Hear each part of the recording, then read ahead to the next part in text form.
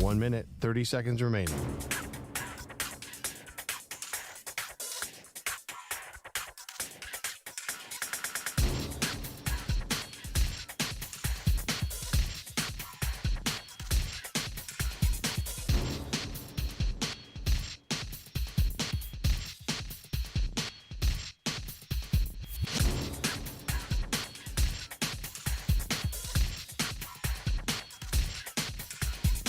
One minute remaining.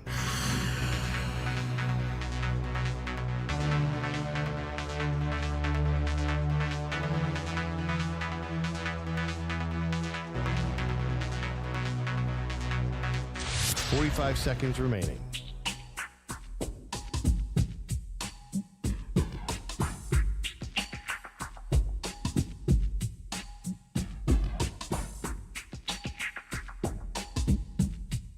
.30 seconds remaining.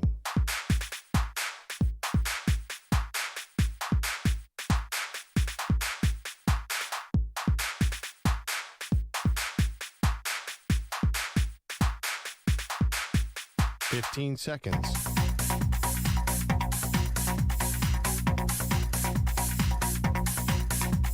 Break ends in 5 seconds.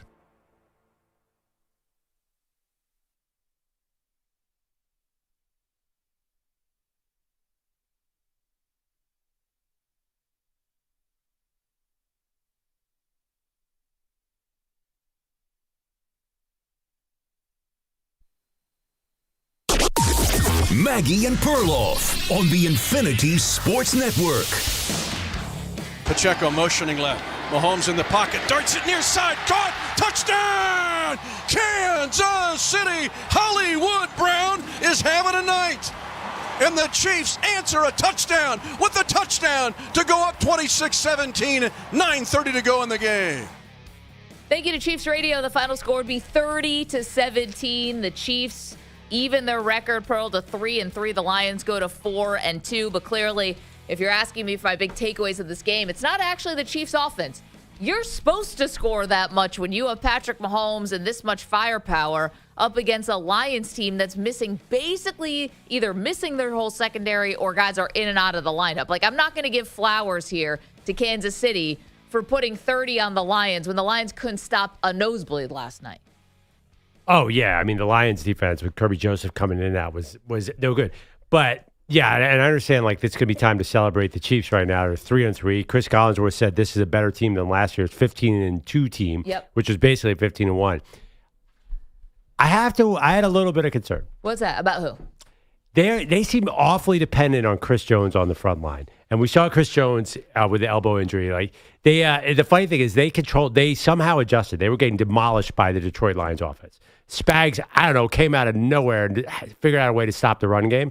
But do they really get pressure on the quarterback? And how long is Chris Jones going to be able to do this? That's like, he is the defense. That's what worries me. That's the only reason I'm a little bit concerned about this team. Because I was thinking about this game in perspective of you, Maggie Gray. Yeah. The rest of the AFC is awful. The Bills are great. Yep. And, well, the Bills, we'll see. Well, the Bills, compared to the Titans, the Big 12 teams they face in their division. Yeah, the AFC is falling apart. I'll give you that. The AFC is totally falling apart. The only two teams that really seem like a threat are the Chiefs and the Bills. And I'm just curious, is everyone's now going to say the Chiefs are the Super Bowl contender or co-favorites with the Bills? Sure. I don't know. I just feel like they stopped Detroit, but you got to remember, this was at home. Detroit's beat up, and Patrick Mahomes and company are playing for their life here. I'm not positive that the Chiefs are as unbeatable as they came off as last night. I know that doesn't make any sense. Yeah, they were incredibly impressive last night, but do you trust this defense to stay together? They're old. Yeah, they have a lot of key older players. But, they were talking about in the broadcast last night, Charles Omenihu, who's been kind of the beneficiary of playing next to Chris Jones, gets, it's 4.5 sacks or something so far this year. They've got dudes on defense. I guess I'm not so much worried about that. For me, it was about the Chiefs' offense. Yeah, they look good, and they're going to get Rashee Rice back. But I think anybody could drop 30 on the Lions' defense right now. To me, the biggest takeaway of the game was, the Chiefs look like they're, back on track. Let's give them that. To me, the biggest thing was the Lions. This is a team that's been knocking on the door for the last couple of years, but what's been the biggest issue last year was their injuries on defense, and I feel like now we're getting a carbon copy of it. you had Aiden Hutchinson, who had a big roughing the passer penalty on the Chiefs' final touchdown drive. And you have some guys who are back, but if you have no secondary, you are sunk. Does that even count on your stats when you have a roughing the passer of Patrick Mahomes? Or is that just like we understand? Chiefs had 0 penalties last night. The Chiefs had 0 I know. penalties. I'm just saying that, I'm just saying that the NFL, of course, is going to give you if you touch the golden boy, that's a penalty. That was a legitimate one. You said that, not me. But I'll happily say that. Like, of course, the Chiefs got the calls last night. The game before, they didn't really. This one, but. Yeah, the Detroit, what happened was they couldn't. Why did they not be able to run the ball? Forget the defense. That's You're right. why I think the Chiefs' defense is fine. Yeah. I mean, they could. I felt like the Lions couldn't run the ball, even though they were still committed to the run, even when they were trailing. And that was obviously 2 crucial 4th down plays. One where a trick play, the first play of the game, first drive of the game, a trick play of Jared Goff's, kind of. I guess he was kind of like, it wasn't a jet sweep necessarily, but he was like split out wide, but he never got set. And he ends up scoring a touchdown that he needed to bully his way into the end zone, and it got wiped away for a penalty. I thought that was totally unfair because isn't there a statute of limitations on when you can call it? It was a good 5 minutes after the play where they threw the flag. Oh, was that replay assist? Was that But it eye wasn't in the even. sky? It was beyond replay assist. It took forever. Yeah. So they didn't throw the flag. They didn't see it. Then it was illegal, though. I mean, by the letter of the law of what they were explaining last night, but it was so Jared close. Goff never got set. He just kept moving. But they missed it, and then the New York called. I'm sorry, you missed it. Did you think that was fair? I thought that was insane. Well, I think everybody did. Once they started saying how he has to get set, and then you watch the replay, and Jared Goff is just in motion the whole time. He taps the center and then starts running out to the left side. He never stopped. Yeah, but you have to. They did not throw a flag. They didn't throw a flag. Then New York called and said, "Hey, you missed this." Yeah, that was. You think that's dangerous? No. That precedent. That wasn't dangerous precedent. That was a complete misuse of the rule. You're not allowed to do that. I don't know. They just missed it. But all scoring plays are reviewed. And I know there was not a flag on it, but you're reviewing the scoring play. They didn't review it. No? That wasn't a review. That was a replay assist. You can't review an illegal motion. No, but all scoring plays are reviewed for out of bounds. You can't review illegal motion. That was a mistake to start with. But anyway, they screwed that up. And then the drop by Amon-Ra St. Brown on the next 4th down. What does that happen? 0-2 on 4th down for for the Lions. And, listen, this is like part of the thin margin of error when you're playing against the Kansas City Chiefs. And so, for the Lions, if they're not healthy, they don't have a prayer. Well, yeah, but this was a desperate situation. The Chiefs were 2-3 in Kansas City. I think we're going to go too. This is my opinion. I could be wrong. We're going to go too strongly overreacting to the Chiefs being back, which they are, but they're in the mix. And then we're going to go overreacting that the Lions are in trouble when the Lions are still a very good team. Listen, even with the injuries on defense, you want to see that team there. They just, once they get behind, they can't run the ball and control the game. Yeah, I mean, they were talking about it, and this is where, Jared Goff as an MVP candidate is always going to fall a little bit short. Yeah. Because the game plan is get yourself into at least behind, get yourself down a score, get yourself into the 3rd and long, and he's not going to be able to bring you back outside against, the Kansas City Chiefs. Yeah, I forgot outside, too. Yeah, this is the Lions. They don't play outside. They said it was 78 degrees last night. But generally, love a little of that. I'm not panicked about the Lions. I feel like after the post-game fight with Brian Branch taking a swing at Juju Smith-Schuster, these two teams have to meet again. I need to see this game again in the Super Bowl. There's only one way that would happen. I feel like I came away saying Detroit is still in the Super Bowl mix, and Kansas City is in the Super Bowl mix. I'm not as blown away with them as Chris Collinsworth is. Yeah, but that doesn't make any that is not a big surprise because he's famously deeply in love with Patrick Mahomes. Yeah, anytime Mahomes is within 500 feet of a football field, Chris Collinsworth is just having a complete meltdown. What is your take as a Bills fan of what you saw at Kansas City? If you're looking at them as the main rival in the AFC. Yeah, they look good. They look good. They look back. The fact they had 0 penalties. That's when you're talking about these really high-level elite teams, if you're able to pull off something like that, you can joke about help from the refs, but they had their act together. And they were down an offensive lineman because Josh Simmons, as a rookie, had to be away from the team for personal reasons. So they had a swing tackle in there who I thought held up really well. So, no, I have a healthy fear of Kansas City. Anyone should. I guess where I'm going to stop short, maybe you and I are saying kind of similar things, which is rare. Which is, I'm not going to give you all the credit in the world for hanging 30 on a banged-up Lions secondary. I mean, the Cincinnati Bengals hung 27 on them last week with Jake Browning. This is not a crowning achievement, okay? So let's put it in perspective.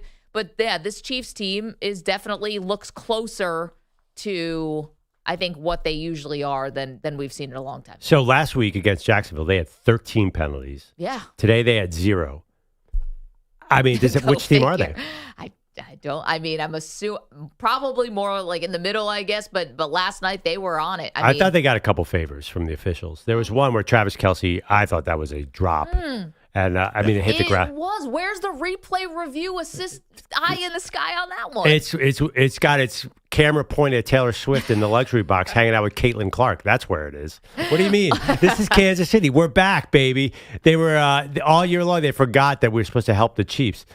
Script. So last week they called everything on the Chiefs, 13 penalties. This week they called nothing on the Chiefs. Yeah, they're overcooked. So anyway, I think they're somewhere in the middle. They're obviously going to improve offensively once Rashee Rice gets out there, but Mahomes has been so dialed in. He's obviously so desperate. Last night was a desperate situation for KC. There's no way Detroit was going to come in there. Do not panic about Detroit. It was only a 2.5-point spread. I mean, Vegas didn't see it that way, but... Oh, you don't think? Yeah, but I mean, there was that narrative out there that this is a must-win for KC at home. And this was Detroit on the road, on the grass of Arrowhead. That's a much different situation than normal. It's not Ford Field. Maybe this is just my respect for Dan Campbell, but I never see a Lions team that comes in and quits. Like you're talking about the who wants it more. I don't ever see a Lions team that doesn't feel like they have something to prove. Ever seen the playoffs? Well, again, last year, totally injured. They totally quit on that game against Washington completely. Jared Goff throws a pick early in the game, and they lose their mojo altogether. He got knocked out of the game. At one point, Teddy Bridgewater was in there. He's doing backup quarterback commercials on Progressive, which is probably their best one. That was a complete quit game against Washington last year, by the way. And I understand what you're saying, and I get the Dan Campbell narrative. But I don't think they quit last night. They just didn't. They just fell behind, and what are you going to do? Patrick Mahomes was running. I didn't see that. I am not panicked at all about Detroit. Are you panicked? Like, Detroit is going to be in the mix. We knew they were going to win 11, 12 games and be in the playoffs. So where do they go from there? I know they have injuries on defense, but at least this year, guys are coming back. Last year, they were devastated. Yeah, they seem devastated this year. It's just maybe guys are coming back. And to be honest, like, their schedule is tough. They have Tampa Bay next week, Minnesota, at Washington, at your Eagles. The New York Giants now seem live. The Packers, the Rams. There's a lot of winning teams on this list. The Giants aren't one of those. I mean, they should. The they other should five house I them. mentioned. They should beat the Bucs at home. I mean, they should. The Bucs have been winning by the narrowest of threads. They should beat the Vikings. They should beat all these teams. They should run all over them. Packers are tough for them. That's a tough assignment. But generally, I think Detroit, if they can say even a modicum of health on defense, once they get Gibbs and Montgomery going, I think they're going to be okay.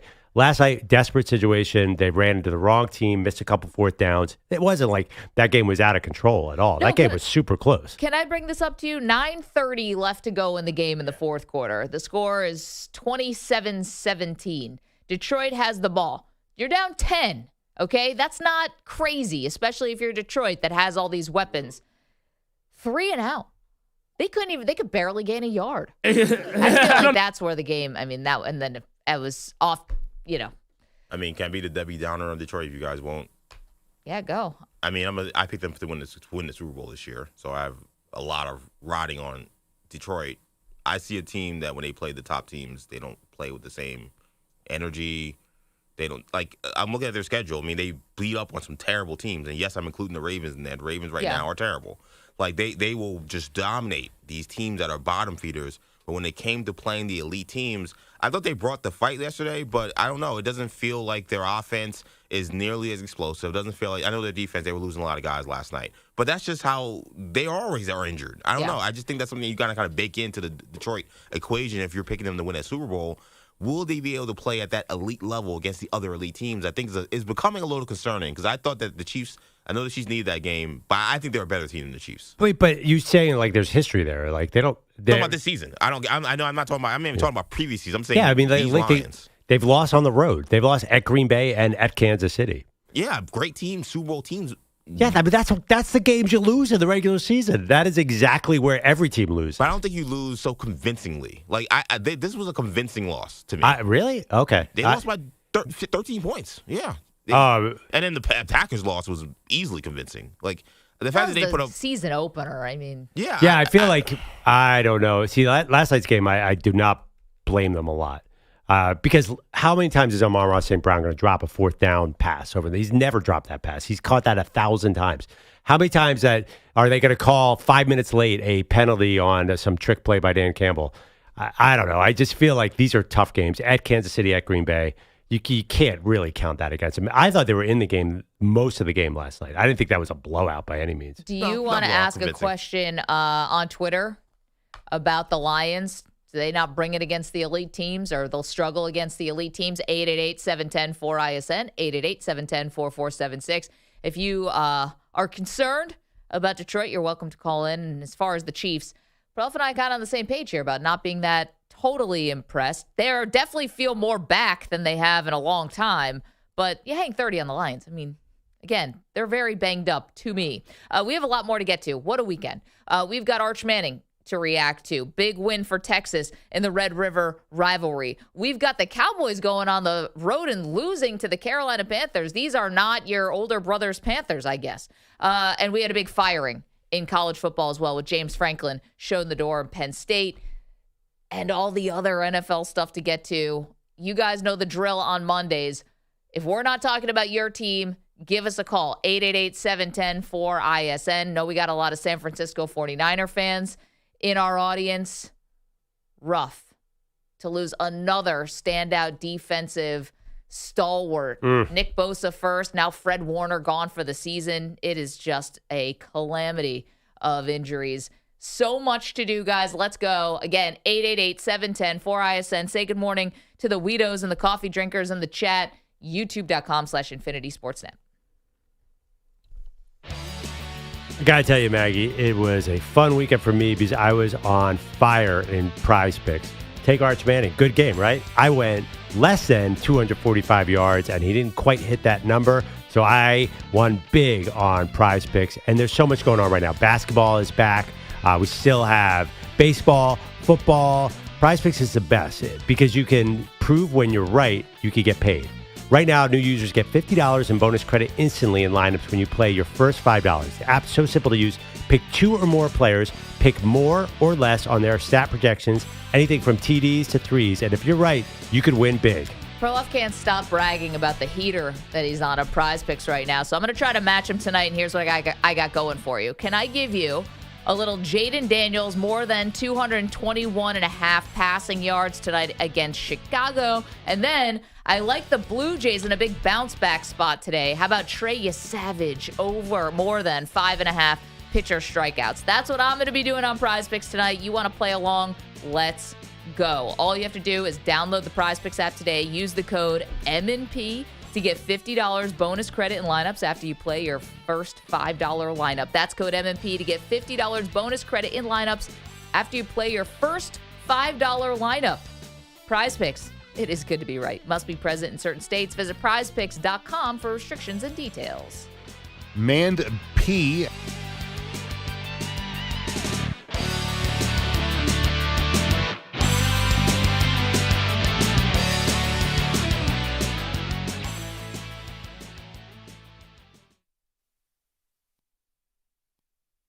You're in a 4-minute break.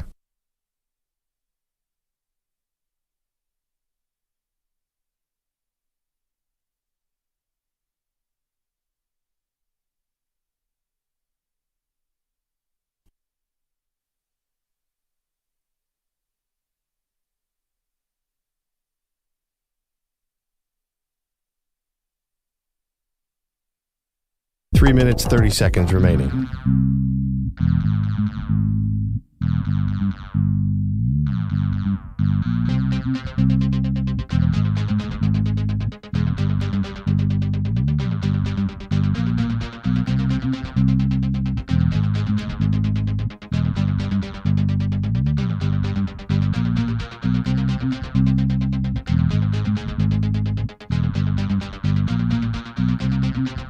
Three minutes remaining.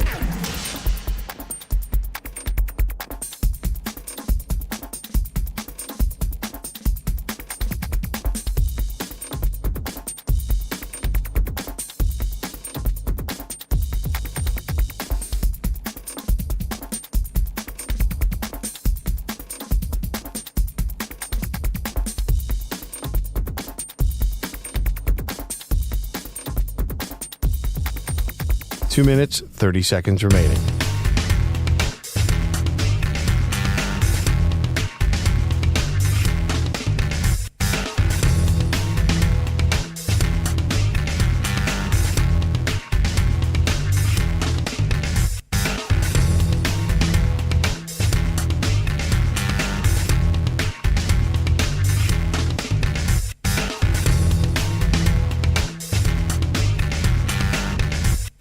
Two minutes remaining.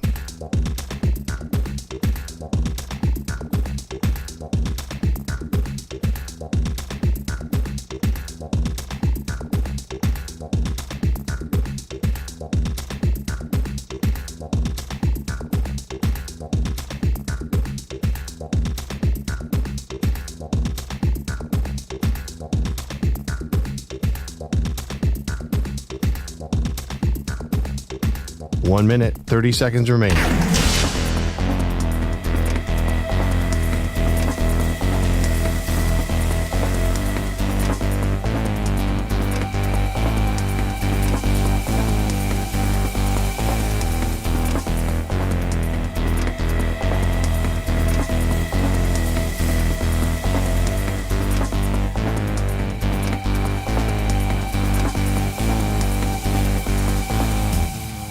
One minute remaining.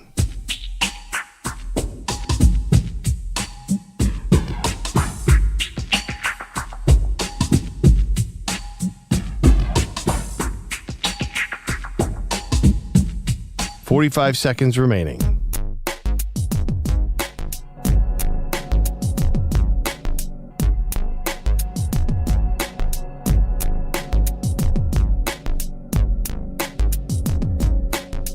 $30 seconds remaining.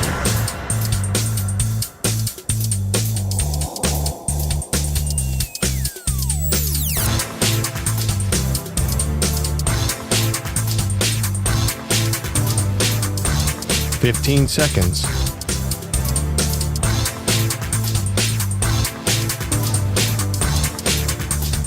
Break ends in 5 seconds.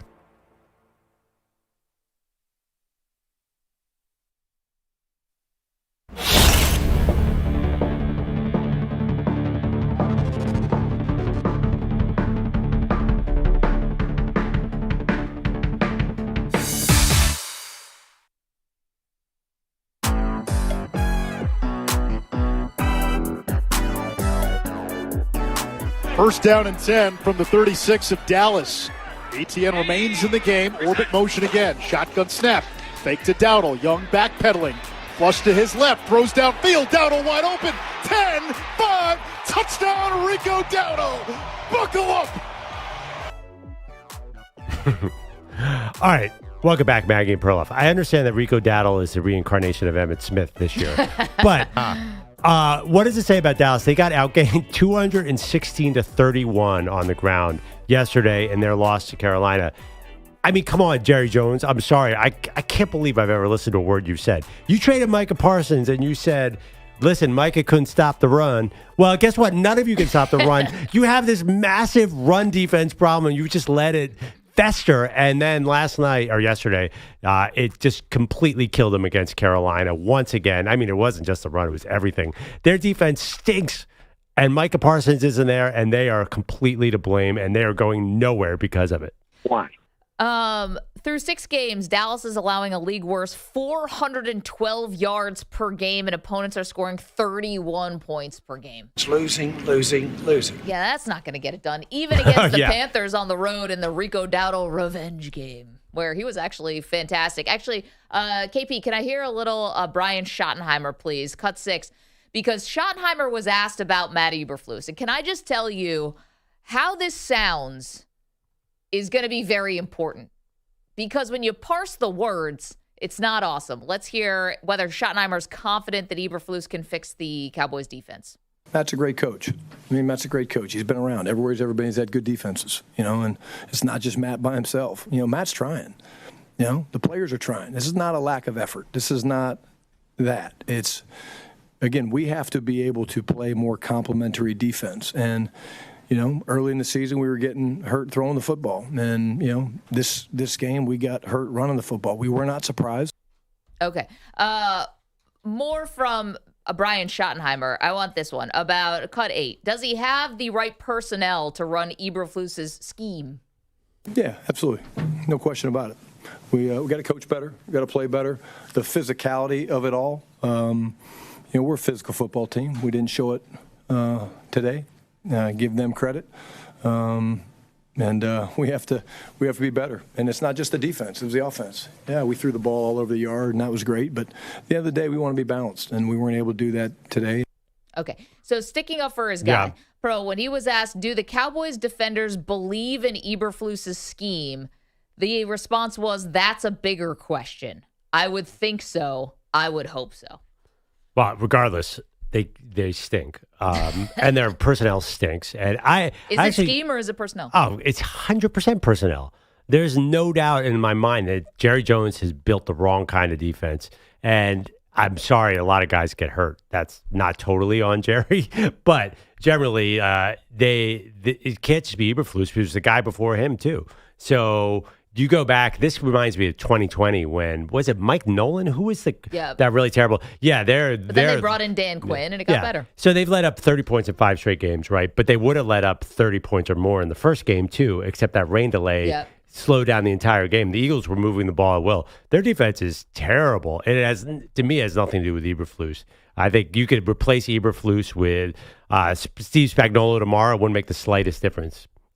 If you're going to go after Flus, first of all, who's Brian Schottenheimer to go after anyone? He's done nothing. No, well, I'm saying he is defending his guy, but then when they asked for the bigger, whether the players believe in the scheme, it was like, well, those players are scrubs, so who cares? Some of them are highly paid scrubs, so. Not really. Oso Odighiwazi, they paid him this offseason. No one knew why. Yeah, they might be highly paid, but that makes no rhyme or reason. The one guy who deserved to get highly paid is in Green Bay. Very highly paid. The other thing, too, he does have a good point. Like, the Cowboys want to run the ball to protect their defense, and they're not doing that successfully. They have had moments this year where Javonte Williams looked great, but they couldn't do it yesterday, so they blew the lead completely. And you saw it kind of crumbling in real time. It looked like in the first half they had that game under control. George Pickens looks amazing, and then both sides of the ball started to falter. You know what's funny? We're talking about the Dallas Cowboys losing last night to the Carolina Panthers yesterday afternoon, and we talked about how good Dak Prescott's looked over the first couple weeks, right? And he has looked really good. MVP. The numbers are outstanding. And then I was watching the game last night. I'm like, boy, you do not want to have Dak Prescott having to play like an MVP. That's not going to necessarily be your winning recipe here in an NFC that's way more, robust and stout than the AFC is. I was thinking about it. I'm like, yeah, Dak's making these throws, and who cares? It doesn't matter. You actually don't want him having to play like an MVP to win. To your point, you've got to be able to run the ball better, which the Cowboys have not been able to do consistently. And so I was like, he can have all the stats in the world. That doesn't mean you're winning jack. Well, he can have an MVP season, and they can go 12-5, though. We know that. But not with this defense. Like, right? It's yeah. But still, it is kind of nice that he is playing that well. He's really good, by the way. Really, really good. And I know everyone hates his contract, of course, $60 million. But I know you're saying that he's the last problem on this team. There's so many bigger problems. Yeah, and I'm just saying if you need him to be an MVP candidate at this point, I think that means your offense, like something's wrong with that, actually. Well, yeah, but he's not throwing it at a high volume. Like 2 years ago was it 3 years ago now that he was second MVP voting? I think he was throwing at a higher volume. It's their defense is never getting him. He's not on the field because the defense is just giving up first down after first down after first down. I don't think his yards are up or anything. He's anyway. That you're right. Dak is not going to be able to save them. Is your point? I totally agree. Like Javonte Williams, 13 carries for 29 yards. They had 31 rushing yards. Yeah, I mean, he's been pretty good this year, which is, I don't know. I didn't think Carolina had a great run defense, but they sure looked good yesterday. And Rico Dowdle, we should just put an exclamation point on that. 30 carries, 183 yards. So we have to see where the Rico Dowdle thing goes. Is he the best running back in the NFL, or is this a 2-week blip? He's the only running back with 200 yards so far this season. Is he this year's Saquon Barkley, or as my wife said this weekend when it was on Prime, hey, there's a new documentary on someone named Saquon. Dialed in. Dialed in. Listen, give Sarah a little bit of a pass. She's on painkillers, as is half the show. Wait, what do you mean? Well, Sarah, your wife, had surgery, so she's Yeah, out yeah. of painkillers. No, I understand that. Manny's out today because he had like 20 teeth pulled on Friday. Oh, is that why he He's was a on mess. pills? Yeah. I had no idea. I totally forgot about the teeth thing. I'm like, Manny having a good time with the old pills. Yeah, no, it's not just like the state of his social life that is making him turn to the drugs. Yeah, that looked painful. I've never seen Manny look worse. That's saying a lot. Yeah, considering he once did our home run derby draft hungover and took Matt Olson #1. I forgot about that. That's awesome. That was hilarious. Okay, let's get to all the latest. Again, you guys know the drill on Mondays. If we're not talking about your team, give us a call, 888-710-4ISN, 888-710-4476. I get the feeling a lot of our audience is like depressed today. We had a lot of 49er fans in the audience. I'm sure that's not great. You know. If you're in the Northeast, the weather is very depressing. We'll talk about James Frank a little bit. Let's get to Justin Rocke, who's in with us today on Headlines. Good morning, sir. Thank you so much, Maggie. Great to see you guys. Maggie Perloff, how you guys doing? Football is heating up and basketball is back, so download the Prize Picks app and use code PRIMETIME and get a $50 bonus credit instantly when you play $5. Must be present in certain states. Visit prizepicks.com for restrictions and details. Speaking of Rico Dowdle, who is now the second coming of Eric Dickerson apparently over the last 2 weeks, his second straight game with 200-plus total yards, 183 on the ground, 56 through the air. Against his former team yesterday, the Cowboys, and the Panthers' 30-27 win. Dowdle had a message for Dallas before the game, and after yesterday's performance, reporters wondered if he had another. Is this kind of like a message? Oh, for sure. They got to buckle up. I think they know for sure. Rico, if your message last week was buckle up to the Cowboys, what's your message after the game? They weren't buckled up. Matt Eberflus's defense just needed to be buckled up better yesterday against the Panthers as Dowdle, another fantastic performance. A wild night to end an excellent Sunday night football game. The Chiefs getting a much-needed victory at home against the Lions, 30-17. Kansas City with the win, back to 500. Detroit dropping to 4-2 with the loss. However, as the final seconds wound down, a scuffle broke out between the Lions' Brian Branch and the Chiefs' Juju Smith-Schuster. Branch refusing to shake hands with Patrick Mahomes. Smith-Schuster took exception before Branch struck him in the helmet. Branch explaining what happened post-game. I got blocked in the back illegally, and it was in front of the ref. The ref didn't do anything, and just stuff like that. And I could have got hurt off of that, but I still shouldn't have done that. So Branch obviously feeling like he was in the right before things went south. NBC's Melissa Stark had Mahomes join her shortly after the final buzzer sounded, and the two-time MVP none too pleased with how things concluded. What just happened there at the end of the game? I mean, we play the game in between the whistles. They can do all the extracurricular stuff they want to do, but we play the game in between the whistles. We thought we played a great game today, and we'll keep this momentum moving forward. Yeah, the only scuffles that the Chiefs get in is if it's between Andy Reid and Travis Kelce. Evidently so. Well, I mean, by the way, that's a huge deal because he's probably going to get suspended, right? Because this is his fourth fine of the year, and his seventh. It has to be at this point. Like they got to kick him out for next, and they play the Bucs in a huge game. Like I love Brian Branch, and every team needs a crazy guy like that. But that was probably bad timing because I think they're going to kick him out next week. Well, they shouldn't. Because I feel like we're making this out to be something that is much, much bigger than it was. Like, He didn't punch anybody. First of all, that would be beyond stupid because Juju Smith-Schuster was wearing a helmet. So you'd break your hand probably. He pushed him in the helmet. Yeah, but this is... Who cares? He's been fined 13 times. Like, you're just going to keep fining him? I was going to say the question sort of becomes whether or not the league determines what he did striking Smith-Schuster quantifies as a punch. Because if he punched Smith-Schuster in the helmet in the first quarter, he'd have been tossed from the game, and then you miss him for the entire game anyway. The question is, does the league maybe take action against Branch saying, well, if it was the first quarter, we would have kicked you out of the game. This case, we're going to kick you out for next week's game because you did this after the buzzer. So it wasn't a closed fist. No, so it definitely wasn't. It can't. I don't know if it can be a punch. And I think you have to give a little bit of grace to post game. I just didn't think it was that big of a deal. I didn't think it was either. And also, I think there's a precedent because Azeez Al-Shaair last year on Sunday Night Football, ironically, against the Bears, remember, he started a brawl during the game. On the sidelines, He punched the guy on the sidelines and then started a brawl on the sidelines, and he did not get suspended. He just got fined. this is the 13th time Branch is going to get a fine. Like, it has nothing to do with anything except that history. Okay, the NFL is going to focus solely on that. Al Shayer is another guy, though, who had a lot of issues before that. Okay. Oh, yeah. No, the Texans, he was out of control, I'll show you. Yeah, but, he had like a stretch of like 3 and like 6 games or something like that where there's significant penalties. Yeah, I remember him just here so I won't get fined. That Jags game. But anyway, remember James Harrison? Used to just the fines would just grow like every week. By the time I think by the end he was getting fined like $100,000 for every whatever after the max every was. game. Yeah, the max. I just think you just keep finding him because I don't think this raised to the level of having to be suspended. But for I don't think it's this per se. I mean, we'll see. I think most of the reporting is like they're in big danger of losing him. It's certainly a possibility. I mean, I think the NFL has said, like, dude, what's going on here? Because this is already his 4th of the year. I believe it's it's something like 5 weeks in. It's only like that, and you think Brian Branch probably isn't on the same level of standing as a guy like James Harrison, who's probably going to end up in Canton by the time things are all said and done. Well, Branch is pretty darn good. Let's not say anything bad about fantastic. him. But I mean, the guy, wasn't Juju reaching his hand out?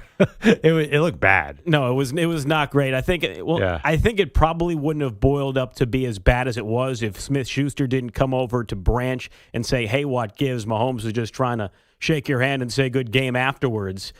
But yeah, he might as well have gone up and said something mean to Taylor Swift. This is a wrong team to start a fight against, Maggie. Well, my other thing too is Taylor was there last night. Listen, guy is hot, feeling like disappointed, feeling like he got a penalty on him that didn't get called. I think it's actually the smart thing to do, walk away.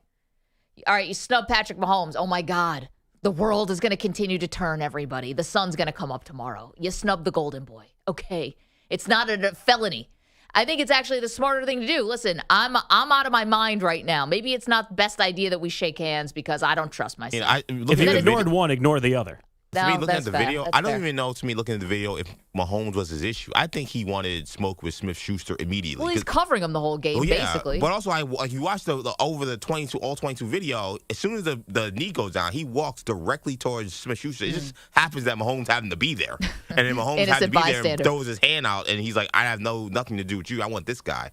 And because there was the play, I saw the play. He definitely gets pushed in the back. I mean, there's no question it should have been a penalty. I think Mahomes, he just happened to be there. I think this was more about, I got to go after that guy because I'm out of my mind. Yeah, looking at that video again, Branch absolutely made a beeline straight to Smith-Schuster. Mahomes just happened to be in that general area, and I wonder if that sort of beeline and maybe the assumption that Branch was going right at Juju might have some impact on what the league office decides. By the way, that's why I want to see them play in the Super Bowl, because Juju, you think he is going to shrink? That he's the man who almost, was it Perfect he took out? Yep. Yeah. He is a tough, I mean, he looks like a fancy TikTok dancer. He's as tough a wide receiver. Well, that happened at the peak of all this TikTok dancing at midfield pregame. Oh, yeah. Walloped Perfect. Yeah, he is actually grew up sleeping on a ground with 10 kids around him. Like, that dude does not give away anything. So I want to see those two clash again in the Super Bowl. Why are you wishing another Chiefs Super Bowl? Why are you putting this in the universe? We do not well, I just want to see those. He didn't say the Chiefs had to win. I want to see those two guys go at it again because they're both kind of interesting players to me. But I think I'm overstating how many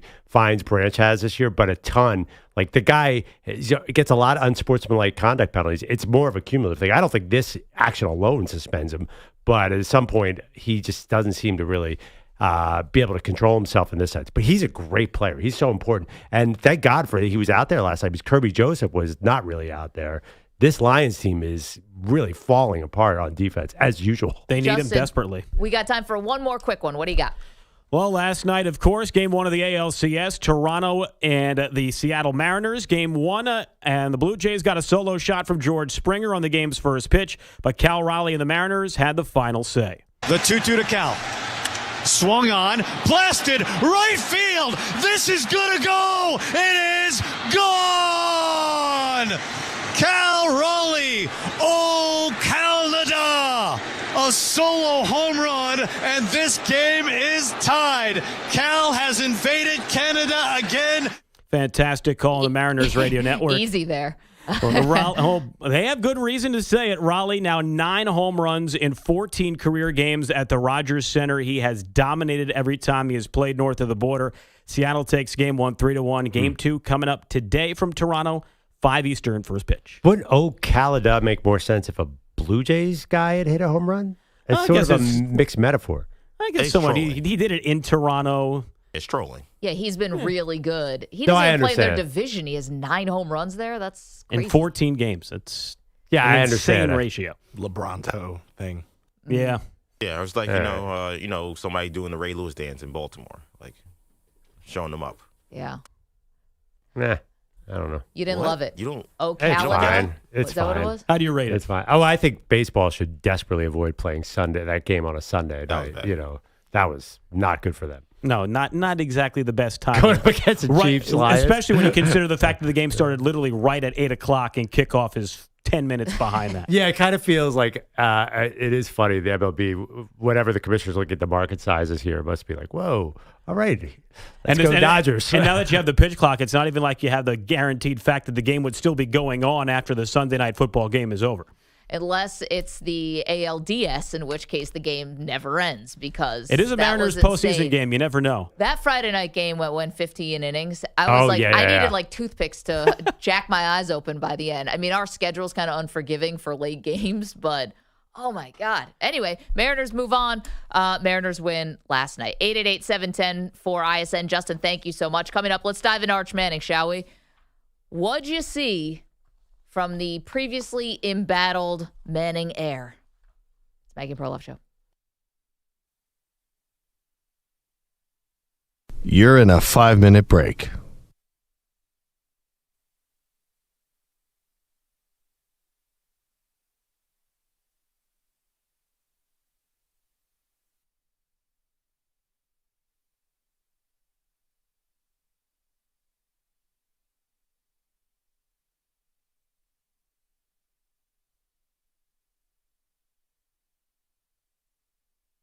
Four minutes, 30 seconds remaining.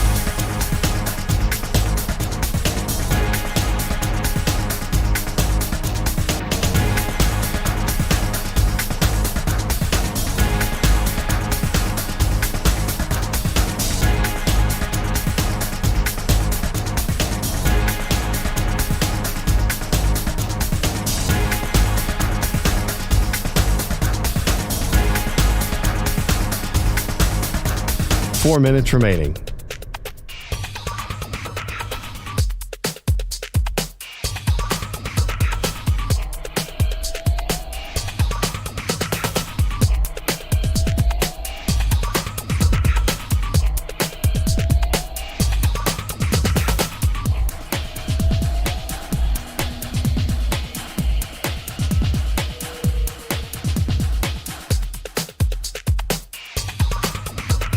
Three minutes, 30 seconds remaining.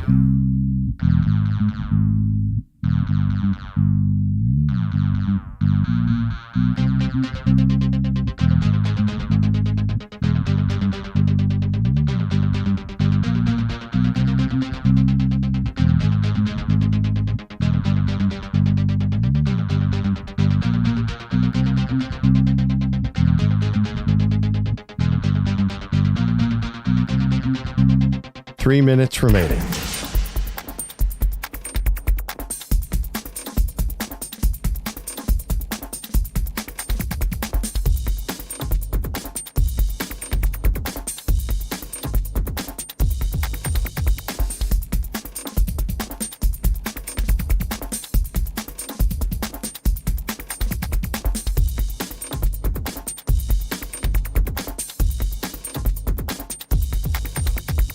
Two minutes, 30 seconds remaining.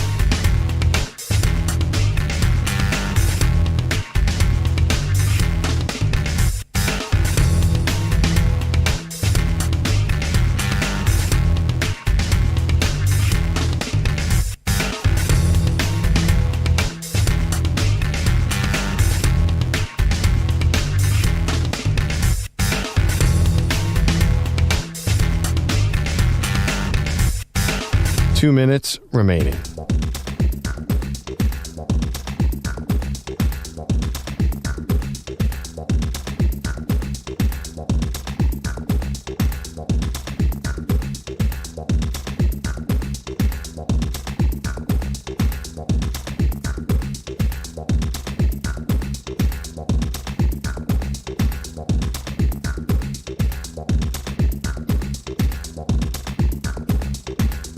1 minute, 30 seconds remaining.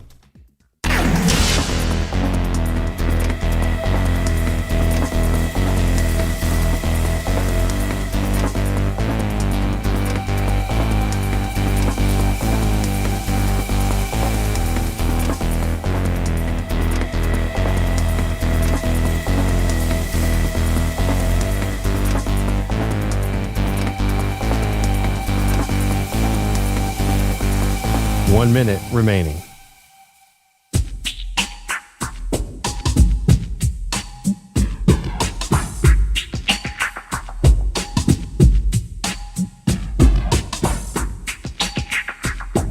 $45 seconds remaining.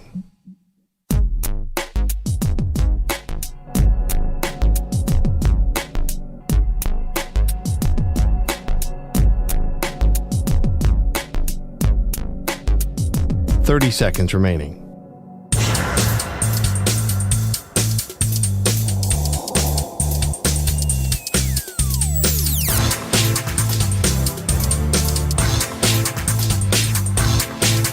$15 seconds.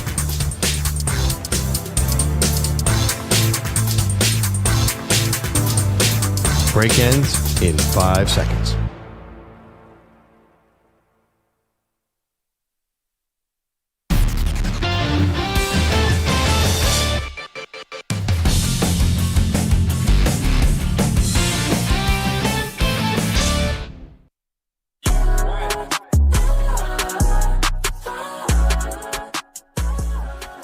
Welcome back to Maggie and Perloff Show. A lot of people hanging their heads today. Some tough losses. Week 6 of the NFL, including the Dallas Cowboys, who go on the road and lose in Carolina. They have the worst defense in the league, and Andreas is calling, big Cowboy fan living in Chicago. Andreas, what's your remedy to fix the Dallas defense? My remedy is, when I knew we'd trade MicahParsons away, the defense was going to take a step back, but not to what we've been seeing the first 6 weeks of the season. It's time for me, my homeboy in Dallas, Big Rich. We're not watching the Cowboys game until they fire the DC coordinator, Matt Eberflus. Wow, you're on a personal strike. Who do you think's coming in Nolan's, there? What do you think? Tom Landry's going to reinvent the 4-3 defense? Who's saving that defense? It's like Mike Nolan's defense all over again in 2020. And they did get rid of him after a year. Mike McCarthy did have to get rid of him. They brought in Dan Quinn. Andreas, thanks so much for that. A personal Dallas Cowboys strike, although it kind of feels like you're letting yourself off the hook. It's like, I'm going on strike. It's like, lucky you. You don't have to watch this terrible defense anymore. This crap is crap. I mean, Pearl, you're saying that they don't have anybody on defense, but they still have Deron Bland, and they've got Trayvon Diggs. How many times has he been in and out of the lineup? Well, again, they're injured, but you're saying they're not paying anybody. How about Kenny Clark? Diggs too. What happened to the big acquisition from that was Green Bay? A bizarre August hype. I mean, listen, we knew that Diggs and Bland were both coming in with injuries, so that they weren't going to be themselves. And they, unfortunately, they're not the same players that they were when they were healthy. So that if that's who you're depending on, they just don't have a pass rusher. Who's getting to the quarterback? When you can't get to the quarterback, even Bryce Young, there's nothing you can do. Like, no cornerback in the world can protect forever. I wonder where they're. Oh, right. I mean, their best pass rusher is in, Green Bay, winning against Joe Flacco and the Bengals yesterday. And even when they had him last year, they weren't very good last year either. The injuries have just killed. If DeMarvion Overshawn was healthy and MicahParsons was there, then maybe there's something. But it's just been they came in the season already injured on D, and it hasn't gotten any better. Michael Parsons. Sam Williams back, though. I mean, Sam Williams, who they don't even like. I mean, you're asking me who's available and what are the bodies, and I'm giving you names. Remember how big they were on Solomon Thomas? They signed Jadeveon Clowney before the season started. Solomon Thomas? I'm just telling you. He's a total journeyman.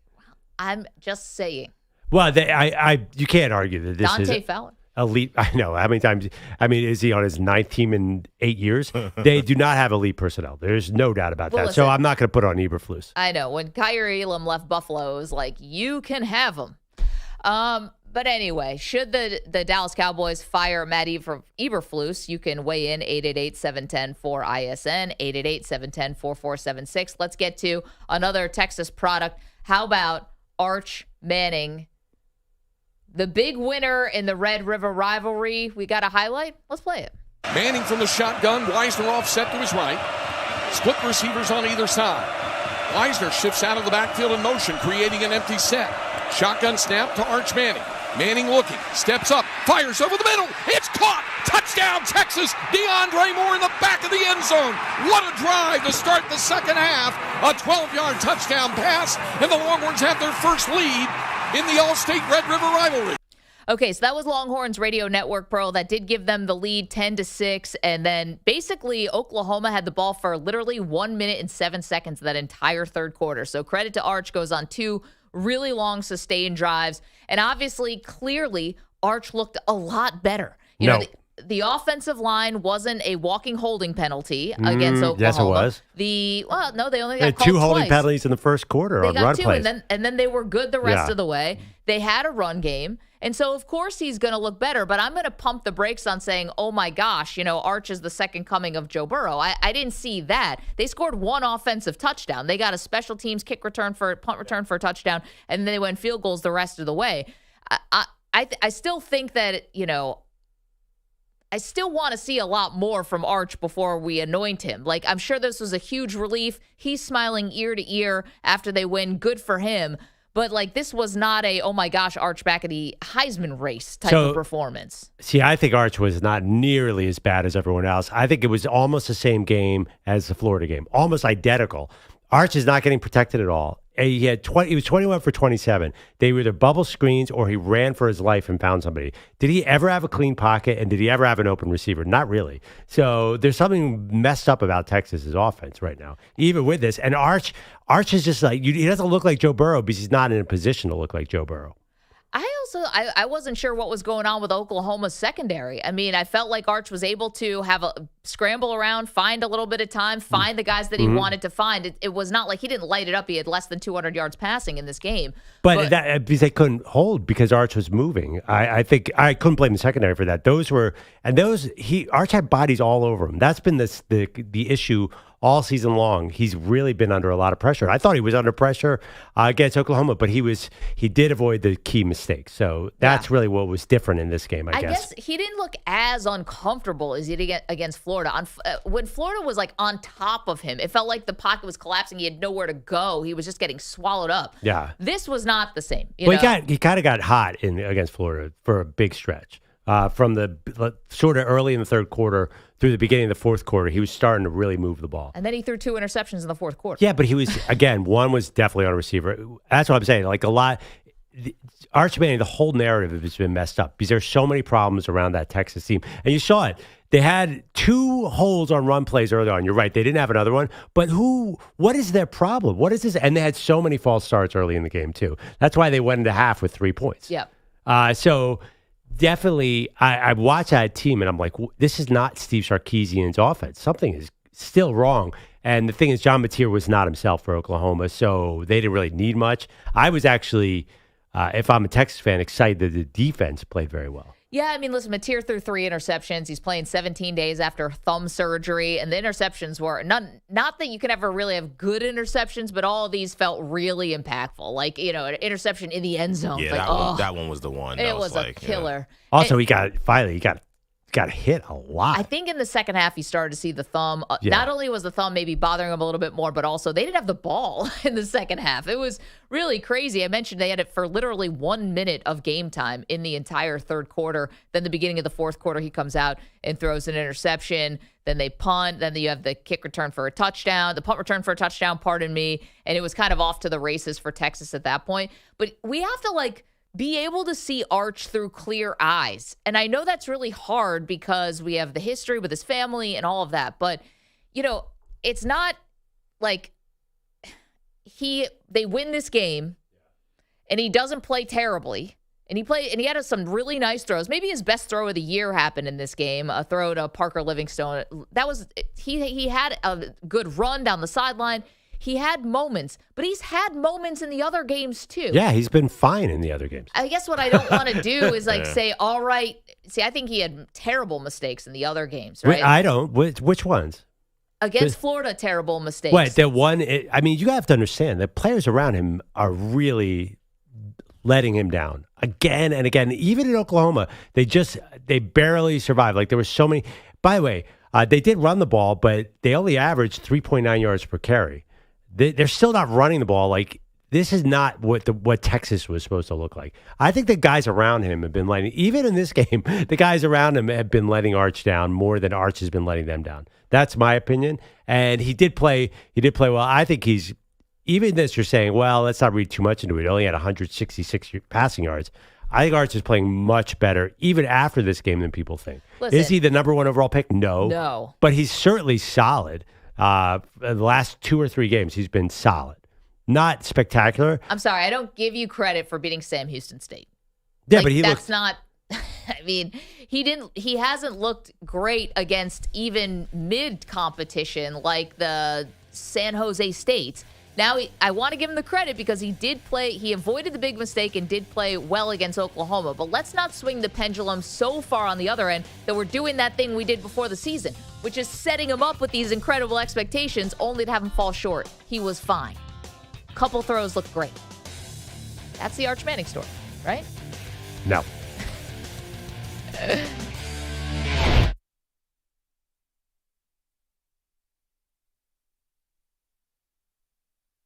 You're in a 5-minute break.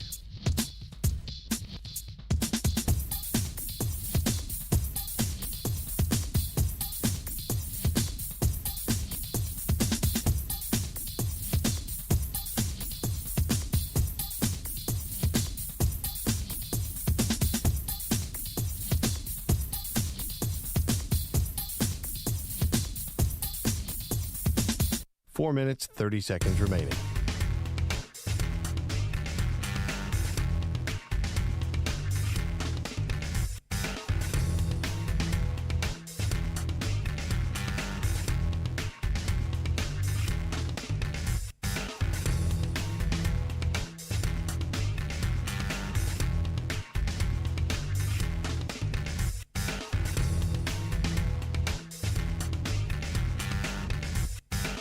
Four minutes remaining.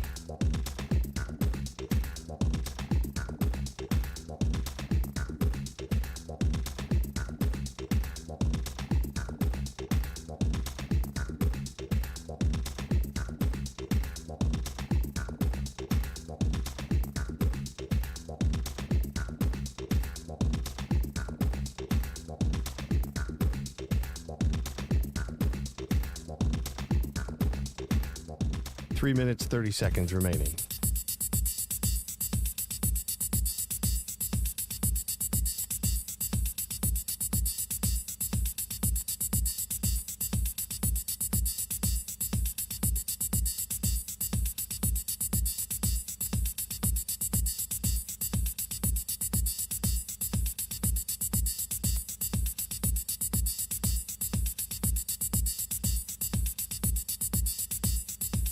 Three minutes remaining.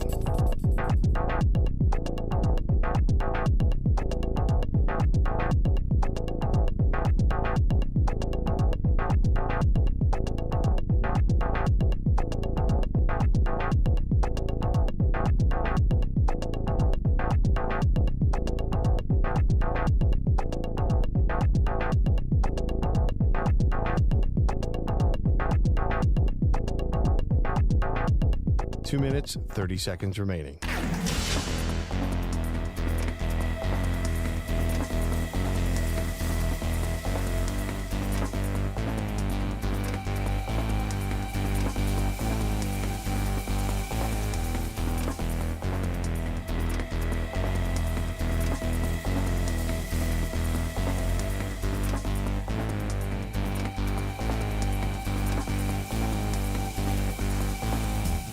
Two minutes remaining.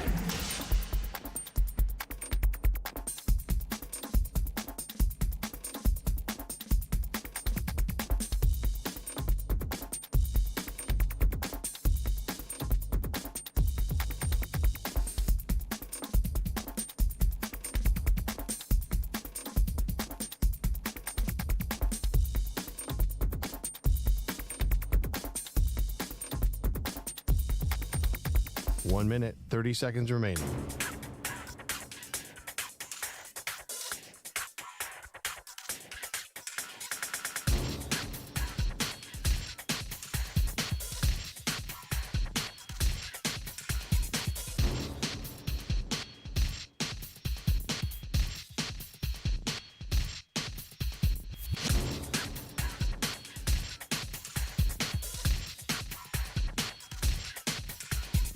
One minute remaining.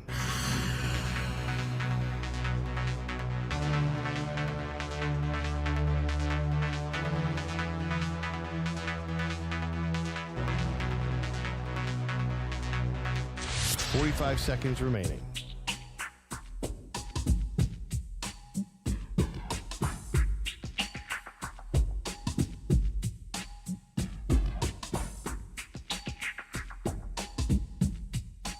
Seconds remaining.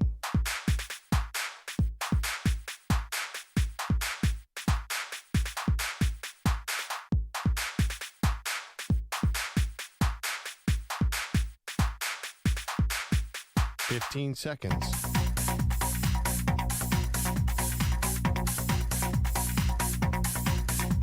Break ends in 5 seconds.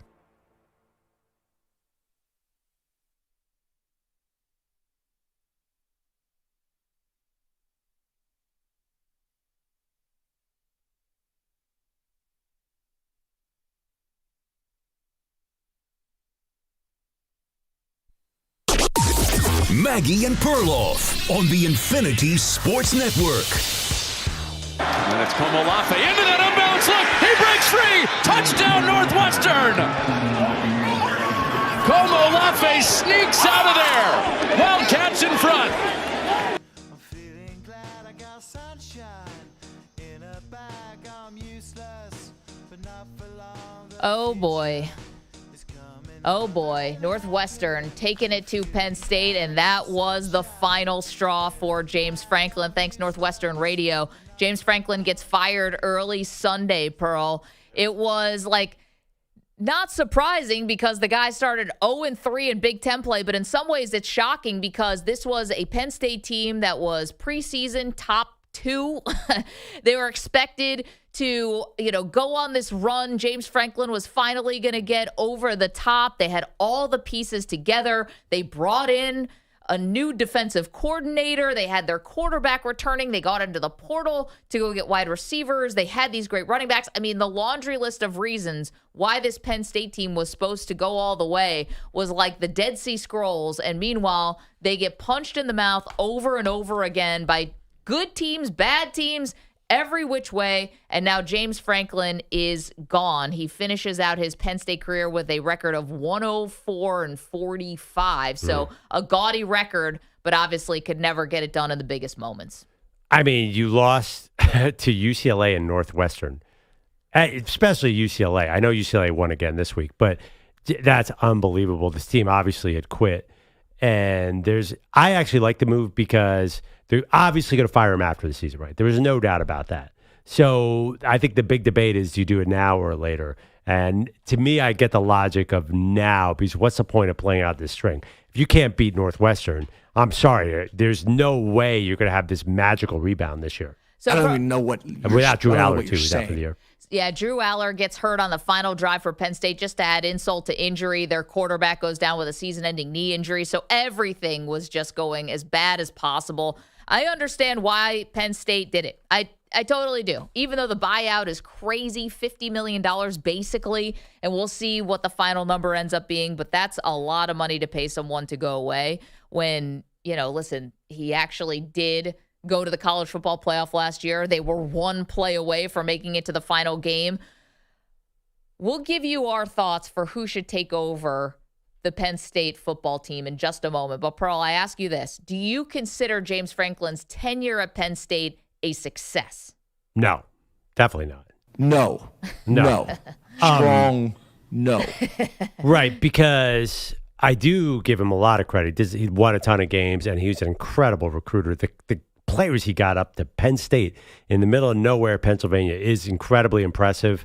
But the big game record, and I'm sorry, you got to weigh him against a national title. And the fact that he came a little bit close last year, but didn't really come that close. I think it's a disappointment. And I'm sorry, and it's his own fault by raising the bar too high. But this isn't a program that should go 2 decades without being in a national title game. They're good enough that they should break through, and they were not going to do it under James Franklin. See, I don't know if I can just totally throw the baby out with the bathwater here. It's so easy to get on James Franklin today, and it's like you would think the way people are talking about him, he never won a game ever. Somehow Penn State was going 0-12 every year, right, with all these recruits. Like, that's not really the story. Mm-hmm. Again, 104-45 was the record. And I know, obviously, you can beat up on Villanova and stuff like that. And he had the terrible win-loss record against top 5 opponents. I understand it. Mm-hmm. But you had a team that was a play away from the championship game last year. You were able to get these recruits. You're always in the mix. And listen, only one team wins the title every year. And so, you know, I get it. 6-6 in bowl games or whatever postseason games in his 12 years, not awesome. But, you know, Bill O'Brien gets the credit for getting Penn State back on track after the Jerry Sandusky scandal. But Bill O'Brien wasn't there for very long. You know, James Franklin took over, and they were still reeling from what is the worst scandal in the history of college football, hands down, bar none, right? I mean, it doesn't get any worse than what got uncovered at Penn State. So I think he does deserve, while Bill O'Brien certainly deserves credit, he walked into an impossible situation. But James Franklin still had to help them dig out of that. And to your point, like, they were getting good recruits. They have a lot of money. Yeah. It is a good job. I don't think the whole thing was a total debacle. I understand what you're saying about the ending was bad. Don't get me wrong. About the post-Paterno mess, but college football teams in the new era reinvent themselves so quickly. I'm sorry, that's just so long ago now. Like, Michigan's reinvented themselves twice in that time. If Michigan and Ohio State can win national titles, Penn State should be able to win a national title. I think that they're that kind of program, or at least be in the title game. It's been too long under him. And honestly, like, we both know, it's not going to happen. This is not going to happen with him as the head coach. So that's the bottom line. I think it's a result of the era. I mean, there's a lot of pressure on coaches with NIL when you can buy a team. And it looked like they had not necessarily bought a team, but they had accumulated the kind of talent that Ohio State had last year. Remember, Ohio State, pretty much everyone stayed, and that's why they won the title last year. This is Penn State. You know, the running backs are back. Drew Aller's back. They did lose Tyler Warren and Abdul Carter. That clearly hurts. But it's not going to happen. So what's the point? What, are we just going to play this out forever? 888-710-4ISN, 888-710-4476. Yes, I will not deny that James Franklin, you can justify the firing. I don't think anyone's going to sit up here and say you should have given him the rest of the season. You know, it's the double overtime loss to Oregon. That stinks. You know, Oregon ends up losing to Indiana this weekend, so we'll unpack that and what that all means. Parity, baby. And then UCLA, and then you lose to Northwestern. The first time since 1978 that a FBS team has lost back-to-back weeks as a 20-point favorite or more. They just can't perform. Yes, the firing was completely justified, but asking whether or not the tenure was a success. Okay, you didn't win a national title. You just said what? Parity. You're coming out of the Jerry Sandusky stuff at the beginning of your tenure, and then at the end, you run into unprecedented parity. And in the middle, listen, it's not like he never beat Ohio State. It's not like he never had any success. It was just a little too rare. But to say the whole thing was a disaster, I think that's just judging the whole 12 years by the final 3 games. Right, but was it a success? I think so. I mean, listen, Penn State wasn't winning national championship after national championship with Joe Paterno either. That was back to the 80s. So to me, like, to say, Penn State, no doubt, slam dunk, national championship contender. Okay, yeah, they have a lot of money. They should be able to compete, no doubt. This is not Georgia and Alabama, I mean, 2 teams that I think is that the 2 teams they beat in 2 of their national titles years, Georgia and Alabama? But that was the 80s. Miami was one of yours. Yeah, Miami. Yeah, I mean, I hear what you're saying, but I think the bar's got to be higher. And, it's partly his own fault for raising the bar. I will give you that. It's a little unfair, but they are a blue blood in the truest sense. And there's just so much, actually, even though they are in the middle of nowhere, there's so much to sell there. The whiteout is so exciting, and the talent that comes through, and the uniforms are cool, and the NFL players, I am very curious to see how the next coach reinvents this, because I think they have that as a school has a chance to win a national title for sure. And the Big Ten, like they're right there with Michigan, Ohio State, and I think Oregon now coming over the Pac-12. But I think Penn State's right there. If those teams can win a title, so can Penn State. I think to me, the fact that you're saying that Penn State can win a title means it was a success, because in the previous years with Joe Paterno, they were not a team that was a perennial team that you thought maybe could win a national championship. But he was 78. I mean, that happened with Bobby Bowden in Florida State too.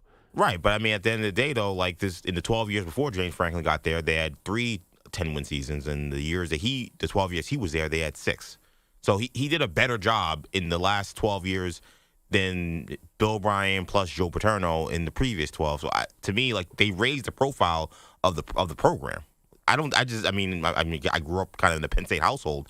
I think the way that they're talking about what they expect from the team is different than what it was even when Joe Pa was finishing up there. Well, remember, Joe Pa had that little run of success at the end, though. Oh, he did. That's what I'm saying. He had three seasons of 10+ win seasons, but man, James had 6. Yeah, I mean, listen, obviously, I don't think this is about Penn State legacy right now. I mean, I'm sorry, it's a completely different sport. Are we talking about 2015? That feels like a completely different era. I mean, we have just had Indiana as the number 3 team in the country. That is not happening in the old college football system. No, and credit to Curt Cignetti, and we'll get to Indiana in a moment. But you brought up, all right, so it's not about today's, you said not a conversation about Penn State legacy. It's about Penn State's future, right? The season's over. Who takes the reins? Because it's a fantastic opportunity. Yeah, you're, maybe a little remote, but that's okay. You have more money, second to only Michigan, in the Big Ten, is what I was reading yesterday. And by the way, did anyone see that story about how the Big Ten's now getting this big investment, $2 billion or whatever, from private equity? Everyone's got cash. So you're going to get paid a ton, and you're going to have all the opportunities in the world to get whatever roster you want to get. Pearl, we're going to give our thoughts on who should take over. Who's the best candidate who should take over this Penn State team? Because I got mine. You and I did not share this before the show. Well, I mean, we doing it right now? I'm ready to go, unless you want me to take Razor Ramon here. Yeah, I mean, I know who my first call is, but yeah, let's take Ramon, and then we'll tell you who we got. Okay, Ramon's in Indy. Good morning, Ramon. How you doing? Good morning, my great morning show here. Before I real fast make it for you guys, Perloff, I've got to agree with them about Penn State. Penn State, I haven't seen. Penn State is like Buffalo in college football, and everybody wanted the coach from Buffalo fired, and he's not fired. He's still there. They're still fighting. Marv Levy lost 4 Super Bowls, and he's still well regarded in Buffalo. I don't know. We're putting Penn State with Alabama and Georgia. Is that what we're doing with Penn State? Ohio State? We definitely not. No, we're not doing that with Penn State. You don't think so, Ramon? You don't think Penn State could be that kind of program? No, not from what I've seen. No, not these last 20 years of watching college football. Heck no. They're nowhere near close to any of those teams. Ramon, I think where the little bit of a difference comes, because you're right, Marv Levy, 4 Super Bowls, still went to the Hall of Fame. I think it's the James Franklin, the 4-21 record against top 10 teams while he's at Penn State, I think is the big one. That's what I think. Give him, that's what. Yeah, kills why they give that money? They shouldn't have gave him. Ahead of time before you give him. That's what I'm calling with Baltimore. You got to get rid of Harbaugh. Harbaugh's run his course. Yesterday was pitiful. He's run his course, and then Indiana. But look at Indiana. We're at 3. Who would expect that? Indiana's not a football school. How in the heck all of a sudden we get to 3? What are they doing? I don't think they're paying as much as Ohio State's paying. No, we may not ever beat Ohio State, but to get to consistency is the way Indiana football over Penn State, something internal is going on there at Penn State. Coach doing well. Kansas City last night, I dozed off into that. What happened with the fight? I just saw a little video. What started that? Ramon, much ado about nothing. Thank you for the call, sir. To me, the fight last night you're going to hear about, there was a brawl last night. It's not Malice in the Palace, everybody. Let's just, let's give a little perspective. Brian Branch, the safety for Detroit, was ticked off because he thought he got tackled from behind, which he definitely did. The refs did not call. You're defending Brian Branch here? No, I'm just saying the refs did not call one penalty on Kansas City. If you're Detroit, that's got to be infuriating. They only had 4 penalties actually called on them. It was a pretty, not a lot of penalties, but 0. So Brian Branch is ticked off. He'd been covering Juju Smith-Schuster all game. So the two are jawing at each other a bit. You can't tell they got helmets on. But Brian Branch, open fist, pushes Juju Smith-Schuster in the helmet after the game. And Juju stumbles back like it's the WWE and falls over like he's trying to sell something. And guys got involved. And that was it. That was it. Really? I would have, if I was a Chiefs player, I would have followed them in the bus. I mean, I would have tried to fight everybody there. Like the guy reached out his hand and punched him or slapped him in the face. Like, Brian Branch, what are you doing? On. Yeah, but still, like that was, if they play again, there's going to be cheap shots galore. Like that was pretty dirty. And I felt like I would love to see them with their helmets off fight because I think Juju would actually take Brian Branch. I looked it up. He outweighs him by 18 pounds. Juju is tough as nails. Classes. I tell you right, Brian Branch is super muscular, though. Don't get me wrong. I don't want to mess with him. But I was like, because I'm a fan of Juju. I know a lot of people turned off that guy because of the TikTok dances. I think that'd be a great fight. And Brian Branch is totally out of control. Again, he's a very good player, but he's clearly out of control. Yeah, I love that Perloff's doing tail of the tape, Juju Smith-Schuster and Brian Branch. I mean, in this day and age, any boxing match is sanctioned, so sure, go ahead. Yeah, let it be an undercard of Canelo Crawford 2. Yeah, Tyson. But I disagree with you. I think Branch is going to get suspended because of the history. I think that they're going to look at that, and it's not that action alone does not merit suspension, of course. But at some point, they're going to have to say, "Well, dude, you got to slow down. Like this is every game now." Get the out of here, Detroit. That would not be my suggestion. You just keep fighting him? Keep fighting the guy until to me, that didn't raise to the level of, all right, this is the final straw, dude. He pushed him in the helmet. Your guy spit on Dak Prescott. That's disgusting. And you defended it. That's disgusting. I don't know. To me, this is football players just being ticked off at the end of the game. It happens. Oh, my God. If I was a Kansas City Chief player, I would have just punched the nearest lineman. I thought that was a huge, party foul. That's a transgression. Can you imagine after a game you go to shake a guy's hand and he slaps you in the helmet? I really would have been mad if I was the Chiefs. And it's funny, I think this will be bulletin board material for the Chiefs moving forward. Do they need it? They won the game. No, I think the Chiefs are going to rally around this. I think I would not want to see them next week. I think they're going to be angry. So Chiefs win the game last night. 30-17 is your final score. And it was a lot closer, I think, than the final score indicated. But the Detroit secondary is just completely Swiss cheese. Okay, we're going to take a quick break. When we come back, Perloff and I have our candidates. Who should be the next head coach of Penn State?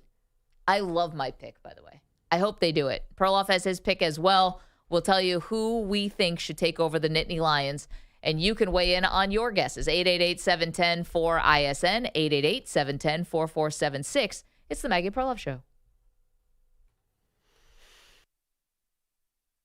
You're in a 5-minute break.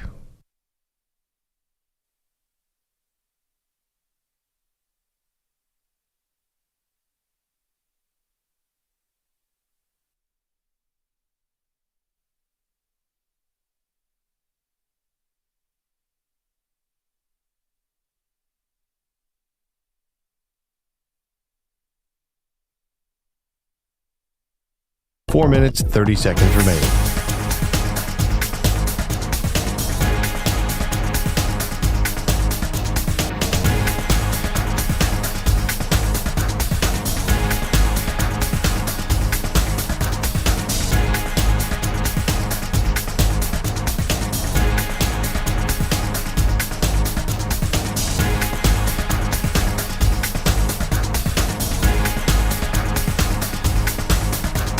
Four minutes remaining.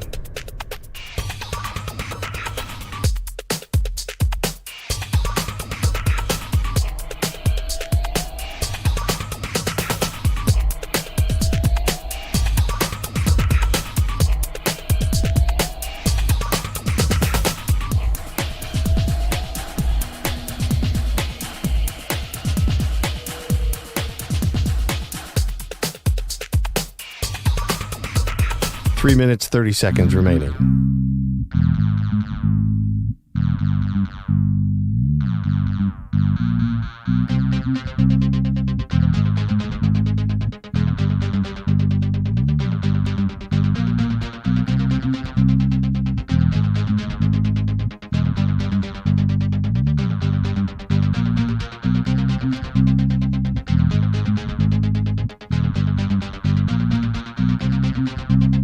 3 minutes remaining.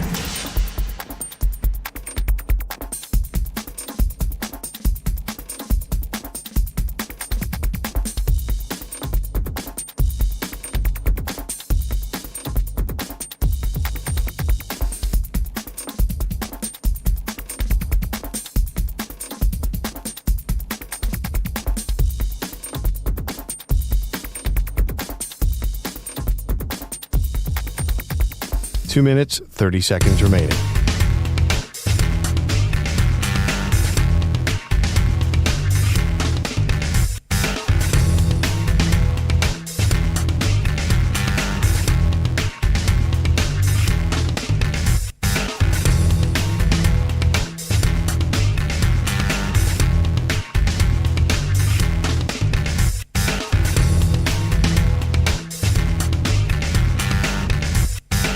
Two minutes remaining.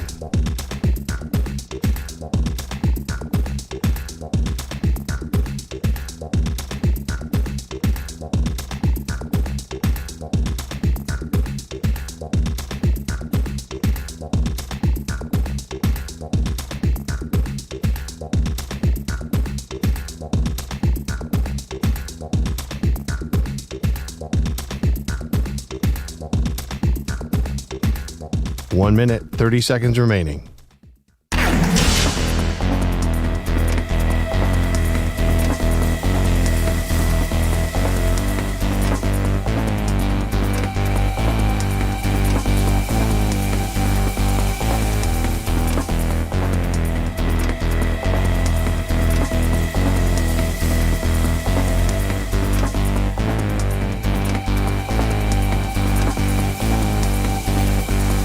One minute remaining.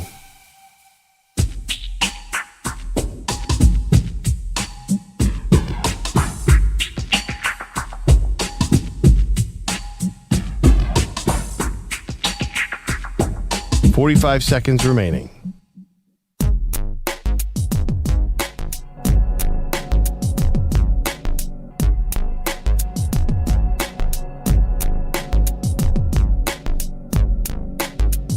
.30 seconds remaining.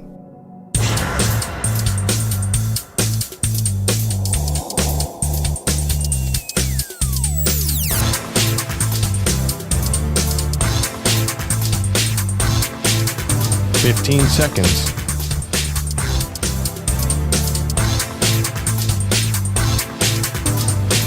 Break ends in 5 seconds.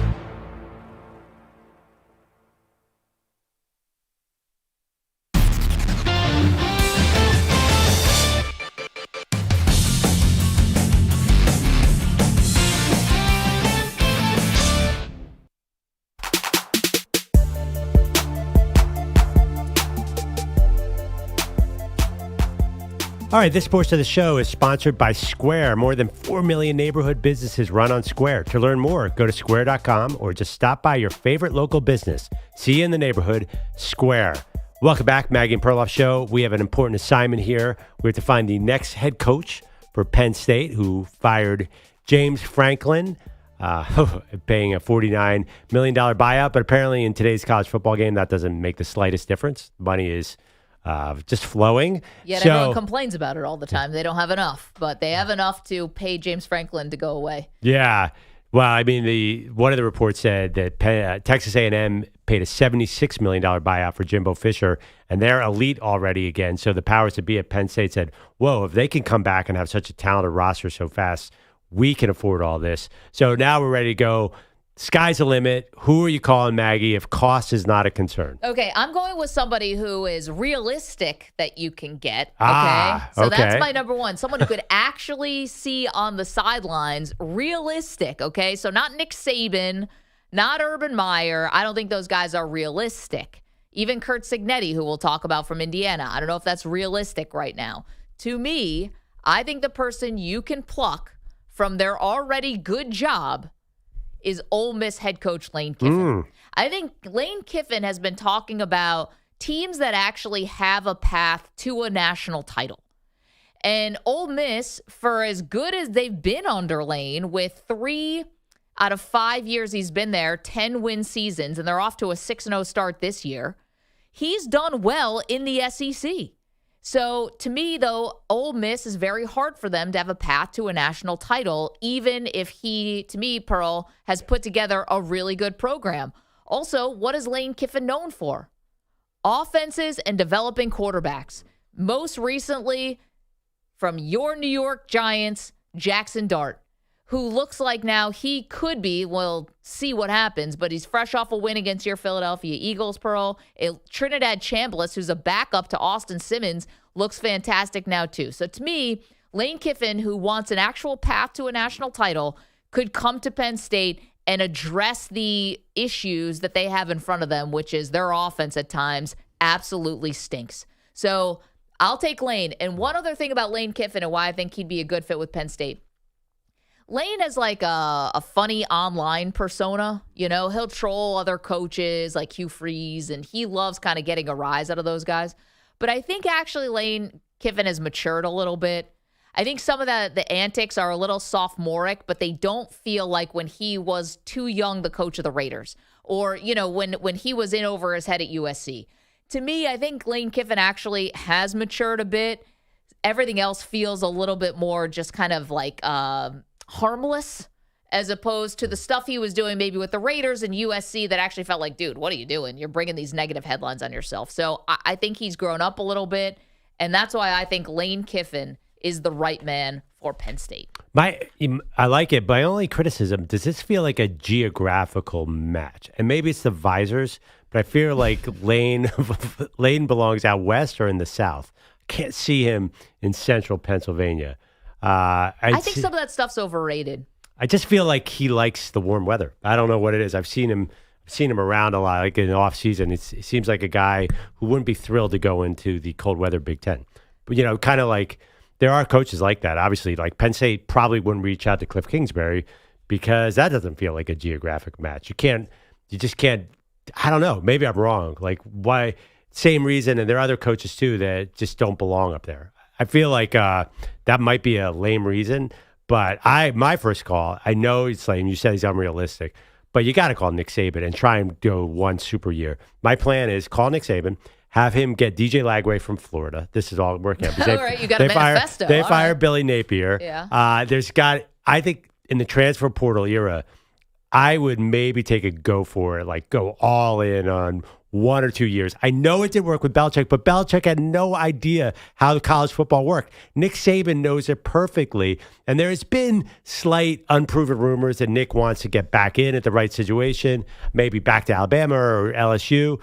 I think that Nick Saban is a guy who does have Big Ten experience. He is not really a Southern guy. Maybe he's become a Southern guy, but I think he'd be great. 1 year, you got to at least call Nick. I mean, Nick Saban is 73 now, I understand. But if you are the AD at Penn State, don't you have to at least try or at least explore it? Yeah, Pearl, I'm trying to solve problems here for Penn State. I'm not trying to live in fantasy world where Nick Saban is not coming back, everybody. He's not coming back. These rumors, you're saying he has experience in college football. Yeah, and he saw exactly what the sport is right now, and he said, get me to a college game day set ASAP. I need to go home. And looking and watching how Belichick, you know, is just flaming out spectacularly. Like, I'm not saying Saban would do that, but you don't even need that smoke. It's his best friend, right? I don't think there's any, if Saban put together the pros and cons list, should I come back to college football? There's a million cons, and I don't see that many pros. He's already one of the greatest coaches, if not the greatest in college. He's rich beyond his wildest dreams. Like, what, you know? Why? So I'm trying to solve problems for Penn State. Yeah. Lane Kiffin is a gettable head coach. Yeah, I hear you. I just think that Lane Kiffin has never been anywhere cold. That's so stupid, but honestly, who has? Curt Cignetti and Matt Rule. You think geography doesn't play into it. I think they're going to hire Matt Rule, who's in Nebraska now, just because he went there and he's from the area and he feels like he's part of the Philadelphia, New York, tri-state area. Like, I just don't see them getting, you could be right. It could be Lane. But to me, that's not a culture fit. I just feel like Lane is not necessarily going to recruit as effectively as James Franklin did there. You know, that's a high bar recruiting one. James Franklin, to me, is a miracle recruiter. He had Justin Fields out of Atlanta signed to Penn State. Like, how does that happen? I'm not sure Lane is going to be able to do all that up in Happy Valley. So I think they might go with a sort of a more Midwestern kind of grumpy guy. Cignetti, to me, feels like the second choice after Nick Saban. I know you like Cignetti as well. Of course. But you don't think it's Cignetti. Why do you think it's not realistic? You started off by saying that.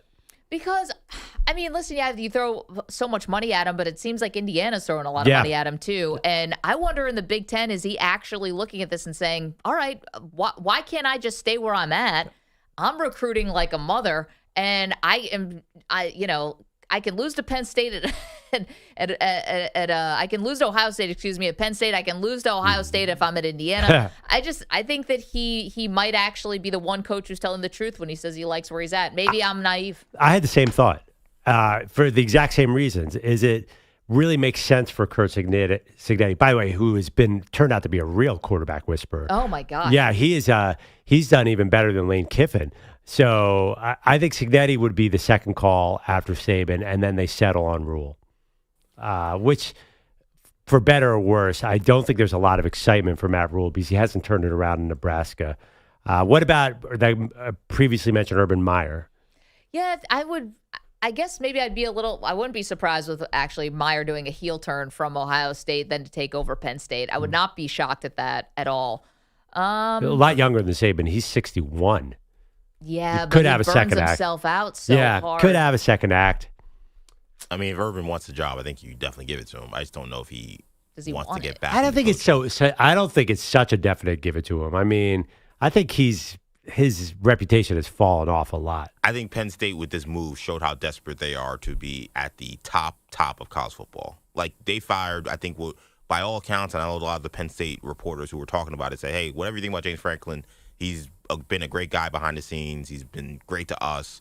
And by all accounts, he's a good dude. It's just, they weren't winning big games. So they got that guy out of there. I think that, to me, that shows that next guy coming in, it could be, it doesn't have to be a choir boy, let's say. I think they want a guy who's going to come in and win football games. I think they feel like, whether we feel like that, they feel like they were removed from the issues that happened at the end of the Joe Pye era. I think they feel like we moved past that. People are kind of not thinking about that anymore. Let's go get somebody who's going to win football games. Clean slate to tarnish the slate. I'm not sure everyone views Urban that way anymore. Like, I don't think he's a super hot name, right? But in college football, I don't know. I feel like I don't know. Like, there are a lot of openings, and we don't hear Urban's name all that often. I don't think he's one of those jobs. I think this is one of the best jobs to open up, and I'd be curious if he'd be interested. Let's get to Justin Rocke, and you can weigh in at 888-710-4ISN. Justin is in doing updates for us today, and you are a Penn State alum. I am. So if it was your decision, who would you want to be the next head coach? My first phone call would be to Curt Cignetti at this point, Sure. but I kind of agree with you, Maggie, in the sense that I don't know if he's going to view moving from Indiana to Penn State as this massive move up the ladder, considering he already has Indiana as the number 3 team in the country in a span of less than 2 years.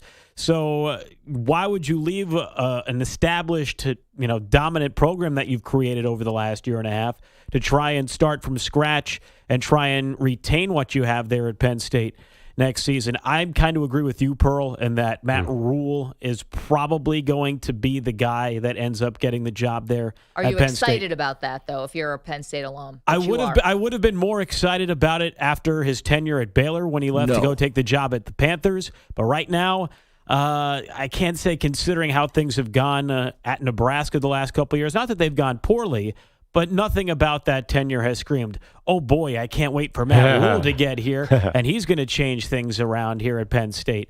But it's very interesting, and Nebraska is a great example for Penn State in terms of where things could go if they don't nail this hire. Pat Kraft better have somebody in mind and somebody lined up, because if they make the wrong hire, they could very easily be a 7-5, 6-6 program the next 5 years, and we're looking 2030 going, why in the world did they let go of James Franklin? Yeah. It's funny. You just articulated why these coaches get these massive buyouts to begin with, because everyone's so worried about being the next Nebraska. Yep.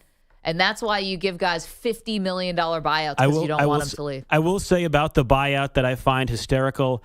Penn State, prior to this season, one of the big stories around Penn State football was they finally got a sponsor for the football field, not the stadium, but the actual field. Okay. You know how much money that company paid for the rights to have their name on the Penn State field?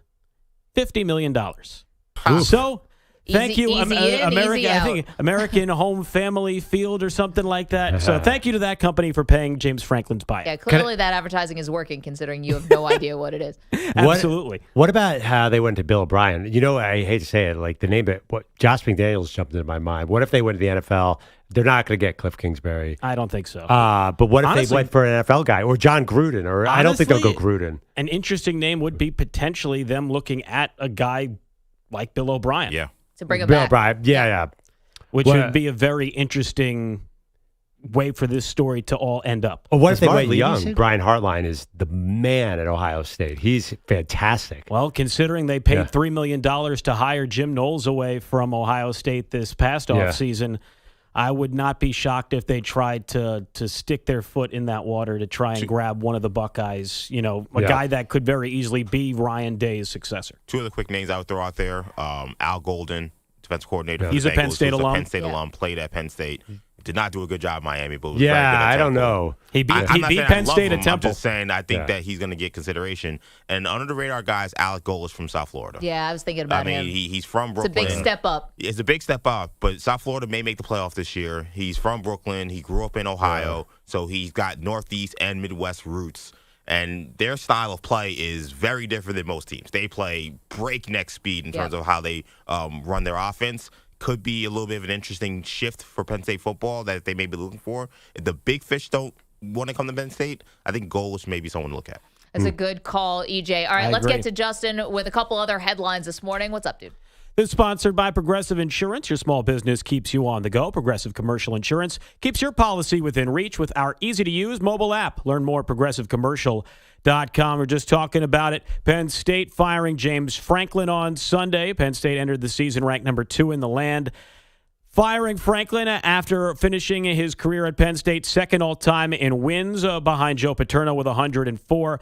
Interesting comments from Penn State star defensive lineman Dennis Sutton in the locker room after Saturday's loss, sharing Franklin's post-game message and maybe a little foreshadowing of what was to come. That he loves us, he'll do anything for us, and now it's going to be a whole nother level of problems.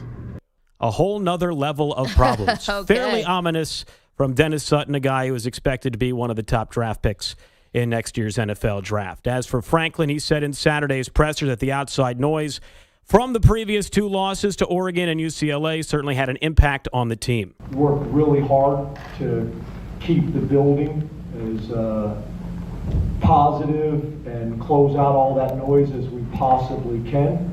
But for me to say that it doesn't impact them would not be honest. Franklin, not the only college coach canned this weekend. Oregon State parted ways with Trent Bray after an 0-7 start, and UAB fired former NFL analyst and quarterback Trent Dilfer.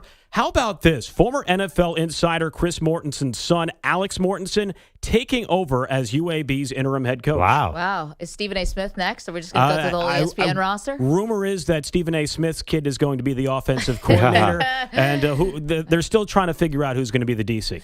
I'm in no mood. Maybe it will be like Steve Levy. I don't know. I mean, you got a lot of people who work at ESPN. Hey, got a lot of choices. A lot of ESPN ties in that UAB program. How are they working out? It hasn't been great, right? Trent Dilfer got fired, but I think the chief of staff also was a former ESPN producer. Wow. I love Chris Mortensen. The old Recipe. ESPN to Birmingham Such a good pipeline. Yeah, UAB, Trent Dilfer is interesting because he's such a powerhouse in the industry, too. Like, he's Mr. Elite 11. Like, I thought that was going to work. I think these jobs are like, you never know what's going to happen. Like, why wouldn't Trent Dilfer be a good college coach? I can't quite figure it out. It seems like they don't have, in terms of the budget, Yeah. I know it's the American, but they seem to be one of the lower end teams in the American. I was going to say, shortly before Dilfer got there at UAB, they actually shut down their entire program. I actually saw a crazy stat that there is a current, right now, while Dilfer was the head coach at UAB, right now there is a longer span of time between road wins for UAB than they had during the time that their program was shut down. Wow. I forgot about that whole shutting down thing. Not exactly what you want from your head coach. No, I mean, he took on a tough assignment there. No, absolutely. We should check on some of the other NFL people who are coaching. Michael Vick. I haven't checked in on Norfolk in a minute. got some other ones. Deshaun Jackson, I believe, is at Delaware State. And you've got, who's the former running back at Tennessee? Eddie George, I believe. Tennessee, yeah. I blanked on that. Sean Foster, not so good. That didn't work out. Did great after they let him go, after they played the way they played against Penn State. The team is doing good. He didn't do it, though. No, absolutely not. Michael Vick's Norfolk Spartans, by the way, 1-6. I was going to say, I know they lost locally to LIU a couple of weeks ago. And for Delaware State, they're actually second in the MEAC conference right now. But we'll see how that ends up shaking up for Deshaun Jackson down there at Delaware State. And coaching firings. I have a feeling that when you talk about the pros, I think anything's on the table today. After what we saw in Week 6 and what we've been seeing, I think that Mike McDaniel, after what Tua said, which we'll get to his comments at the top of the hour, Mike McDaniel could have had his last game as the Miami Dolphins head coach. Brian Callahan just flat out is not a good NFL coach. Let's just say what it is. The team is not good, but you can't be losing in this unorganized, boneheaded way that you're losing. They even won unorganized. The game last week against the Cardinals. But you just lost against the Raiders, who had 40 put on them against the Colts last week. And then, I don't know, EJ, about Aaron Glenn. It's getting rough. It's getting rough. Well, I got the perfect Penn State coach who they can't. What if the Eagles fire Sirianni after this year? Nick Sirianni would be an amazing Penn State coach. Considering Eagles fans already contentious relationship with Sirianni, I could only imagine all my friends from Penn State that are diehard Eagles fans going, great, we won the Super Bowl, we got rid of Sirianni. Oh, no, he's now coaching Penn State. He's in our lives now on Saturdays instead of Sundays. But that's why I feel like Phenomenal. you need just some sort of incredible shakeup, the opposite of James Franklin. So you bring in, I was thinking Mike McDaniel will not get hired at Penn State, but also you need certain kind of toughness to be a Penn State coach, right? I mean, you have to have some grit, I feel I don't think that was James Franklin's problem. The problem was he lost the first 3 Big Ten games. Well, does that point to grit though? I mean, not that particular thing, but just that they can't win the big game. I feel like there's a certain amount of toughness that is required to win in the Big Ten, like Jim Harbaugh. I don't know. Brian Day doesn't seem to have it, but that's won a title. Another interesting point. Talk about Harbaugh is considering the way things have gone this season for the Ravens. If they let go of John Harbaugh, ooh, now we're talking. I don't know if Penn State's problem is toughness. I think it's the X and O's thing. It's definitely not the toughness. Their offense is just, it looks like it's from 1985. Yes. They keep hiring offensive coordinators in the Big 12, and it keeps falling flat on their face. Yeah, Andy Coltonicky, not it. I think that's why I think Lane Kiffin is the guy. But I think you can fix an offense. But you need a big game. Well, no. I don't think you could run a flat-out spread at Penn State. I think because of the weather. I think you need a big game, be fun to gritty watch. Coach. I don't know. That spread offense with that consistent flurrying snow coming down at Penn State, it's not accumulating anywhere on a gray day. That might be your dream, but that's not going to be reality. It is my dream, try and put some sunshine in a gloomy day. I don't think it has to be the spread, by the way. Ohio State's been running spread offense, and they were throwing a ball really hard. I know. Penn State's been on the losing end of a lot of those games in recent years. Getting hurt by that. Yeah, and how did Ohio State win a title last year? In part because their defense got amazing under Jim Knowles, who Penn State brought in. Trojan horse, I guess, for Ohio State, bringing in Jim Knowles, and the defense went and left the door. 888-710-4ISN. Justin, thanks so much.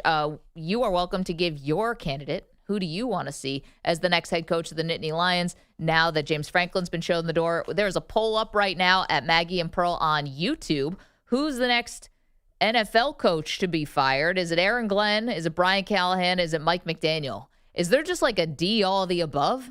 Can we get SATs on this? I mean, I'm with you. I'm not in favor of firing a guy 6 games into the tenure. The only person I really thought should have been fired right away was Nathaniel Hackett with the Denver Broncos. But Aaron Glenn, this could be a one and done. I would not fire Glenn. I don't put him in the same conversation with those other 2 guys. And I don't know what that's based on, but it's, he had so much success in Detroit. You got to give him time here, and you need a quarterback. I don't know if that matters. Need a lot. 888-710-4ISN. We'll dive into that as well. Top of the hour, we'll talk about everything that's going on with the Dolphins. I don't know what Tua thinks he's doing here, but it is not helping. Meanwhile, the Steelers win a game yesterday. Are they a sneaky Super Bowl pick? So much to do. It's the Maggie Perloff Show. You're in a 5-minute break.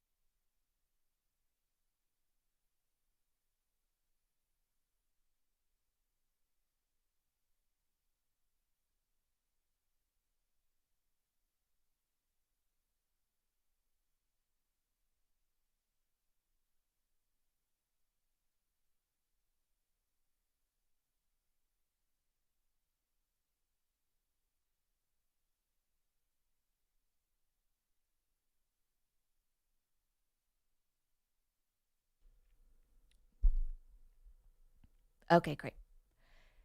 This is Maggie Gray with an Odyssey Sports Minute. This is Maggie Gray with a Sports Minute.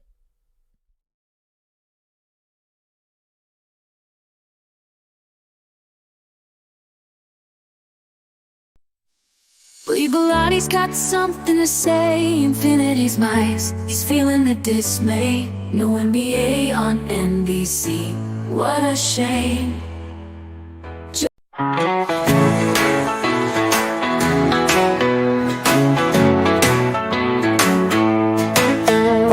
Uncle Sam's on YouTube, tune in for some laughs. With a beer in his hand and his feet on the grass, he cheers for the Bogersh and Perloff with a toast to the day. 4th of July is the best, you'll hear him say. Raise your glass, light the sky, it's the 4th once more.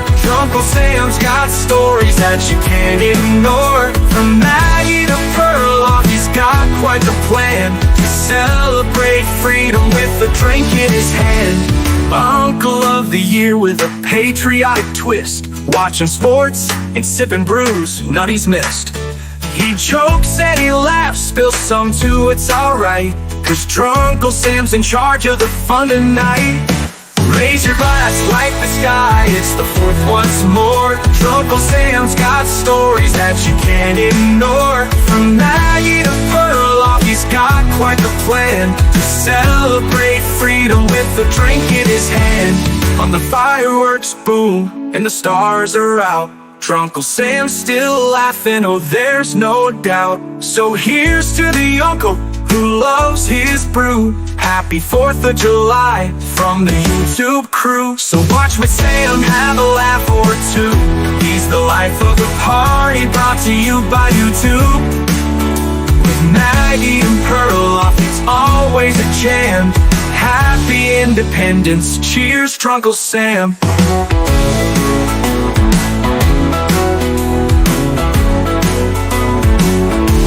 Uncle of the year.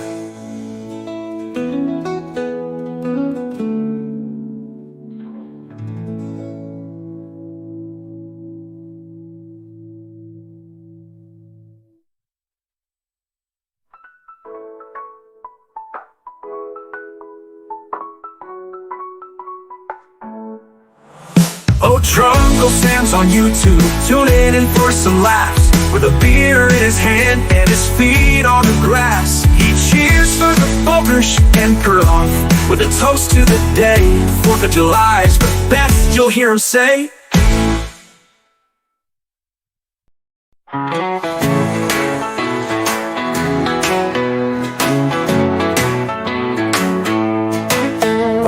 Drunkle Sam's on YouTube, tune in for some laughs. With a beer in his hand and his feet on the grass, he cheers for the Bogersh and Perloff with a toast to the day. 4th of July is the best, you'll hear him say.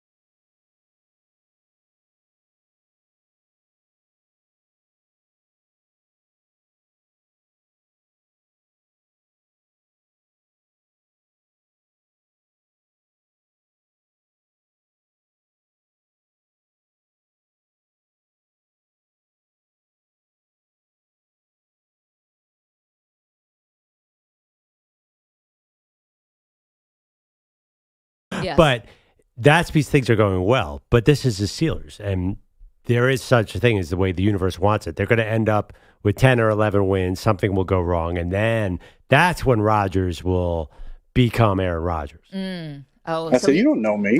Yeah. Meanwhile, Aaron Rodgers talking that story about Aaron Glenn. Now Rodgers looks even better because Glenn can't coach his way out of a paper bag. But story for a different day. Bum. Yeah, I mean, doesn't this remind you so much of last season? It feels like a carbon copy to me. Of last season? Remember they started out, they were on fire with Fields won games and Russell Wilson came in and won games, but they were against bad teams. This year, it's even worse teams, and their overall stats are not good. They're bottom five in defense and offense. They're just they're squeaking by these kind of weird, bad quarterbacks. But here's the thing. They faced a Cleveland defense that gave a lot of fits to other really good teams, and I thought they handled them really well. And the other part is the AFC North is completely falling apart. Right. You got Joe Flacco, who's starting games for Cincinnati. Couldn't even tell in the first half. Flacco, Browning, what was the difference? Then you've got, obviously, the Browns who already made a quarterback switch, and the Ravens are just in permanent free fall right now. So this is an easy path to win the division. So they made the playoffs. They make the playoffs all the time with Mike Tomlin. The question is, are they any different than any of the other Mike Tomlin playoff teams? Well, maybe you get a home game this time, depending on how this goes. The AFC is not that awesome. And then maybe see how things go. And listen, at this point, I get that people want to say, oh, it's the Steelers. We got all these Super Bowl trophies, so it's Super Bowl or bust. Come on, guys, swim in the water that you're in right now. Winning a playoff game for the Steelers would be great. And I'm not saying that's not lowering the bar. That's raising it. You guys haven't won a playoff game in so long. You're not going to flip the switch immediately to become a Super Bowl contender. Maybe you win a game. Maybe you win 2 in the playoffs. That'd Aaron be Rodgers awesome. is 41 years old. What are you talking about here? So you're not going to flip the switch. If you don't win a Super Bowl this year, then you're not ascending. You have a very old quarterback and a very old star defensive player in TJ Watt. Did you think they were a Super Bowl contender at the beginning of the season? No. Right. So I thought they were going to be 10-7 and 11-6. Okay, but you win a couple playoff games. Now you feel a little bit better How about you give him Mike a couple Tomlin. playoff games? What's that? You're giving him a couple playoff games? Well, now? I'm saying if you win, say you get a home game. Okay. And you beat it, and you beat a lower seed. Just so you beat an AFC South team or something. I don't know. The AFC South could be kind of live. I don't know. What are the Jaguars? Are we ever going to hear from the Texans again? I don't know. Are the Colts for real? Like, that might be something. So, although the Colts may have like the number 1 seed by the time this is all said and done. Say they get a home game against the Patriots and win that game 23-19, then lose the next round to the Chiefs. I don't think that's a successful season for Pittsburgh fans. I think they're tired of this. I don't think that changes the storyline that Mike Tomlin now has a limited upside because he's not going to be a Super Bowl contender. Now, if they do go to the AFC title game, maybe. If they go to the Super Bowl, definitely. But I just don't think one wild card win is really that different than what they've been doing for the last 8 years. They have not won a playoff game. How does it definitely has to feel different. Has to. Do you think our buddy Andrew Filipponi, Pittsburgh radio host, feels that way? Those guys are rabid. They want Tomlin out because he keeps on getting to the wild card round and losing. They don't want to win a wild card game. They want to win a Super Bowl. Okay. They all remember Ben Roethlisberger and the Super Bowls. Mike T is the man. That's fine. But it is not easy to solve what ails the Pittsburgh Steelers right now, because they are like good enough to not put themselves in a position to draft a quarterback high. Mm-hmm. And last year with Justin Fields and Russell Wilson, it was okay, but they didn't get where they wanted to go. And you want to know what? They wasted no time and got both those guys up on out of there. They bring in Aaron Rodgers. Mm-hmm. They knew the whole time he was coming. It was just us that had to wait, and he'd twist in the wind or whatever. I think that they definitely upgraded at quarterback. They make a trade for DK Metcalf. They're doing the things that you do to try to make yourself a better team. They could have traded TJ Watt. They re-signed him. They're not showing that they're tanking, and you're trying to make the best out of an imperfect situation, and I think they will actually get some credit for that. Now, they have to win a couple playoff games, at least one, and I think if they win a second one, then you're going to see a lot of happy people in Pittsburgh. It still doesn't solve your long-term issues. Your long-term issues are you still don't have a quarterback. But at least for now, I think you get some joy out of this, Pearl. We do not care. I mean, let me ask you a question, though. Do you consider them a Super Bowl contender? I think they're sneaky. They're 15th in odds. They're behind Baltimore still, who's 1-5. Yeah, the AFC is just, that's weird. The AFC is just it's a terrible, terrible conference. Excuse me. The NFC is awesome. So in the AFC, I don't think Vegas sees it that way, and honestly, because Pittsburgh seems to be doing the same thing every year, and this year is no different. 888-710-4ISN, 888-710-4476. All bets are off in the AFC to me. Coming up next, let's talk about Tua. Oh, boy.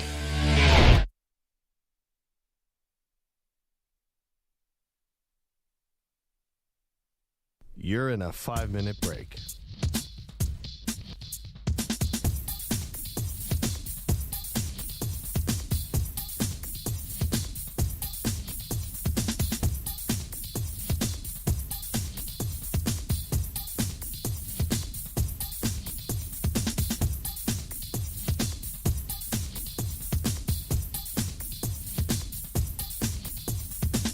Four minutes, 30 seconds remaining.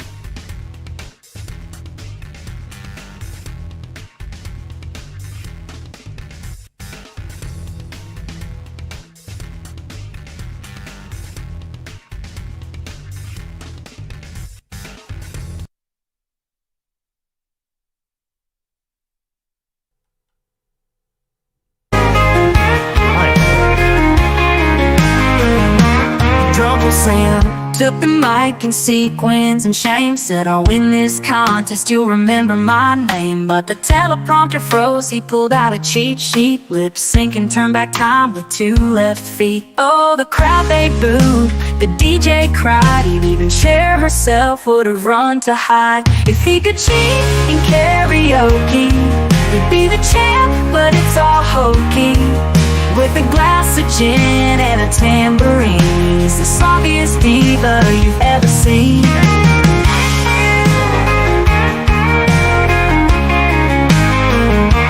Meanwhile, at the station, the chaos goes on. Belotti's working, but he's still not gone. The phones are ringing, the bosses scream, but Pete's still ghosting like it's part of the team. Sam's spilling beer on the judge's chair, screaming, do you believe, with his hands in the air. The crown is crooked, the crowd's in despair. Belotti no shows, but no one cares. If Sam could cheat in karaoke, he'd be the champ, but it's all hokey. With a glass of gin and a tambourine, he's the sloppiest diva you've ever seen.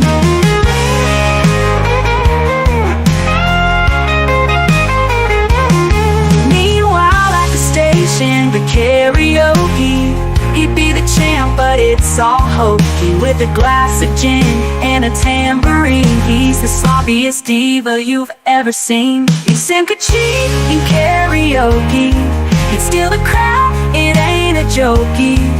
But the truth is clear, the whole world knows Drunkel Sam singing's worse than Belotti's no shows. Those shows ever seen.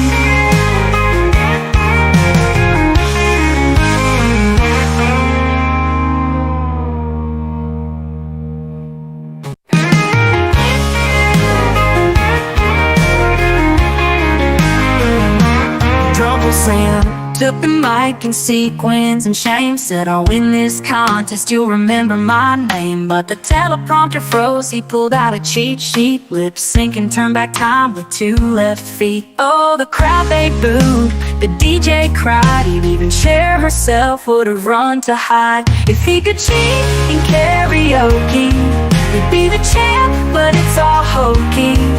With a glass of gin and a tambourine, he's the sloppiest diva you've ever seen.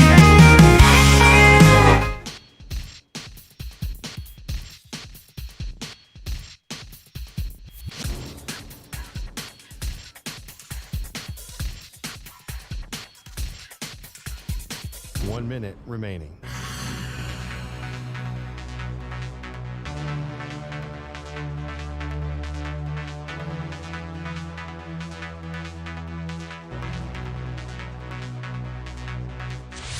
Five seconds remaining.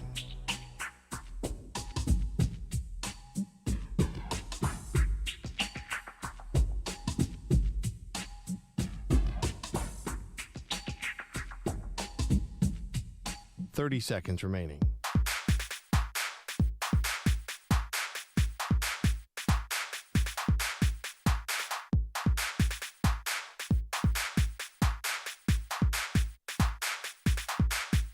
15 seconds.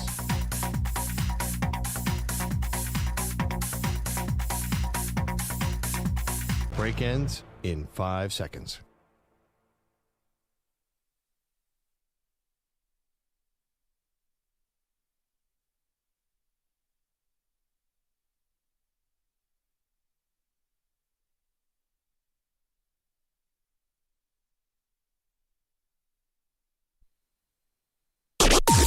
Maggie and Perloff on the Infinity Sports Network. Herbert. Got to get rid of it. Able to break a tackle. Here we go. Ladd McConkey makes a man miss. Ladd to the 40, to the 30, to the 20. Ladd still on his feet. Jumps out of bounds. Left sideline. What a play. Oh, Ladd McConkey. Thank you to Chargers Radio. Another come-from-behind win for Justin Herbert and the Chargers, Pearl. But this game actually was more about Miami because of what happened after the game than it is about the Chargers. Chargers now 4-2. Good for them. Miami, though, drops to 1-5. Their head coach has been on the hot seat since I could remember. But TuaTagovailoa after the game chose the nuclear option.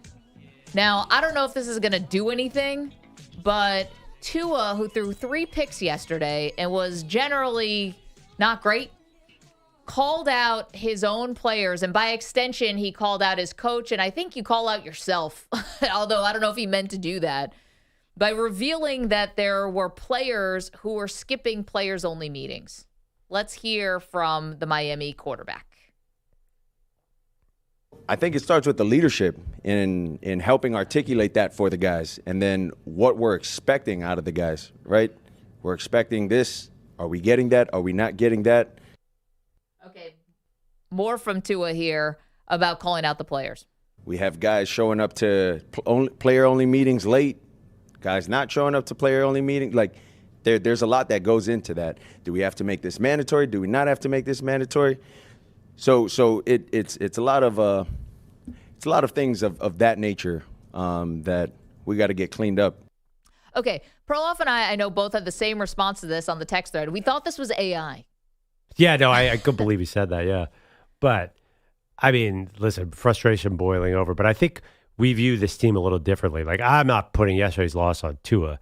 That defense is so abysmal, and they're so bad against the run. They've let I don't think he's even talking about the defense. I think that there's obviously, we know there's a lot of behind-the-scenes problems in Miami. That's been reported on multiple times.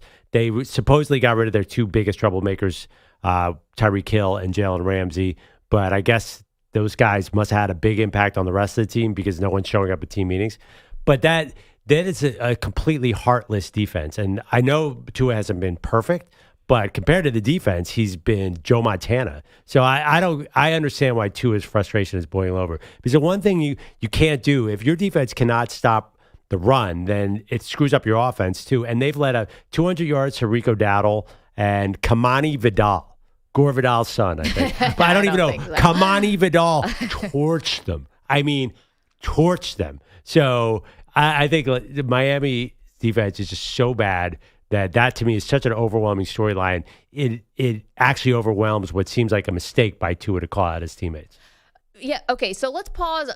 Okay, let's talk about the defense for a second. Your defense is that bad or doesn't give a crap that much, then why is your defensive coordinator still employed? Like, if you think it's just a defensive-specific issue, well, there's a guy who's in charge of that side of the ball, and by extension, the head coach, so that's something to clean up. But I want to go to Tua here, who's been acting a little bit nuts, I would say, this year, in terms of what he's been doing in press conferences.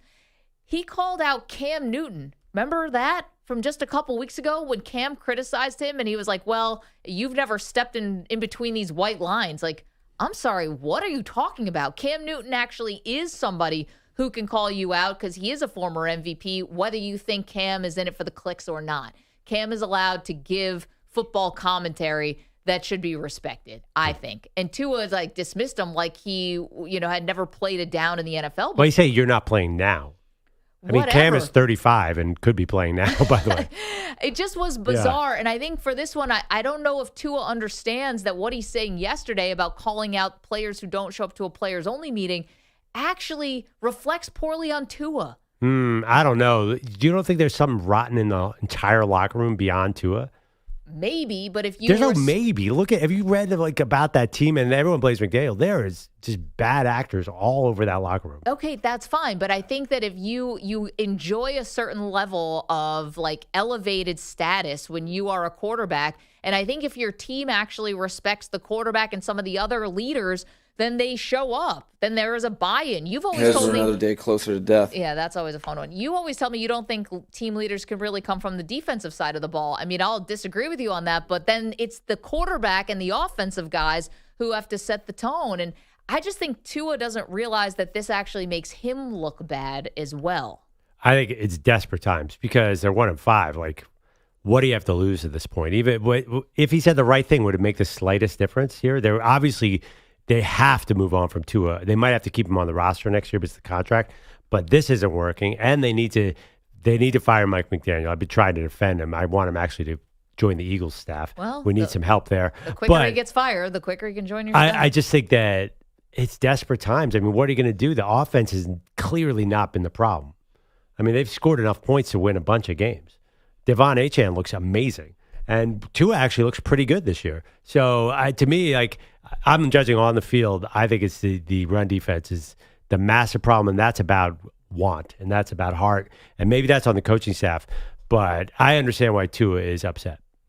I think people are looking at the Miami roster, and it's all right, other teams, who can we poach out of this? Chubb to start with. That's the one golden goose on that, I think. I mean, they can't get rid of Waddle, right? I mean, are you going to leave the cupboard completely bare? Waddle's pretty expensive. I'm not sure. And Waddle's great. I'm not sure he's as attractive as you might think. I'm just saying, you're looking at players that can potentially be, I'm difference going with makers. a young, attractive guy. I think Bradley Chubb will maybe merit a first rounder. I think that's the one key move they have. He's 1-5. They're done. I don't know. Here's the question. Is Mike McDaniel going to survive today? I don't think so. I think Tua just sealed the fate because now you basically just dared the organization to fire him, didn't you? And no, I think that the GM gets fired too. I think the fate was sealed. Experience. The fate was sealed when they could not stop. They couldn't bring Justin Herbert down. Yeah, last play. That final play, Herbert escapes, and then they couldn't bring Ladd McConkey down when they had a shot at him. You're an NFL player, and you have a clear shot. I know Justin Herbert's big, but you got to tackle that guy. I think the Dolphins have tried with this defense, and it just hasn't happened. I'm not even looking at Tua. There's so many problems, and I guess it starts with head coaching, but I think that they've just brought in the wrong players. I don't know what went wrong. I would have figured maybe it's Tyreek Hill had too much influence in that locker room. But he's gone now. You can't blame Hill anymore. Well, I'm saying he sort of influenced them leading up to this. So here's Mike McDaniel responding to Tua, talking about the players-only meeting that was, I guess, sparsely attended. Player-led meetings are extra things outside of what I demand. We've been very accountable to me. It sounds like there was something on his mind with regard to the specific meetings with a couple individuals that he was trying to get corrected by being with direct communication. So, I think that's the only way to lead. Gonna strongly disagree there. I think this all could have happened behind the scenes, as I'm sure Mike McDaniel putting on a brave face there, but you don't love it when your quarterback is up at the podium after you lose a heartbreaker, calling out the players. And here's my question about McDaniel. Does he even confront Tua about any of this stuff? His whole job was to build Tua back up, right? After Brian Flores was too hard on him and all of that. So does he even confront him after and say, dude, shut up? Shut up. You think Tua's the problem here in this team? That's funny. I don't think it helped. Yes, I think Tua basically sealed Mike McDaniel's pink slip yesterday by saying that the team is not bought in. I think it had nothing. I think McDaniel, first of all, I think McDaniel's going to have to call him from the parking lot to chew him out. Yeah. I don't think it makes the slightest difference. I mean, obviously this team is in free fall with or without Tua. It was pretty amazing that they got back into that game yesterday. The Chargers have this funny thing where they play with their food. They should have killed them in that game. They came out of halftime like a house on fire. They scored 2 quick touchdowns, and then all of a sudden in the fourth quarter, it just went away. And then they needed Herbert to be Superman in the final drive. Kind of like they went away against Washington, except Washington took full advantage. The Chargers are a funny team. I think the Chargers might be too injured to reach their potential. That's the only, again, that Miami should not, Kamani Vidal, he's their fourth-string running back. 18 carries, 124 yards. There's definitely something rotten with this team. And Anthony Weaver, who's their defensive coordinator, actually has a good reputation. I'm sorry, because I like Mike McDaniel. I think he's funny. The whole thing has to be just start over. Then fire him now, probably. Would you? I think if he gets fired today, then this Tua thing goes away, and Tua is done. There's just like he's actually probably going to have to stop playing at some point. But you said it's not his fault, so why would he be done? Because it's hard to watch physically. He took a hit yesterday where a lot of people were like, "Oh, is he going to get up?" But he did. I mean, I think he's not been good. No, I know he did. I'm not defending Tua, but I know you're saying it's not his fault. So why would he? I don't know if be you in his saw last that season? one. Like everybody was holding their breath. This can't go on forever. Like I think he's too injury prone. By the way, did you see former wide receiver for the Dolphins, Deshaun Hamilton, was only there as a practice squad guy, said that Tua, when he saw the video, this dude, the starting quarterback, was late to the first team meeting during my 3 seconds on the Dolphins. Oh. So he's saying, hey, pop me kettle, buddy. You invite this stuff when you don't take care of it behind the scenes. You really do. And Tua definitely put his finger on the red button yesterday. But let me ask you this. Does any of it make a difference? Like the slightest difference for the team? I think I don't know if it makes a difference, but I think it speaks to just how dysfunctional it is. Like, to me, it's like this is a symptom. Because even as bad as things are getting, even for like some of the worst teams in the NFL, you don't have the quarterback revealing behind-the-scenes issues with the team like that. Bro, who was the guy who said last year was toxic, but this year's going to be different? Bradley Chubb. We were lying last year when we said that things are fixed. This year we're telling the truth. Like, I think you were lying again. Yeah, I mean, it's just a mess. It's just a total mess, regardless of what's happening. We'll see. I'm curious if they do fire Mike McDaniel, who steps up and gets that job? I can't imagine. I would never want that job. No, who gets the interim job? I mean, yeah.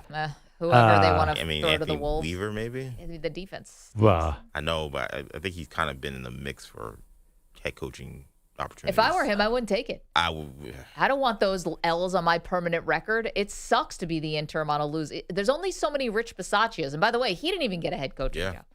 They have a guy named Frank Smith who he's actually their OC now. He was Darren Waller's tight end coach forever. And that's why Darren Waller is there. Incredibly well thought of. Who's a bit older, so he's not like aiming for a head coach's job. That's who you got to go with, somebody who will take the bullet. Quickly, let's go to Stan, who's in Connecticut, wants to weigh in on another AFC East team that finds themselves in some deep water. That'd be the New York Jets. Good morning, Stan. Good morning. Well, a really sad division bottomed out by the hapless Jets. And, I was wrong about Aaron Glenn. I thought maybe he brings some fire. He was a player of magnitude considering how he came into the league. Diminutive, small size guy that outperformed his skill sets probably, or his physicality. But this has turned out to be an unmitigated disaster. Yeah. And I think Woody Johnson is stuck because how many former head coach contracts is he going to pay off simultaneously, right? It gets to be crazy. And people forget about all the assistants that are brought in, and they've got their buyouts. And, I'll just leave it with this. Rex Ryan, who, I don't really care for too much, although he is a testament to the evolution of spray tanning and cosmetic dentistry. I will give him that. But the fact is that guy might be the right guy to shake this team up. Whoa! Because they need something. Don't do it, dude. Let's make sure we play like the New York Jets. You can't. You're not going to rekindle the magic with Rex. Stan, thank you for the phone call. That was funny about the spray tan and the veneers. Yeah. Because Rex is on. He's definitely TV ready. Yeah, his teeth too shot. If the Jets, first of all, I don't think they'll fire Aaron Glenn. They got to give him a shot with a better quarterback situation. If they did fire him and they hire another defensive coordinator, then I think the league has to step in and say you have to fire. You have to hire an offensive guy. We just can't do this anymore. Well, they can't hire it was Rex. Adam Gase. Last guy hired was like the worst ever. Yeah, but they can't hire. They can't go from Saleh to Glenn to Rex Ryan. Like you need, and Gase was obviously didn't work out, but you need an offensive coordinator in there, and you need a quarterback. So they didn't invest in. They knew Justin Fields was, low risk. Right. He's gone. So I think they're not going to fire Aaron Glenn on this one. This was a rebuilding year. No, I think this is the saddest part about Aaron Glenn. EJ's the Jets fan here, so I'll give him the final word in a second. But this is the saddest part about Aaron Glenn. He's not calling the defense. And he's got someone else, obviously, calling the offense because he's a defensive guy. So his whole thing is game management. Yeah. And they might be the dumbest team in the NFL. And that's saying something. Like, if you are going to be the guy who is like, all right, I can't get bogged down on one side of the ball versus the other. I just want to be the CEO, kind of like your Nick Sirianni, kind of oversee the whole operation, make sure we're buttoned up. Couldn't be further from the truth. This is why we joke around, Nick Sirianni, what do you do around here? I'd love to ask Aaron Glenn the same thing, because if you are not going to take over one side of the ball and your team is going to be that unaware situationally, all the rest of it, you put yourself in a really tough spot where people are questioning what exactly are you doing on the sidelines. You're talking about the end of the first half? Oh, just brutal. Yeah, but you know what? When you have no pass game, it's really hard to do anything. It's hard to game manage when you can't do anything. Like, how do you game manage that away? They just could not throw the ball yesterday. Justin Fields got sacked 8 times yesterday? 9. Pardon he has me. many completions as he had sacks.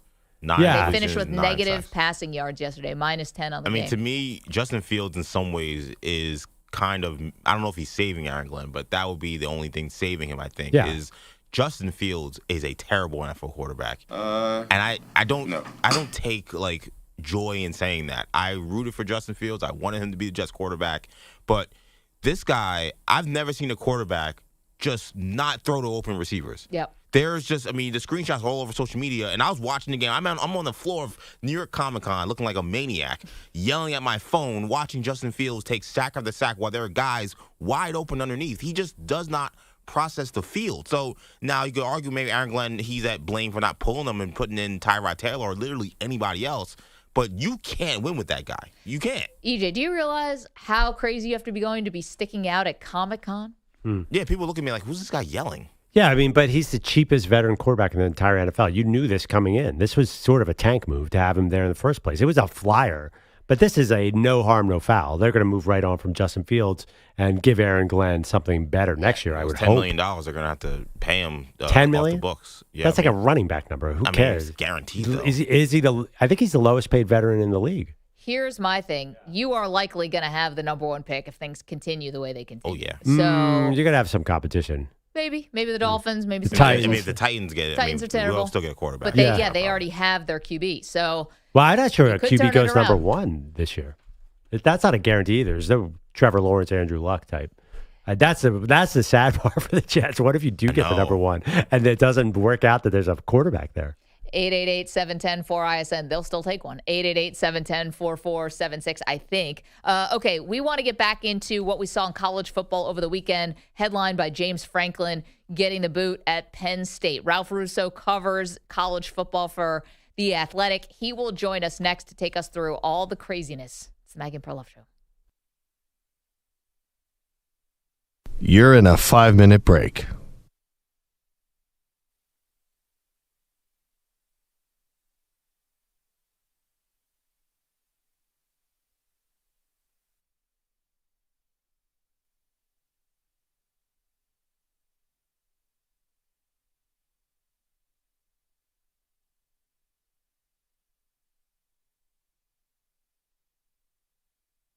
Four minutes, 30 seconds remaining.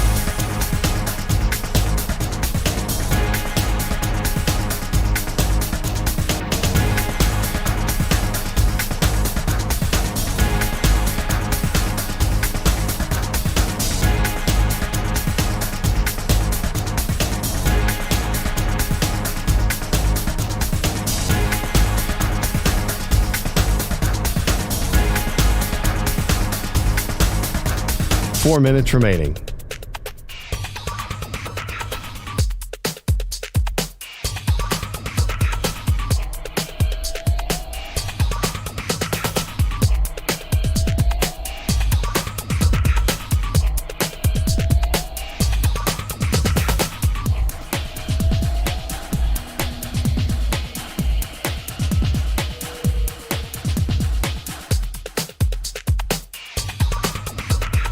3 minutes, 30 seconds remaining.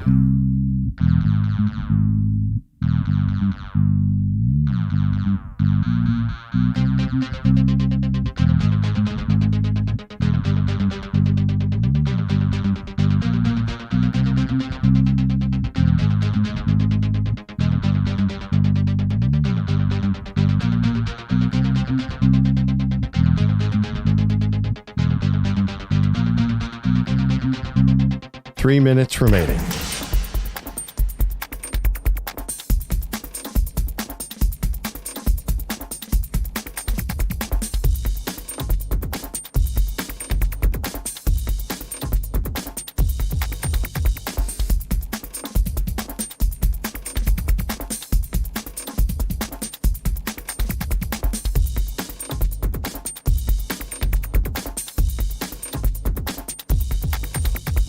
Two minutes, 30 seconds remaining.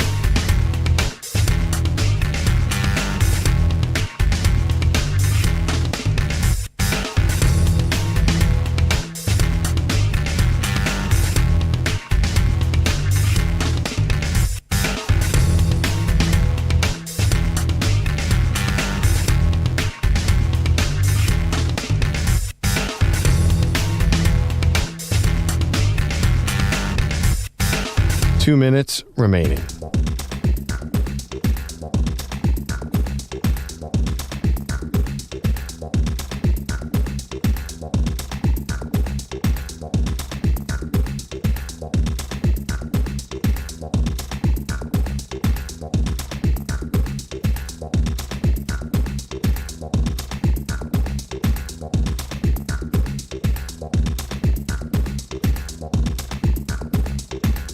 One minute, 30 seconds remaining.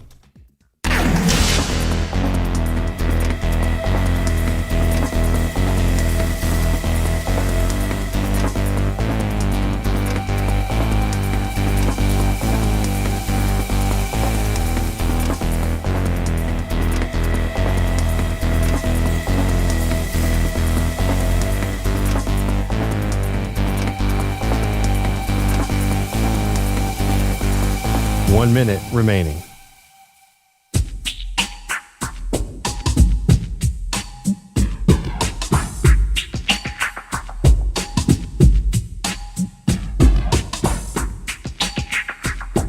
.45 seconds remaining.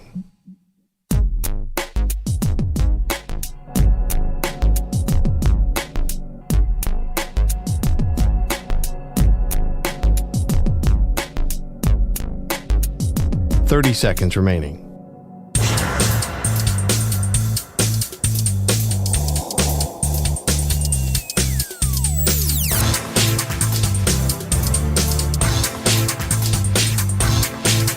.15 seconds.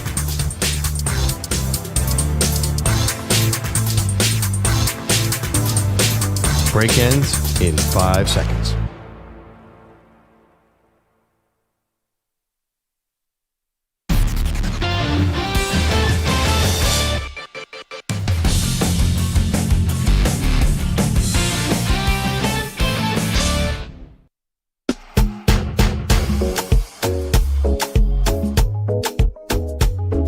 Welcome back, Maggie and Perloff Show, unpacking Penn State's decision to fire James Franklin. Obviously, James Franklin knew, hugged all his players after the game and stood staring at the stadium. I don't know how he knew, but after losing to Northwestern, it's done, and we're trying to figure out, A, his legacy, and B, what's next for Penn State. So many things, right? And this is a good job. Like, that's the thing. Well, yeah.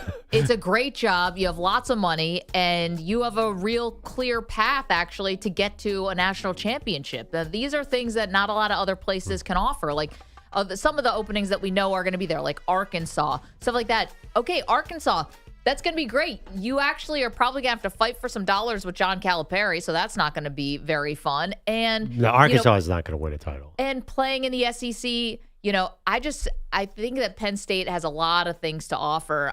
Ralph Russo is going to join us in a couple minutes here from The Athletic to talk about it. But can I do a little come clean on some bets from this weekend? Sure. Because can I tell you, Pearl? Tough spot. What happened? Girl. What didn't happen? I think somebody needs to ban me from live betting. Can that be you? Can you be my buffer? Can I give you my account and you can just lock it for me or something? Do you always bet on the higher ranked team when they're losing because you think they're going to come back and win because they're ranked higher? Kinda. Sometimes. Like Michigan this weekend, which was a huge L that I took. When they were down 1 score to USC, I was like, ooh, plus money here. I'm going to jump right on that. No. How about Mizzou thought might make a game of it with Alabama plus money on the money line? No. I did get scammed. Yep, I did. I've gotten scammed in the last week. Yeah. I've lost 17 live bets in a row. Thank God for Prize Picks, because without them, I think I'd really be in bad shape. That's a different kind of betting.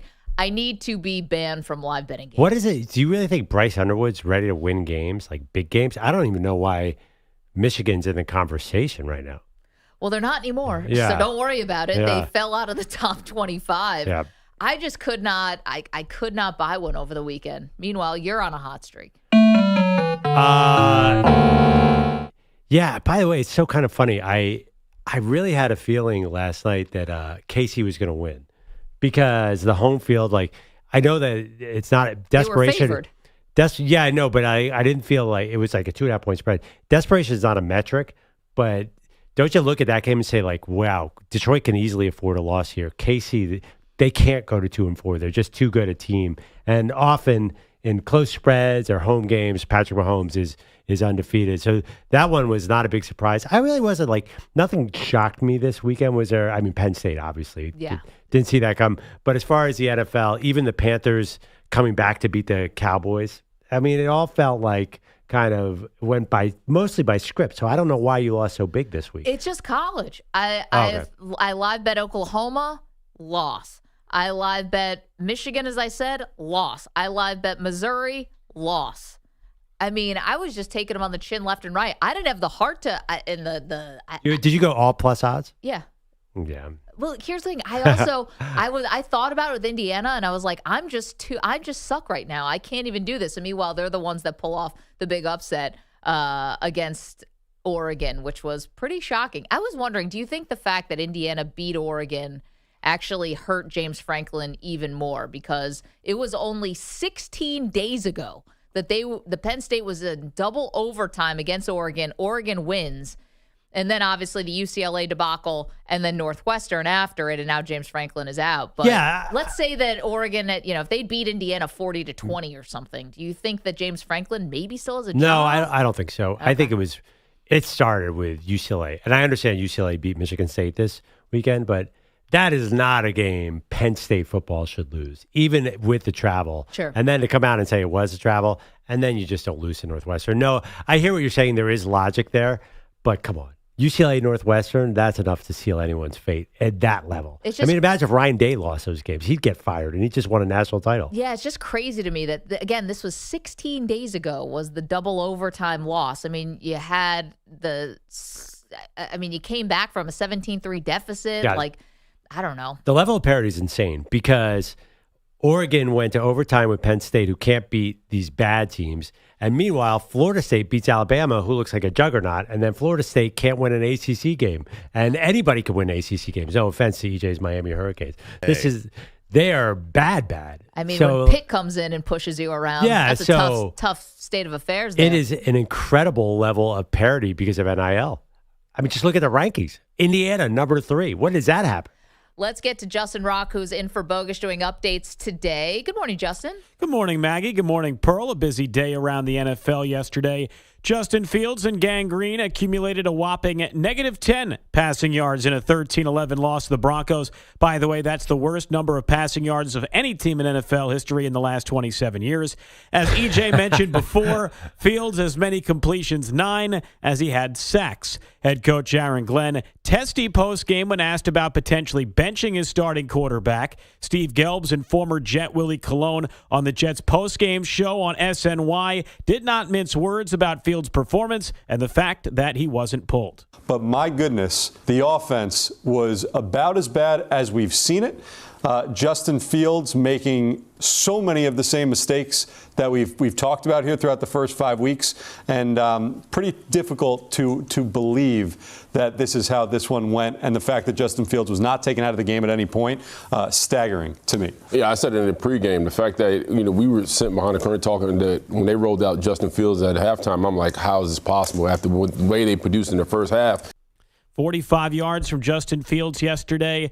The Jets still the NFL's only winless team at 0-6. Oof. This crap is crap. Can I just give you real quick the odds for the number one pick quarterback? Number 1, Fernando Mendoza. That doesn't feel like the answer. Number 2, Lenore Sellers. That doesn't feel like the offer. Number 3, Dante Moore. Again, Kuiper keeps saying he's going to go back. 4, TySimpson. 5, Garrett Nussmeier. 6, Ruben Bay Jr. 7, John Mateer. So I worry a little bit about the Jets that there's not a clear savior. They might have to reach a quarterback after this disastrous year. It would very much be a very Jets situation that they get the number 1 pick in the draft and there's no quarterback to take. I'm honestly convinced at this point they're just going to go and redo it again like they did with Christian Hackenberg. They'll take Drew Aller in like the second round and they'll play like a year and a half of preseason games and then be out of the NFL. They'll go with like they drafted Leonard Williams and Quentin Williams when they needed quarterbacks, right? Yeah, and literally exactly like that. Jamal Adams, Mahomes. They passed on Mahomes. That was probably a mistake. Well, Ryan Fitzpatrick had a little left in the arm.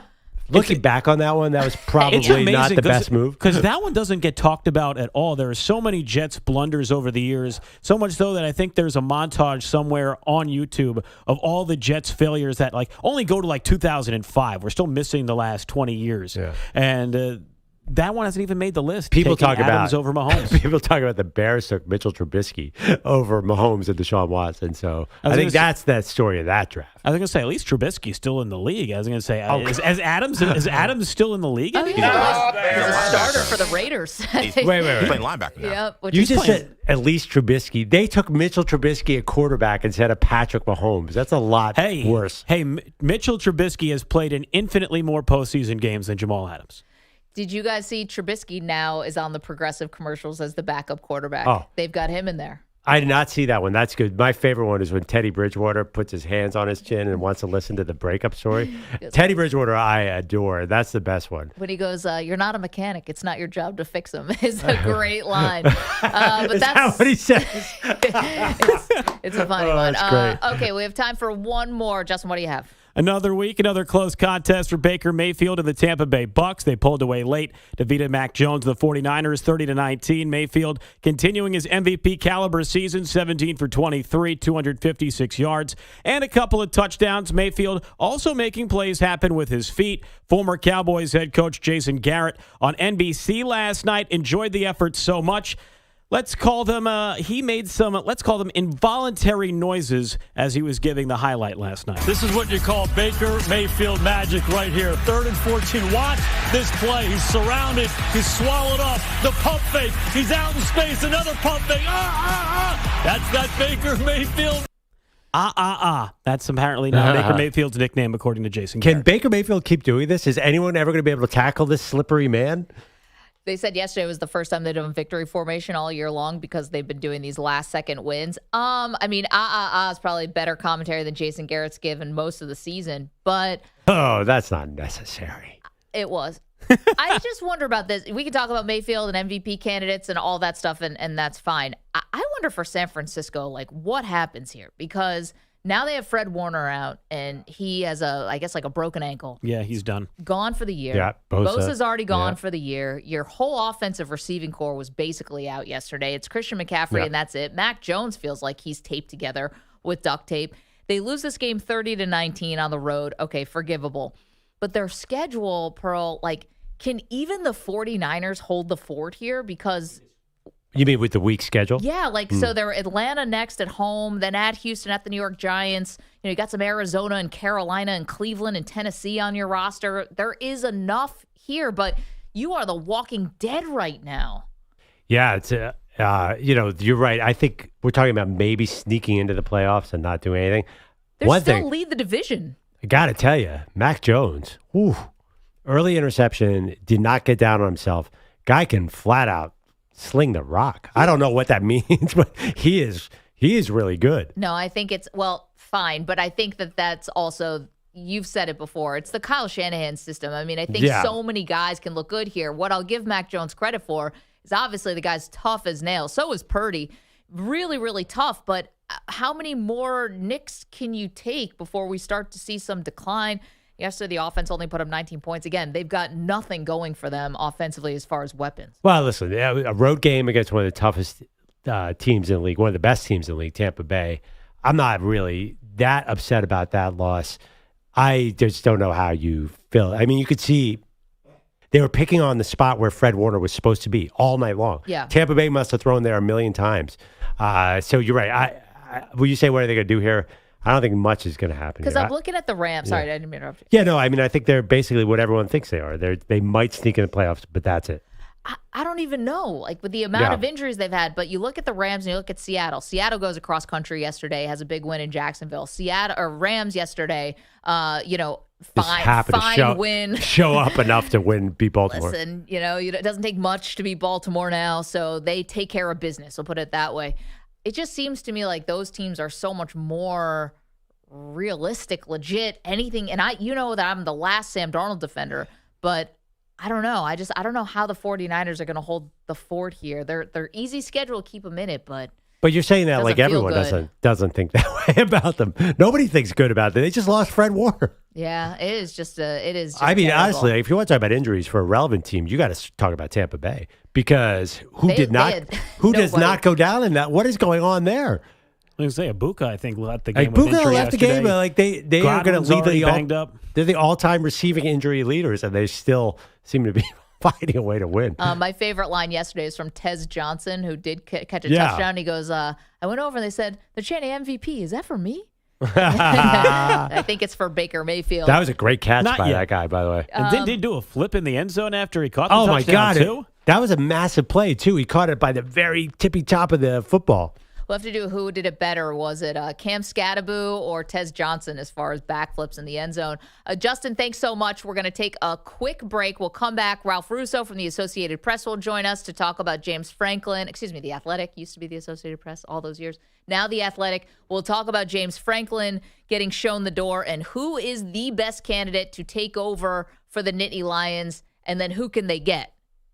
Is that the same answer? It's the Maggie Perloff Show. You're in a 5-minute break.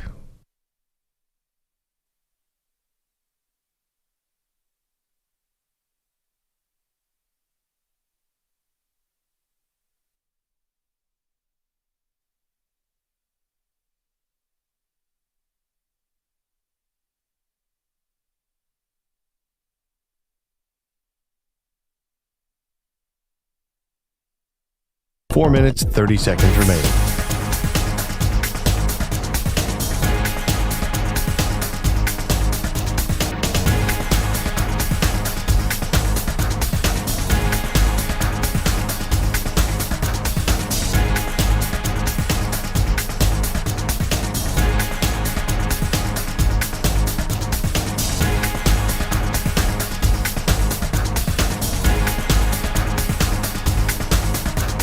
Four minutes remaining.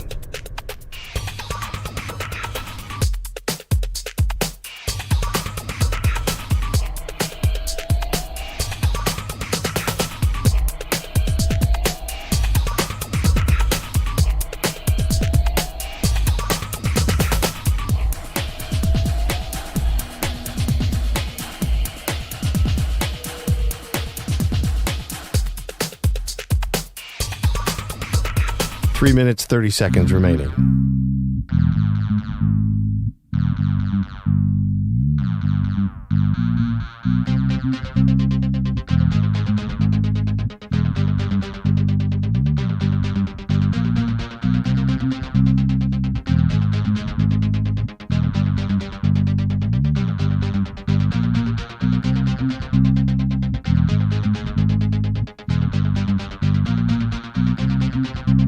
Three minutes remaining.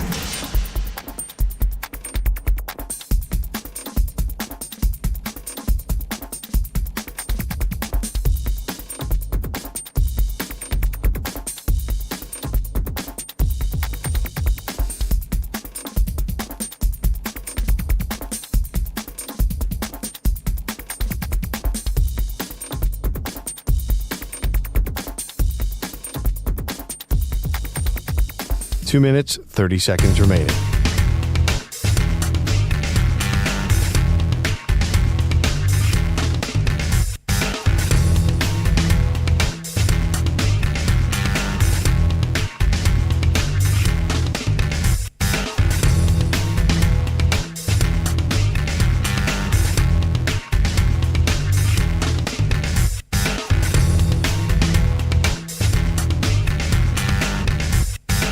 Two minutes remaining.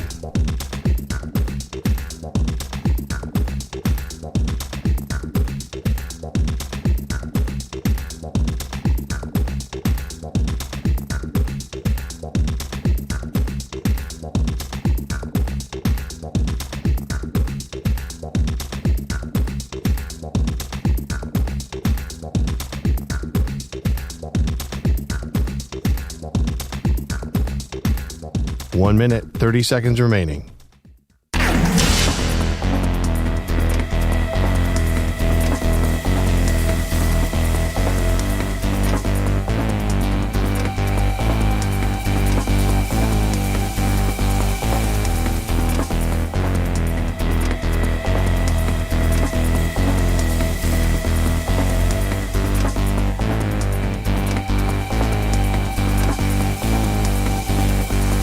One minute remaining.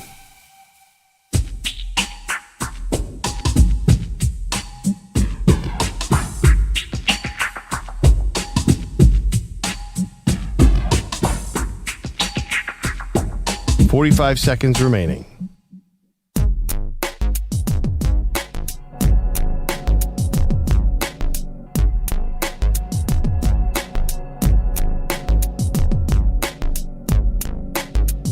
Thirty seconds remaining.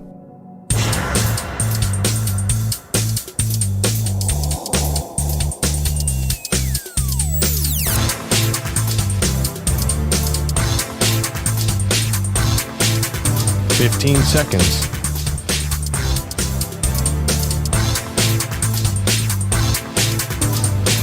Break ends in 5 seconds.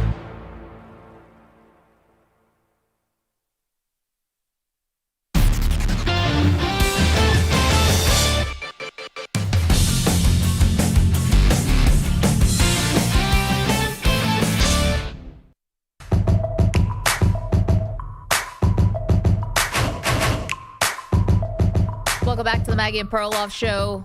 Biggest news of the weekend had to be James Franklin getting shown the door at Penn State. Think about this, Pearl. 16 days ago, the double overtime loss to Oregon. My, how things can change quickly. That was in some ways, I guess, defensible.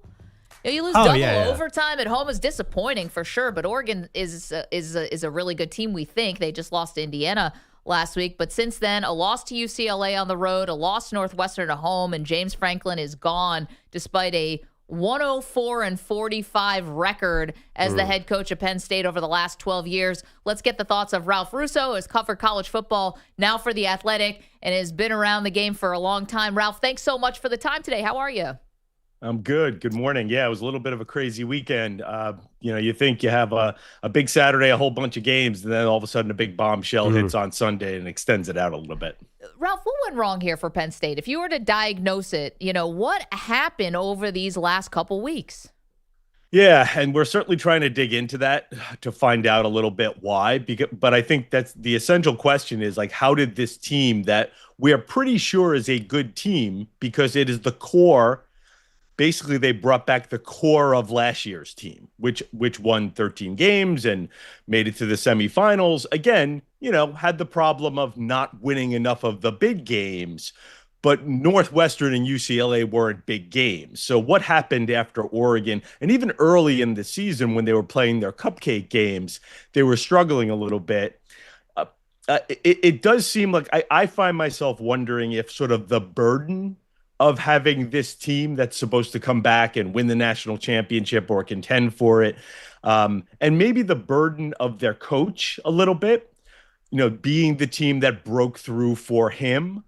And I do wonder, after the Oregon game went wrong, it was just a spiral. It was the first domino. Then you go out to UCLA and it's a half-empty Rose Bowl against a team who's with a new offensive play caller, and they sort of jump on you, and then all of a sudden you sink a little deeper, and you're kind of wondering, hey, what did we come back for here? Like, now all of a sudden all of our hopes and dreams and goals are gone, and then it hits the bottom with Northwestern. But it's hard to figure out because this is almost unprecedented. We see early season firings in college football, but as you said, to go from 16 days from being the number 3 team in the country to firing your coach just seemed almost inconceivable.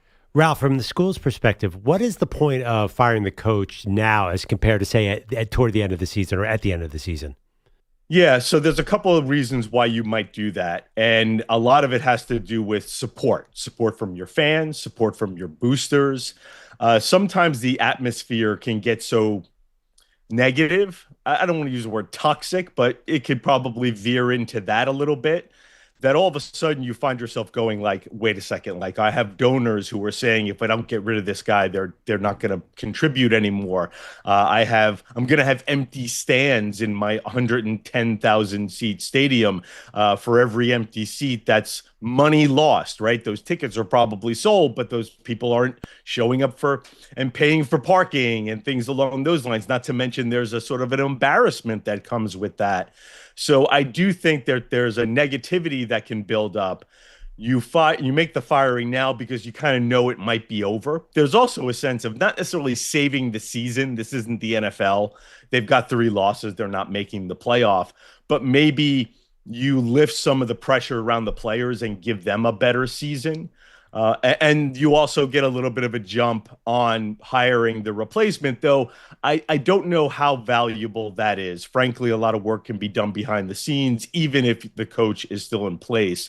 But a lot of it often has to do with like trying to send a signal to your supporters that we will not let this stand. Ralph Russo joining us from The Athletic. We're unpacking the firing of James Franklin. So, Ralph, as the athletic director now, has a big task at hand to try to find a replacement for James Franklin. Who do you think they're going to make the first calls to? And who do you think is realistic? Who's a good fit? Who is the next head coach of Penn State, do you think?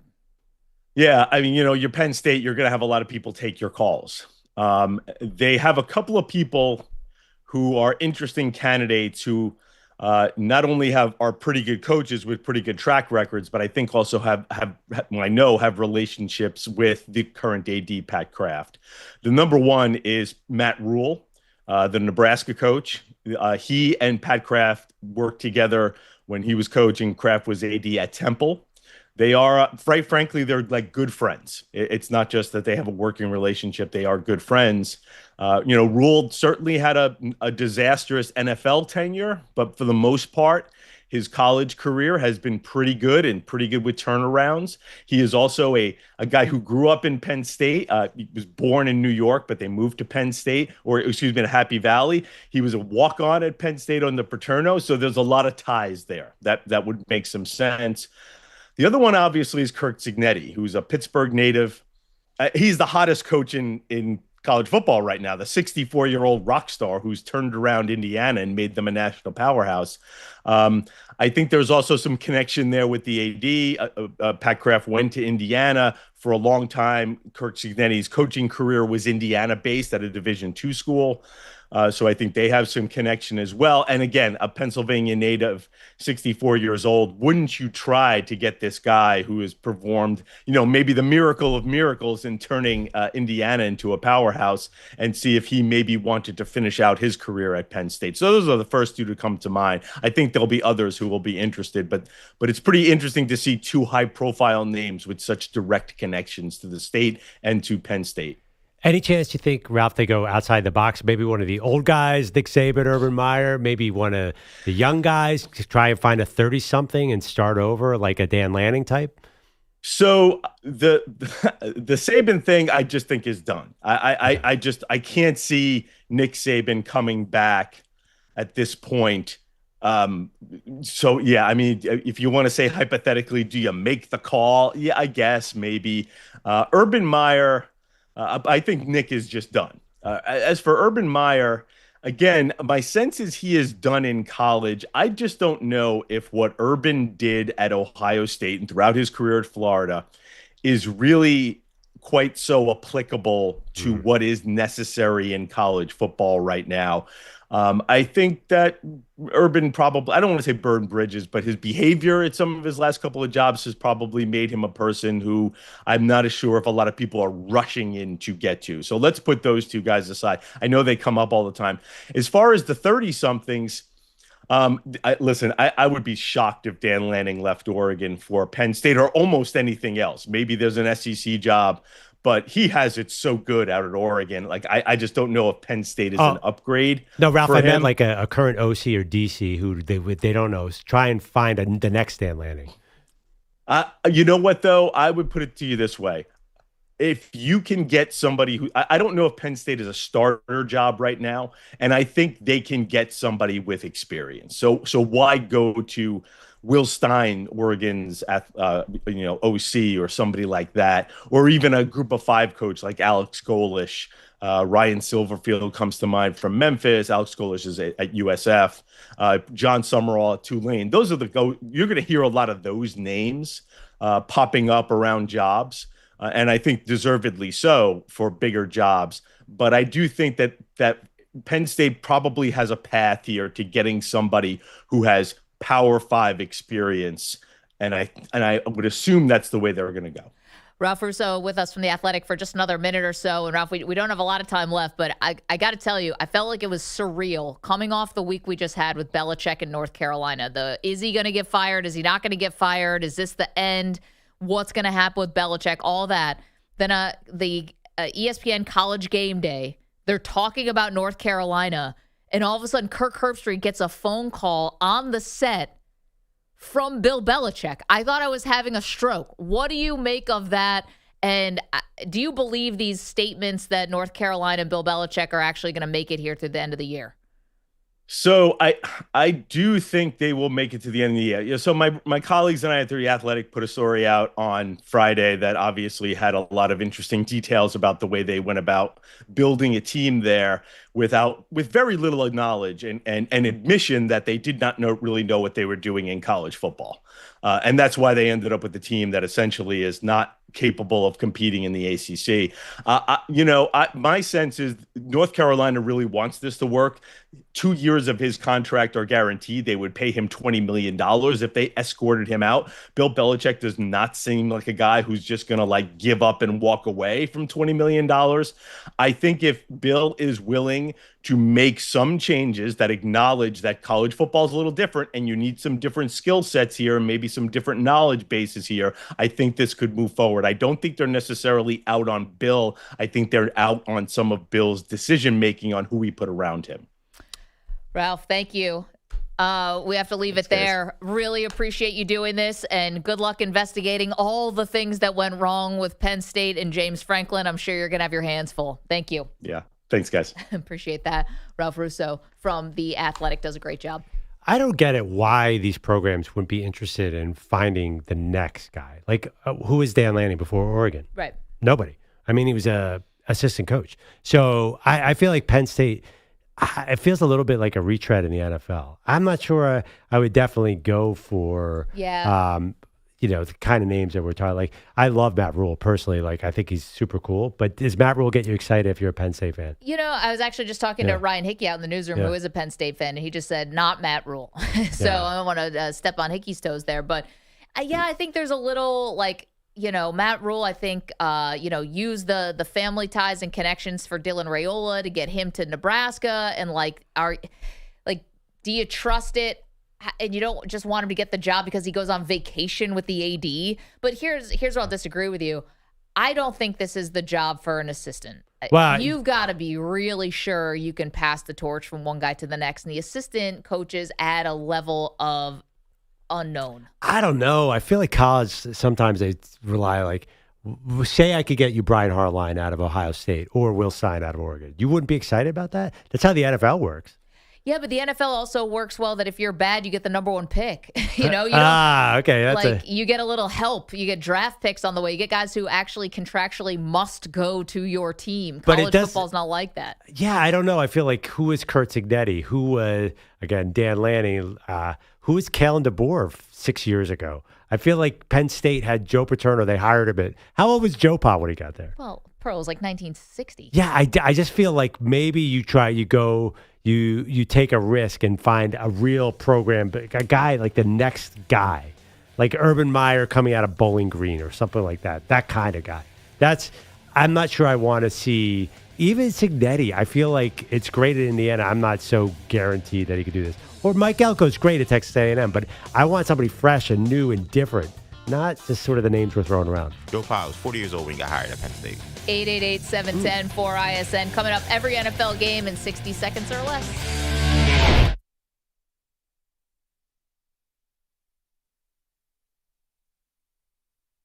You're in a 5-minute break.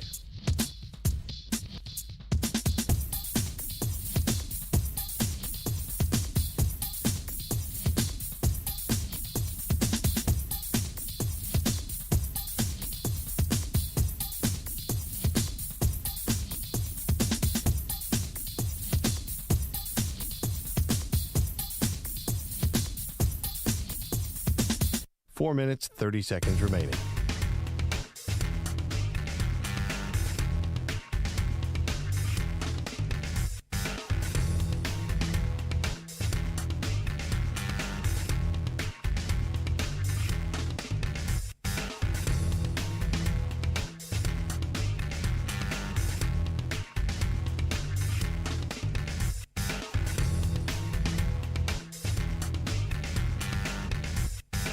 Four minutes remaining.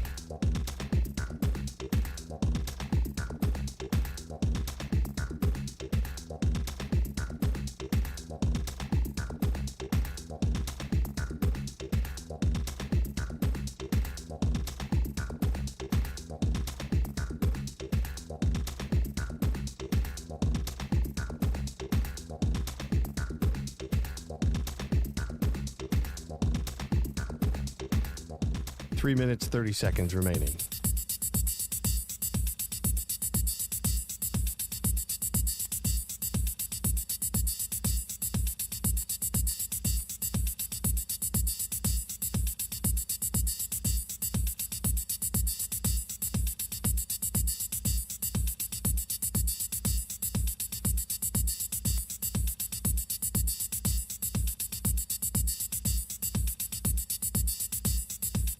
Three minutes remaining.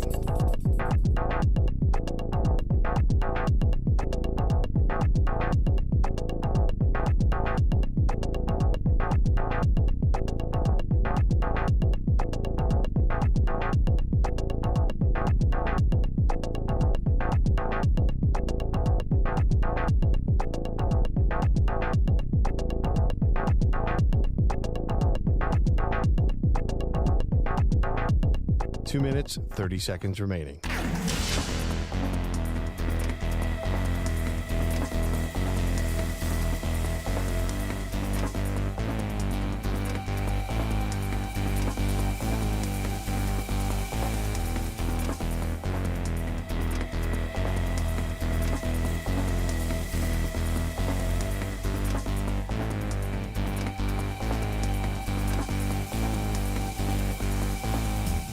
Two minutes remaining.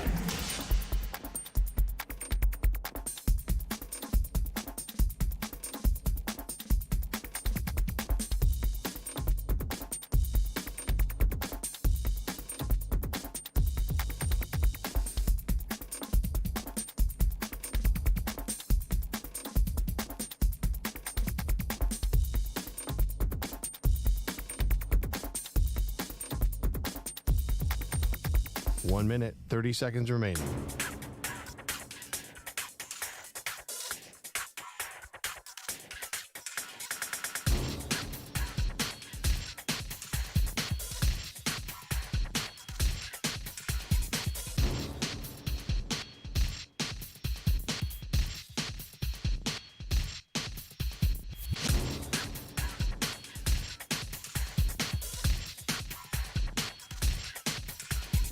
One minute remaining.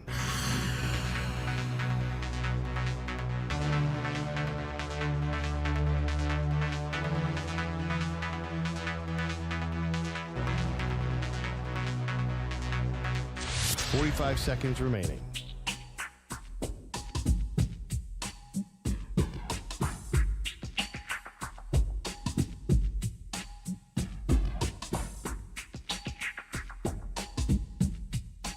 Seconds remaining.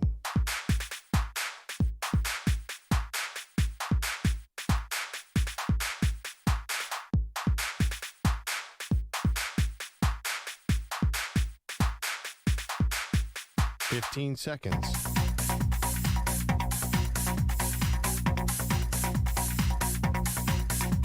Break ends in 5 seconds.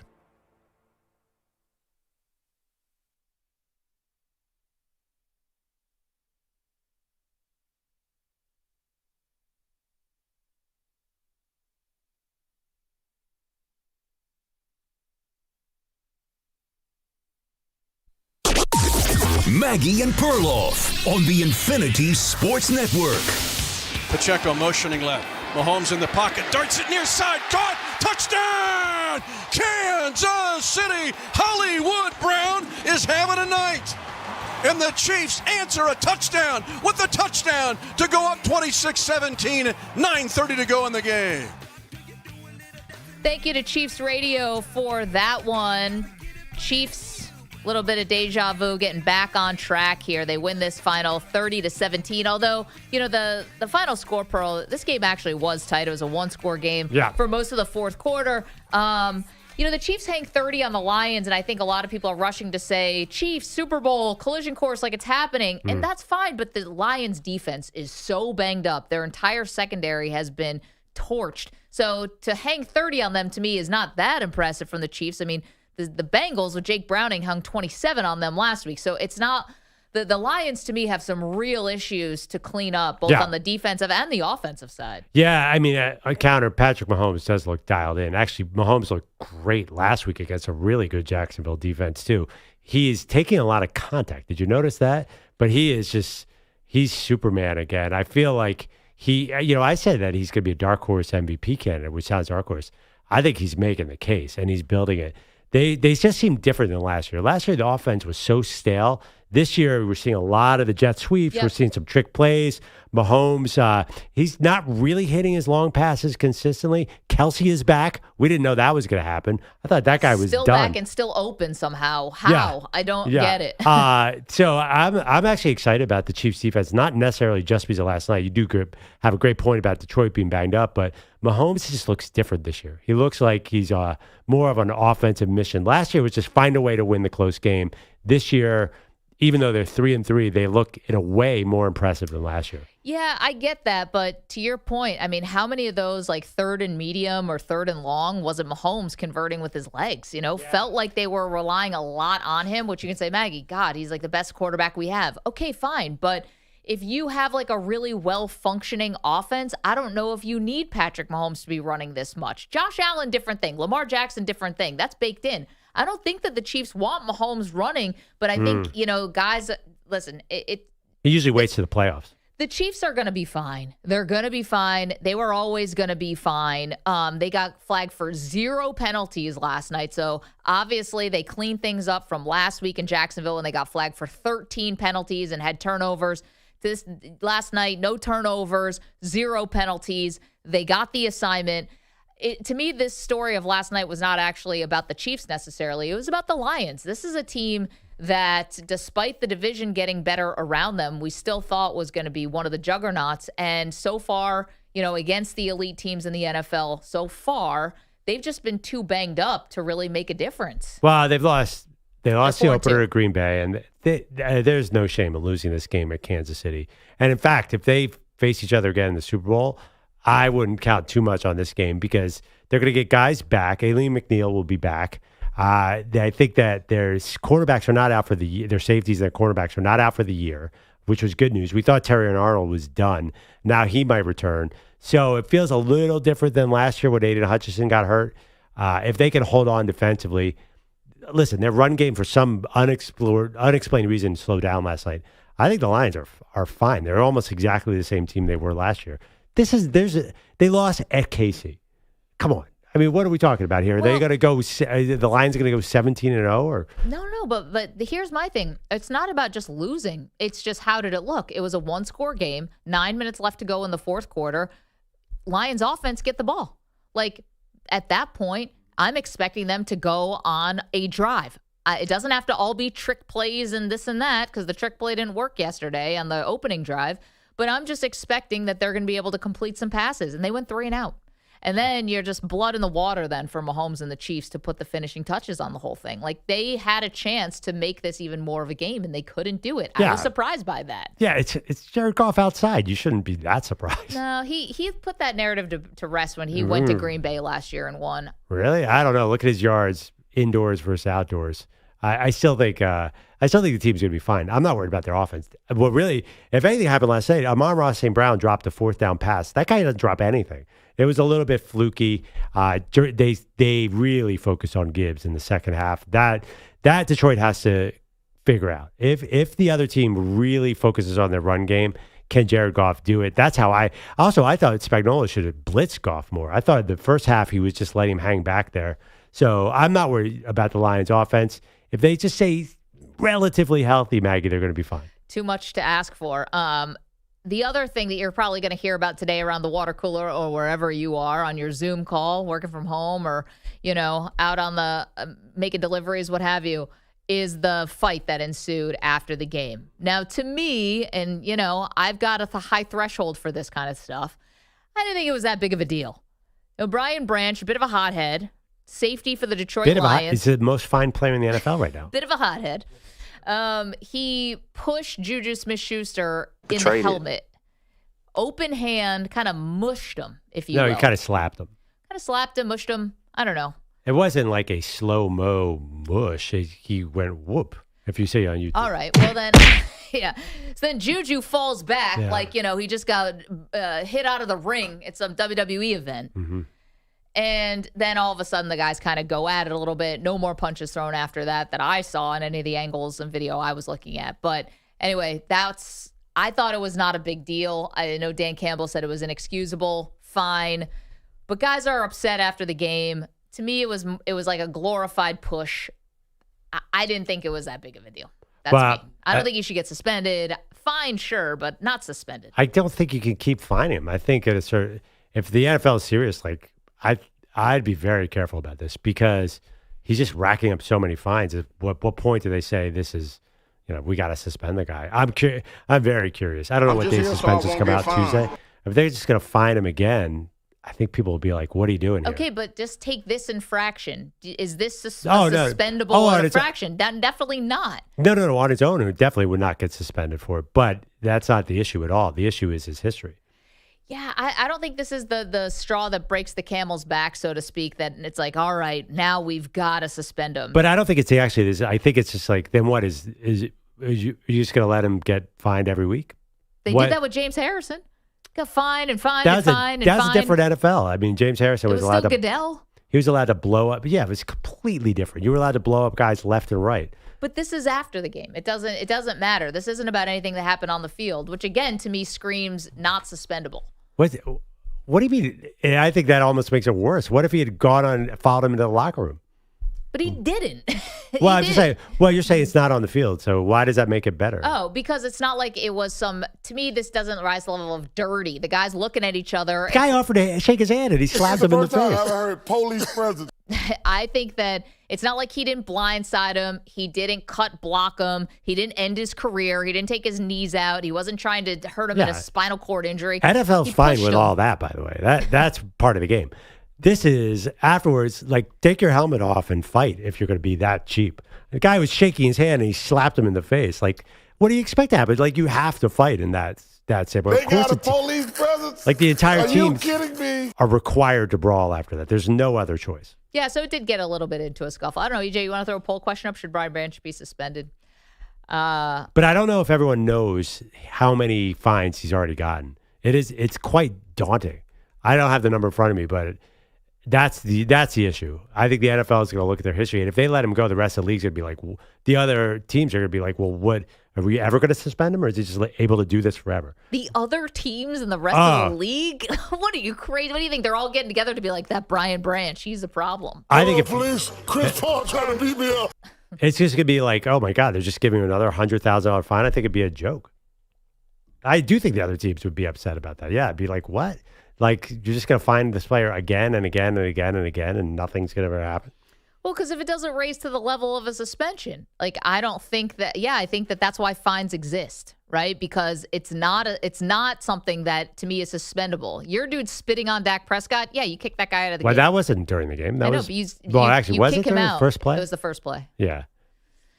Anyway, you can let us know what you think about Brian Branch. Meanwhile, let's get to the NFL in 60.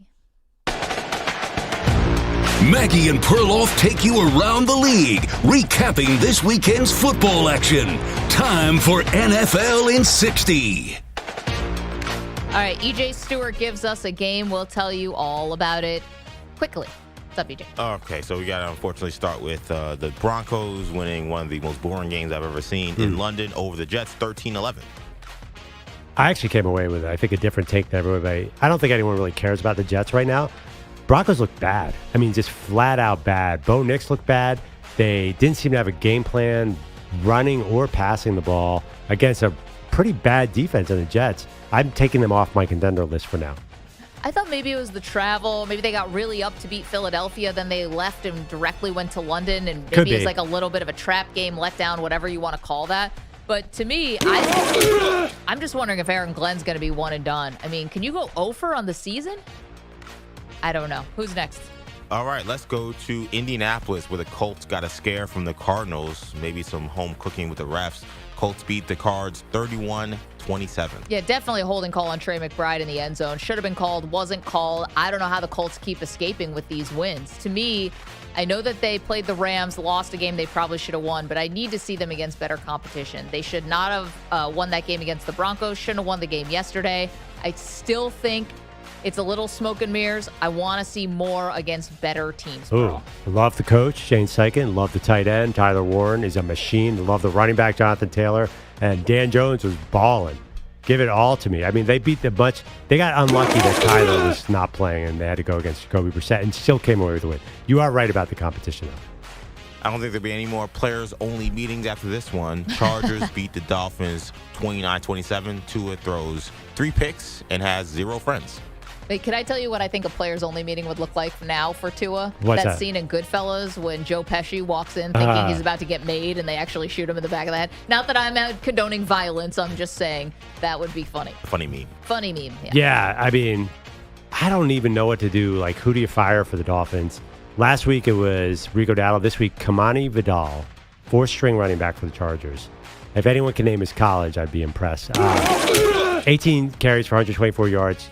Highly paid guys. We had 2-3 guys had free shots at the quarterback. Couldn't bring him down. By the way, Kamani Vidal went to Troy. There you go. Chargers, I'm really worried about. Like, I'm knocking them off my contender list, too. They really should have won this game a lot more easily. All right, let's head down to the Bayou, where Drake May threw 3 more touchdowns and kept the Patriots in the win column. They beat the Saints 25-19. Listen, Drake May beat my team last week. Looks good against the Saints. Let's pump the brakes on the MVP talk, okay? I understand we don't have a lot of MVP candidates right now. Baker Mayfield, maybe Daniel Jones, maybe Patrick Mahomes, the dark horse. May looks great, but he did beat a Saints team and this was a one-score game. So it's better. There's life for New England for sure. They look like a playoff team, but I think we can pump the brakes on the Drake May MVP talk, no? There's Drake May MVP talk? Oh, this is tons of it. Brand new to me because there are a lot of strong candidates for MVP this year. Like his numbers are good. Yeah, I mean, Baker obviously is a strong performer, but like everybody's coming in with massive numbers right now. Do you see Jared Goff's numbers, even after last night, are crazy? Okay, does New England play New Orleans like 6 times a year? I feel like what is with this? Like, I feel like I've seen this game. When it was on last year, I'm like, is this an old game? Their schedule is so lame. That game, how does New Orleans score 19 points and lose every game? Am I missing something here? I tried to watch some of that game. That was awful football. Sorry, Spencer Rattler? Yeah. Pardon me. Yeah. Let's go to Pittsburgh, where the Browns were kept out of the end zone and the Steelers win convincingly and easily over the Browns, 23-9 at home. By the way, very interesting strategy from Kevin Stefanski. And there must have been a reason to it. He left T.J. Watt one-on-one or unblocked for 90% of the game, and T.J. Watt basically lived on Dillon Gabriel's back. But then Dillon Gabriel must have thrown 4 passes that should have been intercepted, and at least 11 drops by the Cleveland Browns receivers. I don't know what was going on there. He was totally fine. They just could not figure out T.J. Watt.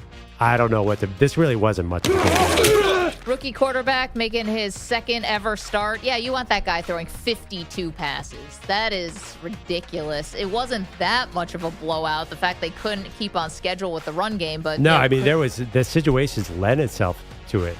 They were down from the get-go, and they had to start firing the ball. Meanwhile, I think part of the reason why those receivers were dropping balls is because Dillon Gabriel throws a hospital ball. I mean, Njoku got blown up. I think guys are a little nervous going over the middle. Anyway. They dropped a bunch on the sidelines, too. I mean, he hit guys in the hands. He is incredibly accurate. But did you see the Steelers? There was about 3 pick sixes that they dropped somehow. They're going to kill themselves for that. Let's go to Carolina, where they're calling it the Rico Dowdle revenge game. Panthers beat the Cowboys 30-27. Rico Dowdle, 183 yards on the ground in this one. He said his message to his old team was buckle up, and then after the game, they didn't buckle up. If you're the Dallas Cowboys, you're sick about this. The fact that, you have a defense that's this bad, considering you traded away Micah Parsons, is just, there's no Pepto-Bismol. There's not enough in the world to make you feel better about that. And it's also kind of probably going to waste a really nice year from Dak Prescott, where he is great. They don't have a run game to speak of, really, but Dak's been awesome, and I don't think they're a playoff team. So this is a tough spot here for the Cowboys. I saw a great stat from Pro Football Focus. After they were trailing, Bryce Young was 10 for 10, 125 yards, 3 TDs, 158.3 passer rating. This is Bryce Young, who's been inconsistent all year.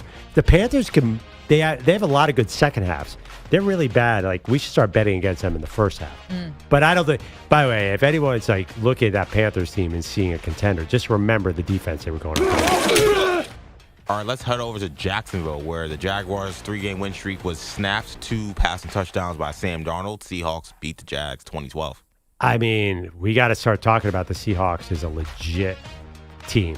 They lost a close one to Tampa Bay, but they're a lot tougher than I thought. I feel like they're taking Mike McDonald's identity. They were all over Trevor Lawrence, got a pass rush going, which hasn't been consistent, but I'm kind of feeling like they might be a little Raven-esque. I'm kind of liking what I'm seeing out of Seattle. Yeah, I mean, maybe they make a trade at the deadline to try to get a corner or something, makes them even more stout. But obviously, you got to like Jackson Smith and Jigma and Sam Darnold clearly have something. On the Jacksonville side, I know they lose this game, and that's a letdown after beating the Chiefs last week, Pearl.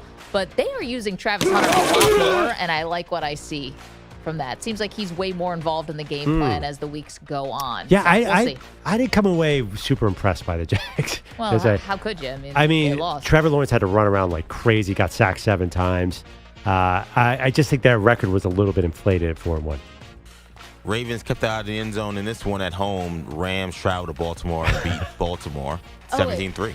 So, all right, I just have a quick question about this game because I turned it off at one point because I only had the multi-view going. Terrible. Well, yeah, the other game that I won on my phone, another one on the laptop, I was still one screen short. Did Cooper Rush get knocked out of the game, or did they just go to Snoop Humphrey? I think they just went. They just went to him. Okay. Him, yeah. They should have went to him 2.5 quarters earlier. I've never seen or heard Tom Brady be that cutting with his criticism of that Baltimore offense. I mean, they are just terrible. And, for the Rams, this was, I won't say an easy win, but they just did just enough. Tells you nothing about the Rams. No. They sleptwalked. Although Puka being hurt now is something to keep an eye on. That's no good. All right, let's head to the 4 o'clock window. Let's start in Las Vegas, where the Raiders beat the Titans 20-10 in this one. Yeah, I thought the Titans were going to get shut out of this one by the Raiders defense. That was bad. The Raiders said they were going to run the ball more. They did, so I'm going to give them credit. Although beating Tennessee is no great shakes right now, Maggie. Brian Callahan's got to go, right? I mean, is there still time to kind of salvage things a little bit this year with Cam Ward? Maybe. Cam Ward looks okay, though. He looks fine, but they're not well coached, not doing smart things. And this was probably their best chance to win another game all year long. Well, they weren't even in this game. Right now, we ass. There was never a moment where they even had a chance in this game. I'm saying coming off of last week, like you go into the Raiders, you're like, all right, maybe we get a 2-game streak here. No shot. All right, let's head to Green Bay, where a surprise, Joe Flacco didn't solve all the Bengals' problems, especially defensively. Packers beat the Bengals 27-18 at home. Surprised this was as close as it was, considering Flacco was terrible in the first half, No. much better in the second half. Flacco had a good game. That was, In the second half, not in the first But half. I don't think he was so bad. I think they didn't have a lot of opportunities. I mean, he was definitely a step up from Browning on this. Look back at my man. I thought that the Packers would put them away in the first half. And maybe that doesn't exist in the NFL anymore, but I really did. I feel like there's something about the Packers offense, whose run game got going again yesterday, to their credit. I was a little surprised. Green Bay does this every week now. You know how Carolina comes back at the end? Green Bay starts off with like a 10-0 lead, and then they just don't do that. They're very conservative, actually. Also, no takeaways for their defense. Yeah. A surprise considering they were Cincinnati's playing from behind, so Flacco had to throw the ball a lot. I thought Flacco was pretty good. Really interesting, the chemistry he had with Chase and a little bit of Higgins. I mean, it's probably too late now to save the Bengals, but he was definitely better than Jake Browning, who was a huge improvement. All right, and finally, the last one here. Buccaneers beat the 49ers 30-19. Keep that Baker Mayfield MVP bandwagon going. I mean, are they going to be able to keep doing this? The Houdini act, the scramble, the long touchdowns, but he looked pretty dialed in. I do worry about the injuries. Emeka Egbuka got hurt yesterday, and we know that obviously Chris Godwin has his health history, and Mike Evans is hurt. So they're going out of guys like Cameron Johnson, who had a great play. Emeka Egbuka. I just, when the thing is, even though these guys are coming back, does it start rolling downhill injury-wise for Tampa Bay? Well, if Baker really is the MVP candidate that we think that he is, then he'll continue to, lift this team up, which he's done a good job of so far. My bigger questions here are for San Francisco. They've got this really easy schedule, but they cannot go a game without losing a major piece. This week it was Fred Warner, who's gone with an ankle injury for the rest of the year, already lost Bosa. It is just it's like painful to watch Mac Jones play right now. Tough dude, but like he's held together. Knee brace on, he's got his shoulder, his elbow, whatever it is. This is a tough watch. It's Christian McCaffrey basically or nothing on the offense. Well, that was a stretch where Mac Jones looked like Tom Brady. That was unbelievable. I mean, you got to admit, some of these throws are crazy. He's threading it in there 25 yards downfield between two defenders. I had no idea he was capable of playing like this. Yeah, I think there's something, what you were saying about the that Shanahan system. But he's actually, his pocket throwing is better than Purdy, I think. I just don't think he can move like Purdy. Yesterday, 347 yards, 2 picks, 1 came really early. That was a bad play. But I think he is a very effective passer. In fact, I think he might get a starting job out of this. Well, I wouldn't be surprised. Yeah. I mean, a lot of guys go from backup in San Francisco to getting jobs, except for Trey Lance. Other guys do. 888-710-4ISN. That's true. 888-710-4476. There you go. Your NFL in 60 seconds or less. We obviously have 2 games tonight with a Monday night doubleheader. Get my Bills against the Atlanta Falcons in Atlanta, and then you get the Commanders and the Bears. All right, coming up, we've got the M&P 500. Whose stock is up, whose stock is down after a big weekend?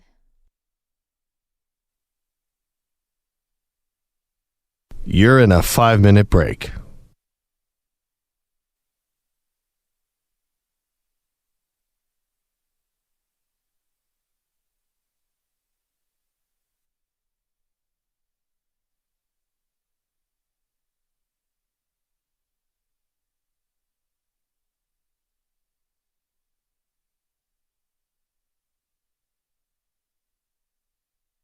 Four minutes, 30 seconds remaining.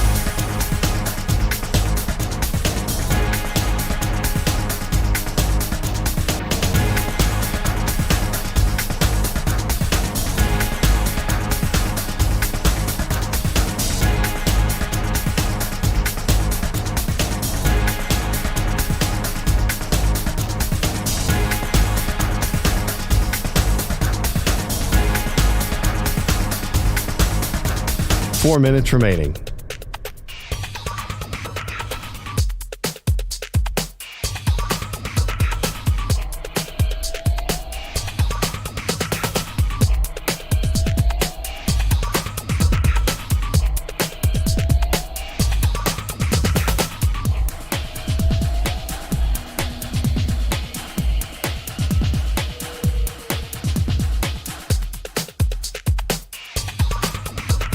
3 minutes, 30 seconds remaining.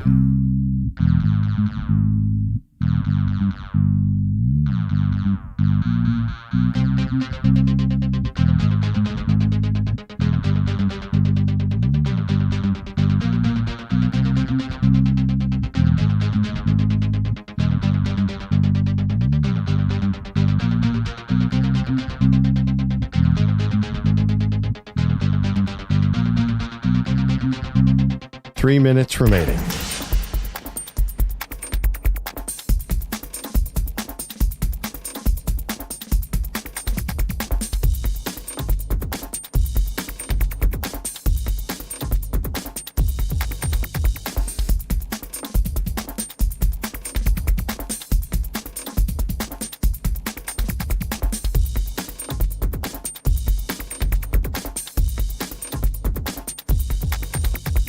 Two minutes, 30 seconds remaining.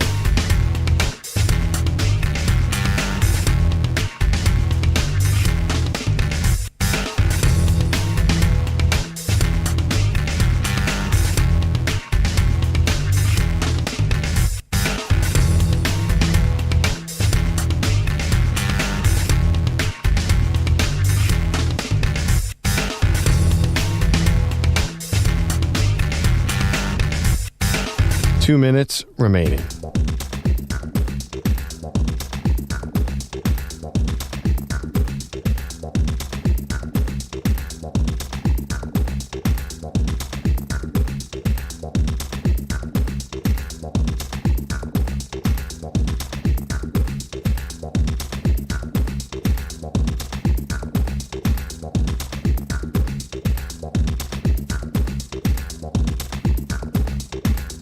One minute, 30 seconds remaining.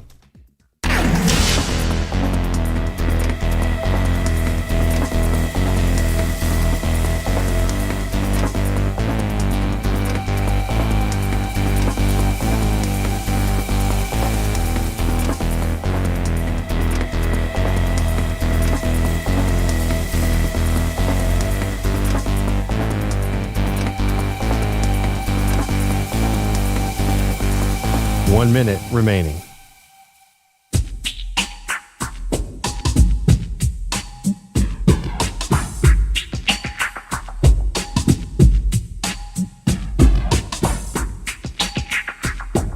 .45 seconds remaining.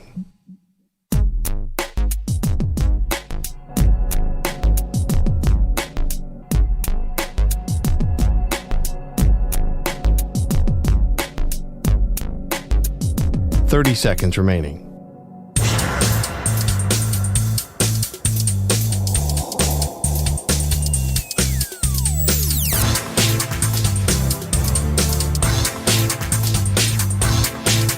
.15 seconds.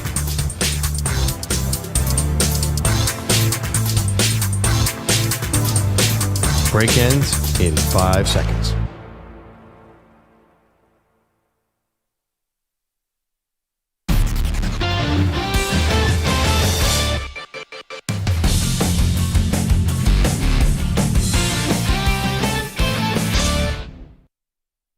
The M&P 500 on the Infinity Sports Network.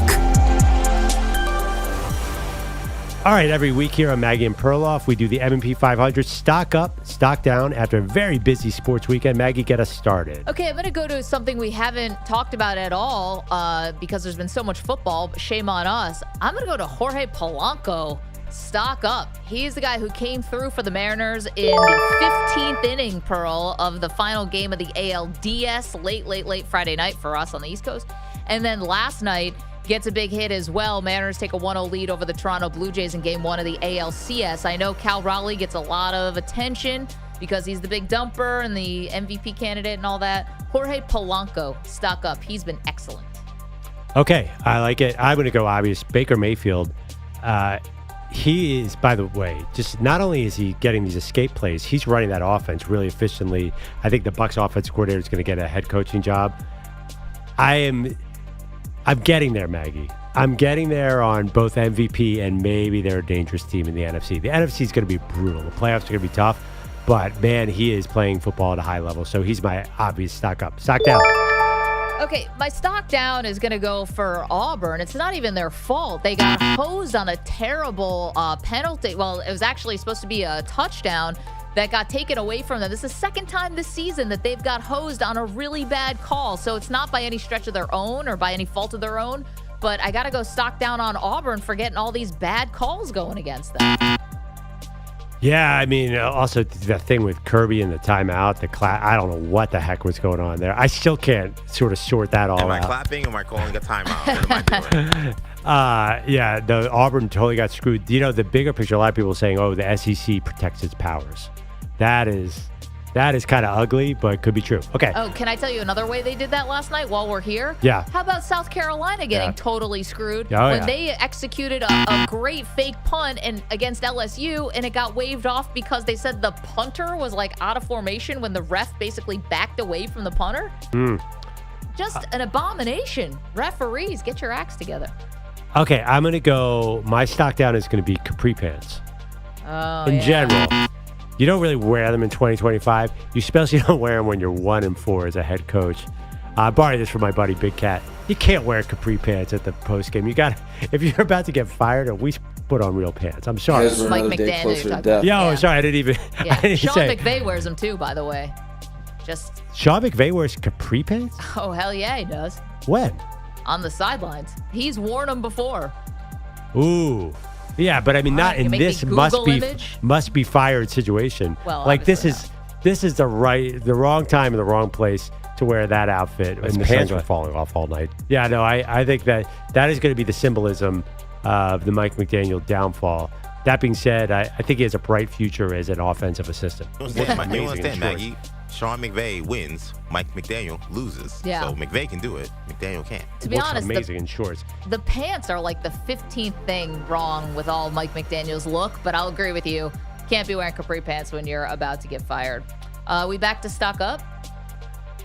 Yeah. That was my stock down, yeah. Okay, back to stock up. I got to hand it to Deion.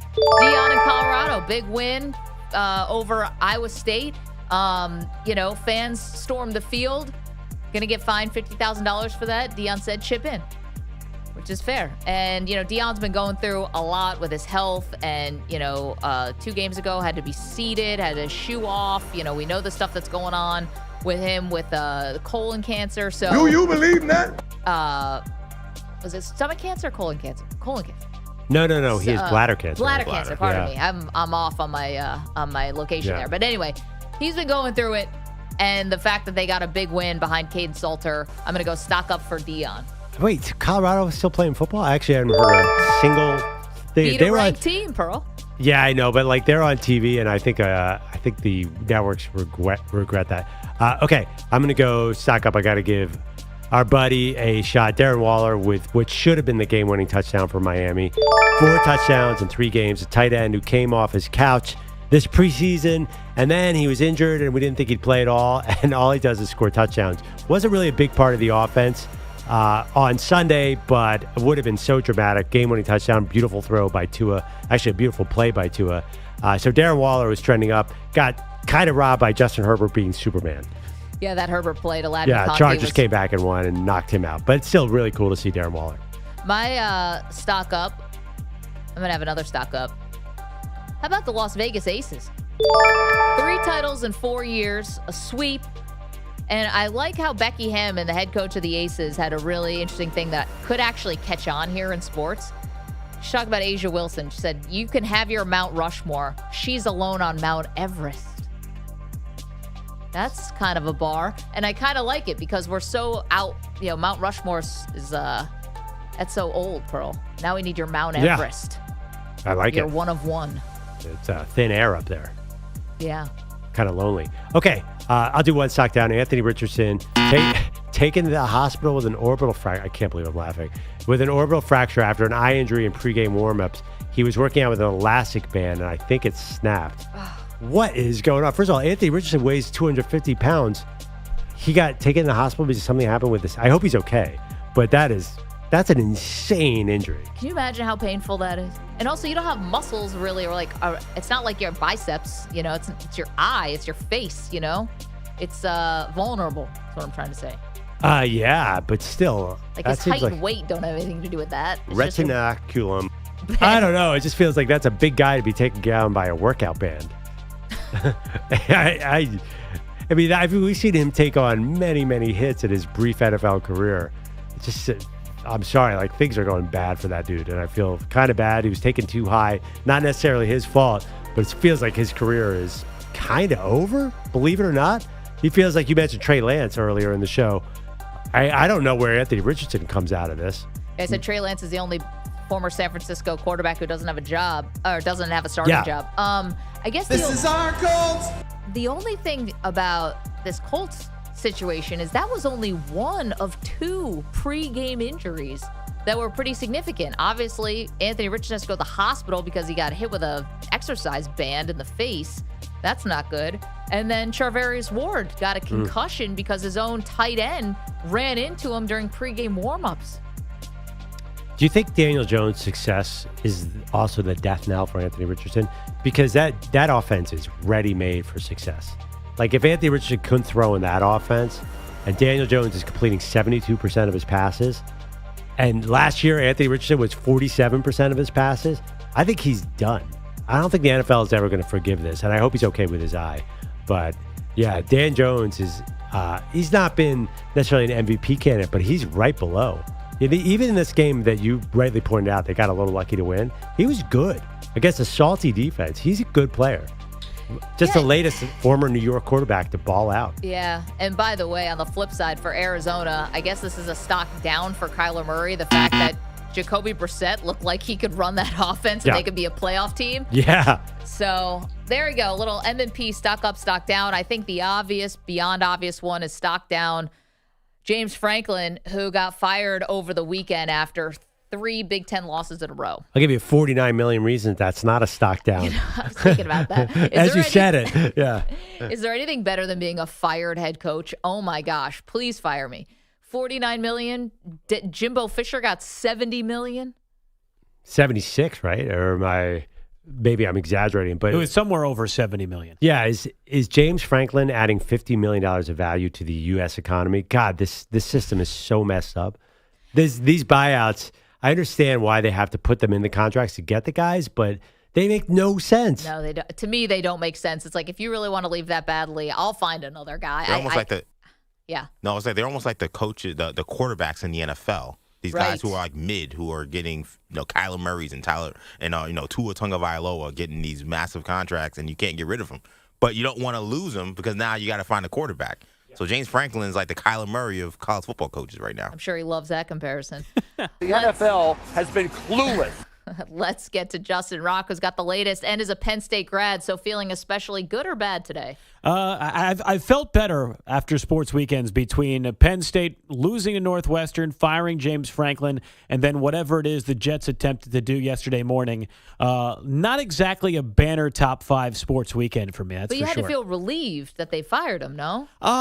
Yes and no. I think it was time to fire James Franklin, especially after losing to UCLA and Northwestern. There's been an issue with the last couple of times. They've lost big games, compounding that with another loss afterwards.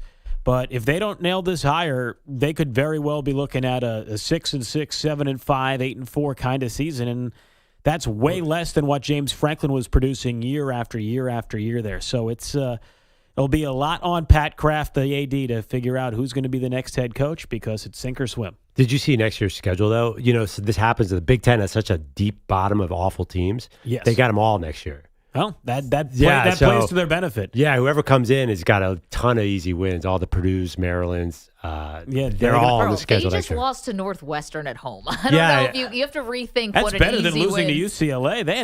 They hadn't won a game all year. I guess at least that's on the road. Body clock, I don't know. But no, it is like, it's cyclical in the Big Ten, and they cycle way down next year, kind of like we thought Bill Belichick was for North Carolina. I think that's why they go in hard next year. They don't build a program. They go straight in, spend a ton of money, and go for it. Where the money comes from, I have no idea.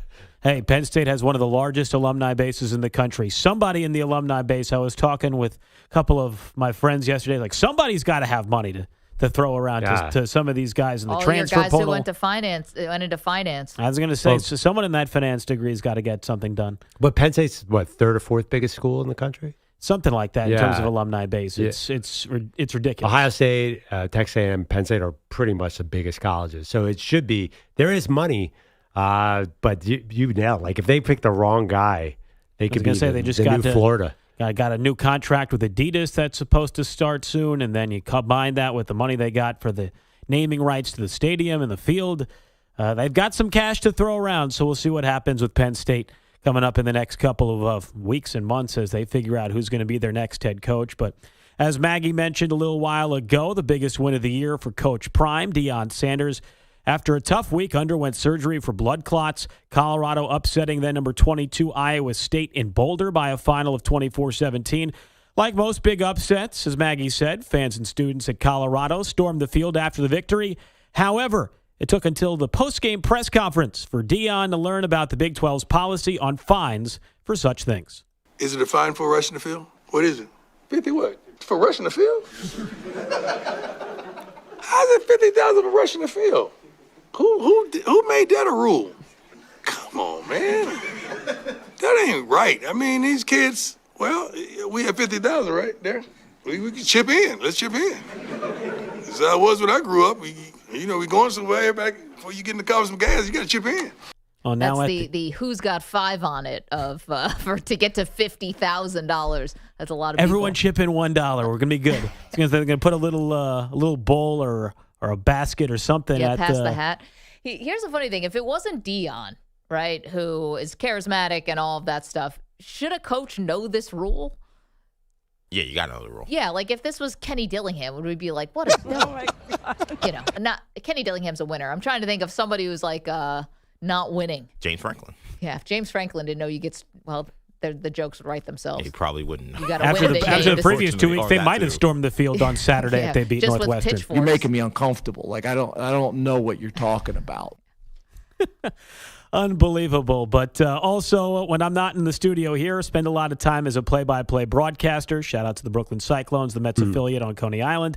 So I'm absolutely no stranger to falling victim to the old announcer's jinx. And yesterday in Jacksonville, Fox's Chris Myers could barely finish his sentence before he needed to take his words back.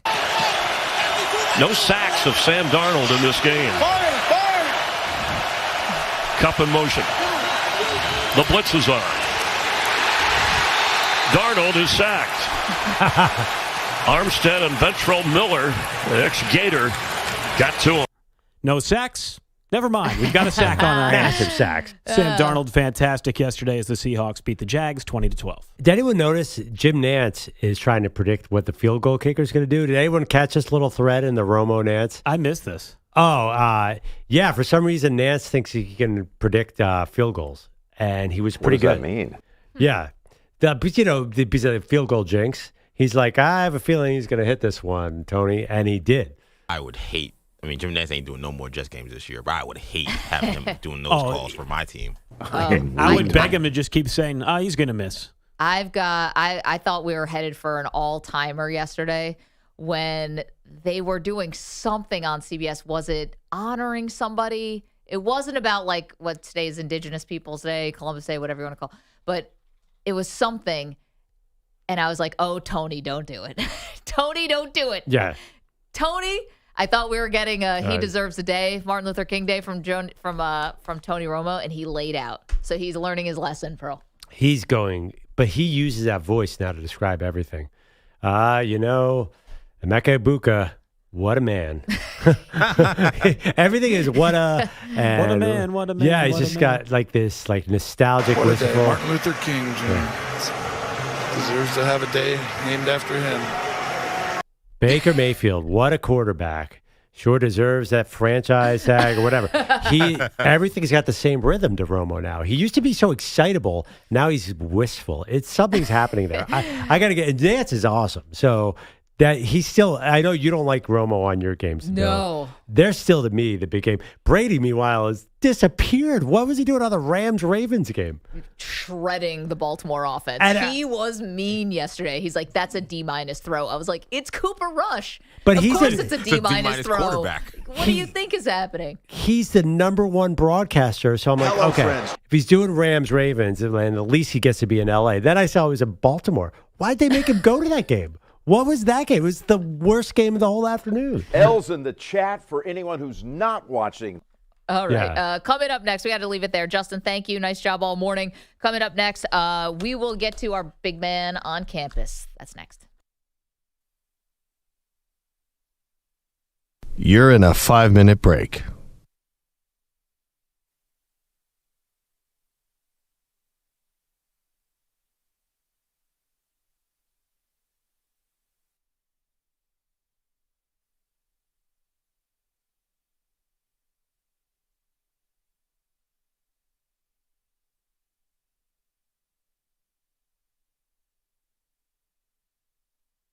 Four minutes, 30 seconds remaining.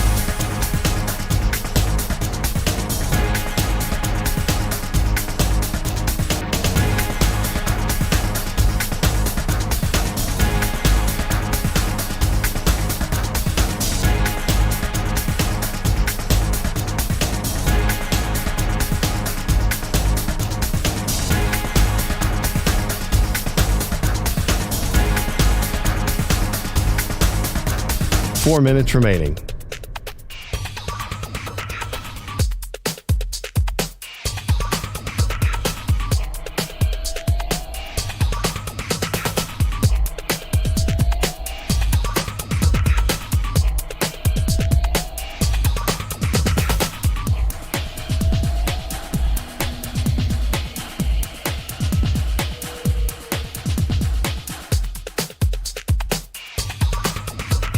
Three minutes, 30 seconds remaining.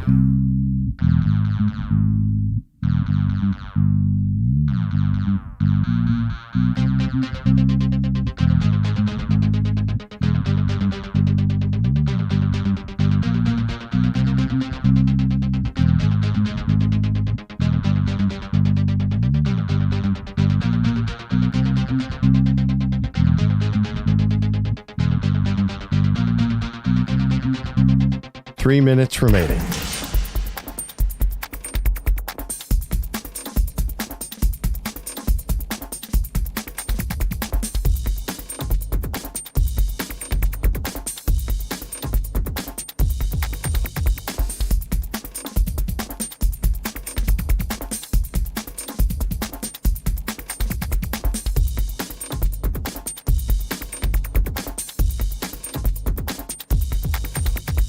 Two minutes, 30 seconds remaining.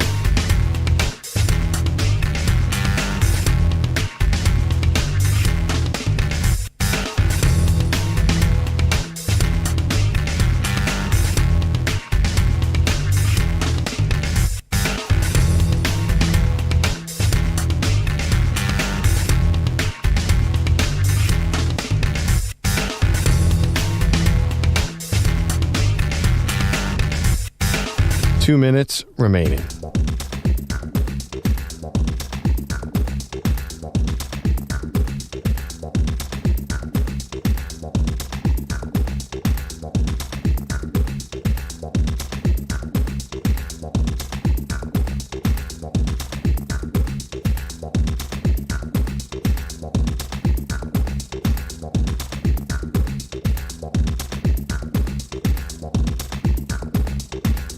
One minute, 30 seconds remaining.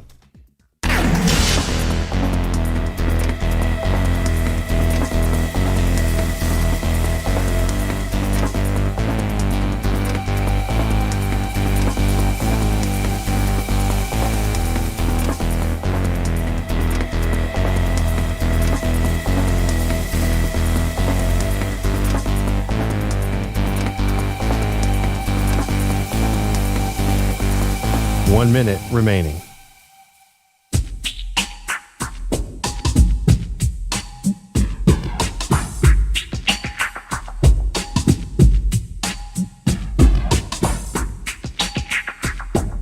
45 seconds remaining.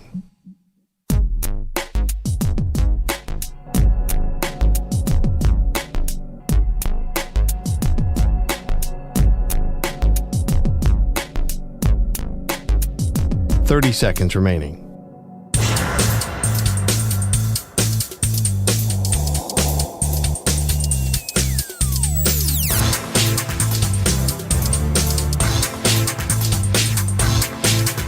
Fifteen seconds.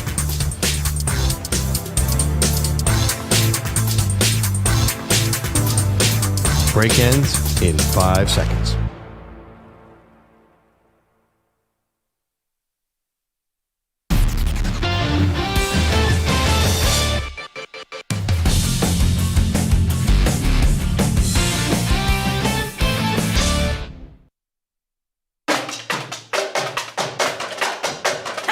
You never know what you'll see during the college football weekend.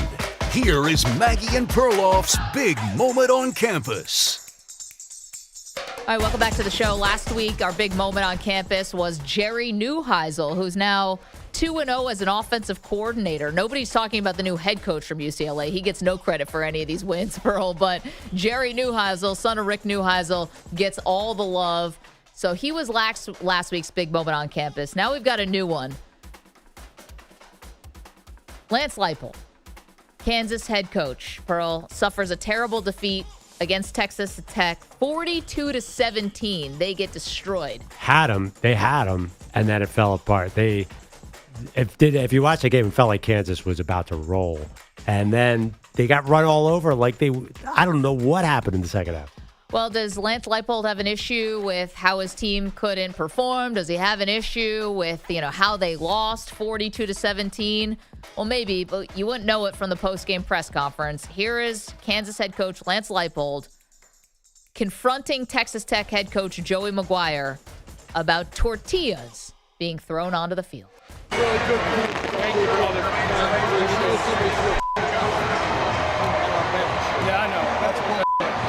Coach, I can't do anything about it. You want me to do something about it? I just heard. I know. And I said I got it. You don't got it. Texas Tech got penalized, twice during the game because fans would not stop throwing tortillas onto the field. Here's more from Lance Leipold after the game. Says the Tech crowd is great, but officials were upset that one of the penalties was picked up. This was just too much. Obviously, they have a great crowd. They really get into it and do some things, but I know the officials were just as frustrated after the one penalty was picked up. Yeah, more from Leipold said one of his staff members got hit with something a little harder than a tortilla. A pocket knife was thrown out and hit one of our staff members. So, it's ridiculous. It's supposed to be for safety and things like that, and it's a culture that's been accepted to a point, and it hasn't changed, and eventually somebody's going to be seriously hurt, unfortunately. The guy got hit with a pocket knife. Now I'm assuming that pocket knife was probably closed. I'd hope so. What's a pocket knife? Is that like a switchblade? What do you mean? Or a Swiss Army knife? Yeah. I know. I mean, it could be, yeah. Anyway. It's like the scene from Anchorman. To get hit with a trident. I mean, that is, I joke, but you could really get hurt. Tortillas is one thing, Pearl. That's kind of silly. But a pocket knife. Yeah. That being said, yeah, he should have led with the pocket knife. But is that really true that somebody, a knife, okay, Swiss Army style knife. Anyway, yeah, that's not good. Why would somebody throw a knife at the field? Don't you want to keep your Swiss Army knife? They're so useful around the house. I don't know. Let's hear more here's Joey McGuire. So here's the Texas Tech head coach imploring fans, stop throwing tortillas. If you're throwing tortillas more than once, now it becomes all about you. Really are you? Is that a Red Raider? Or is that if you came to the game and you love this team and you're passionate about this team, but yet you're going to throw another tortilla and it's against the rules? So we've got to do a better job, and I've got to do a better job at expressing to the fans how important they are. I mean, here's a question I kind of don't want answered. Where are people hiding these tortillas? Is they're sneaking them into the stadium? I don't think they're sneaking them in. I think you're expected to bring them in, and they will be thrown on the field. Because, like, if you could try to get rid of this with security, right? Hey, we're confiscating all tortillas. But tortillas are kind of like foldable, and like you don't need to bring a whole bag from Trader Joe's. You can just put one in your pants. Yeah, but how badly do you want it, EJ? I mean, if you really want to beat Kansas 42-17, you need the industrial size pack. No, I don't know. It's Each fan only needs one bag, and I mean, they got at least 50, 60,000 people in there. All you need is one. You don't even need to bring a bag. Just bring one tortilla in your pocket. His butt hurt. I just don't know if I would trust myself with my aim. Because, like, you're going Frisbee style at that point to get the tortilla down there, Pearl? Yeah, I've never thrown a tortilla. I guess so. But a big game for Tech coming up. At Arizona State with Levitt coming back. Forget all that stuff. That's taking away from a great football story as well. No doubt. Yeah. Thank you, DJ Stewart. That's where we have to leave it. Thanks, Chris Persianen. Thank you to Justin Rocke. Thank you to Andrew Kaplan, the Weedos, the Coffee Drinkers. Ralph Russo, who joined us earlier in the show to say that Penn State is going to be targeting Matt Rule and Curt Cignetti. We got more for you tomorrow. Tune in, MVP.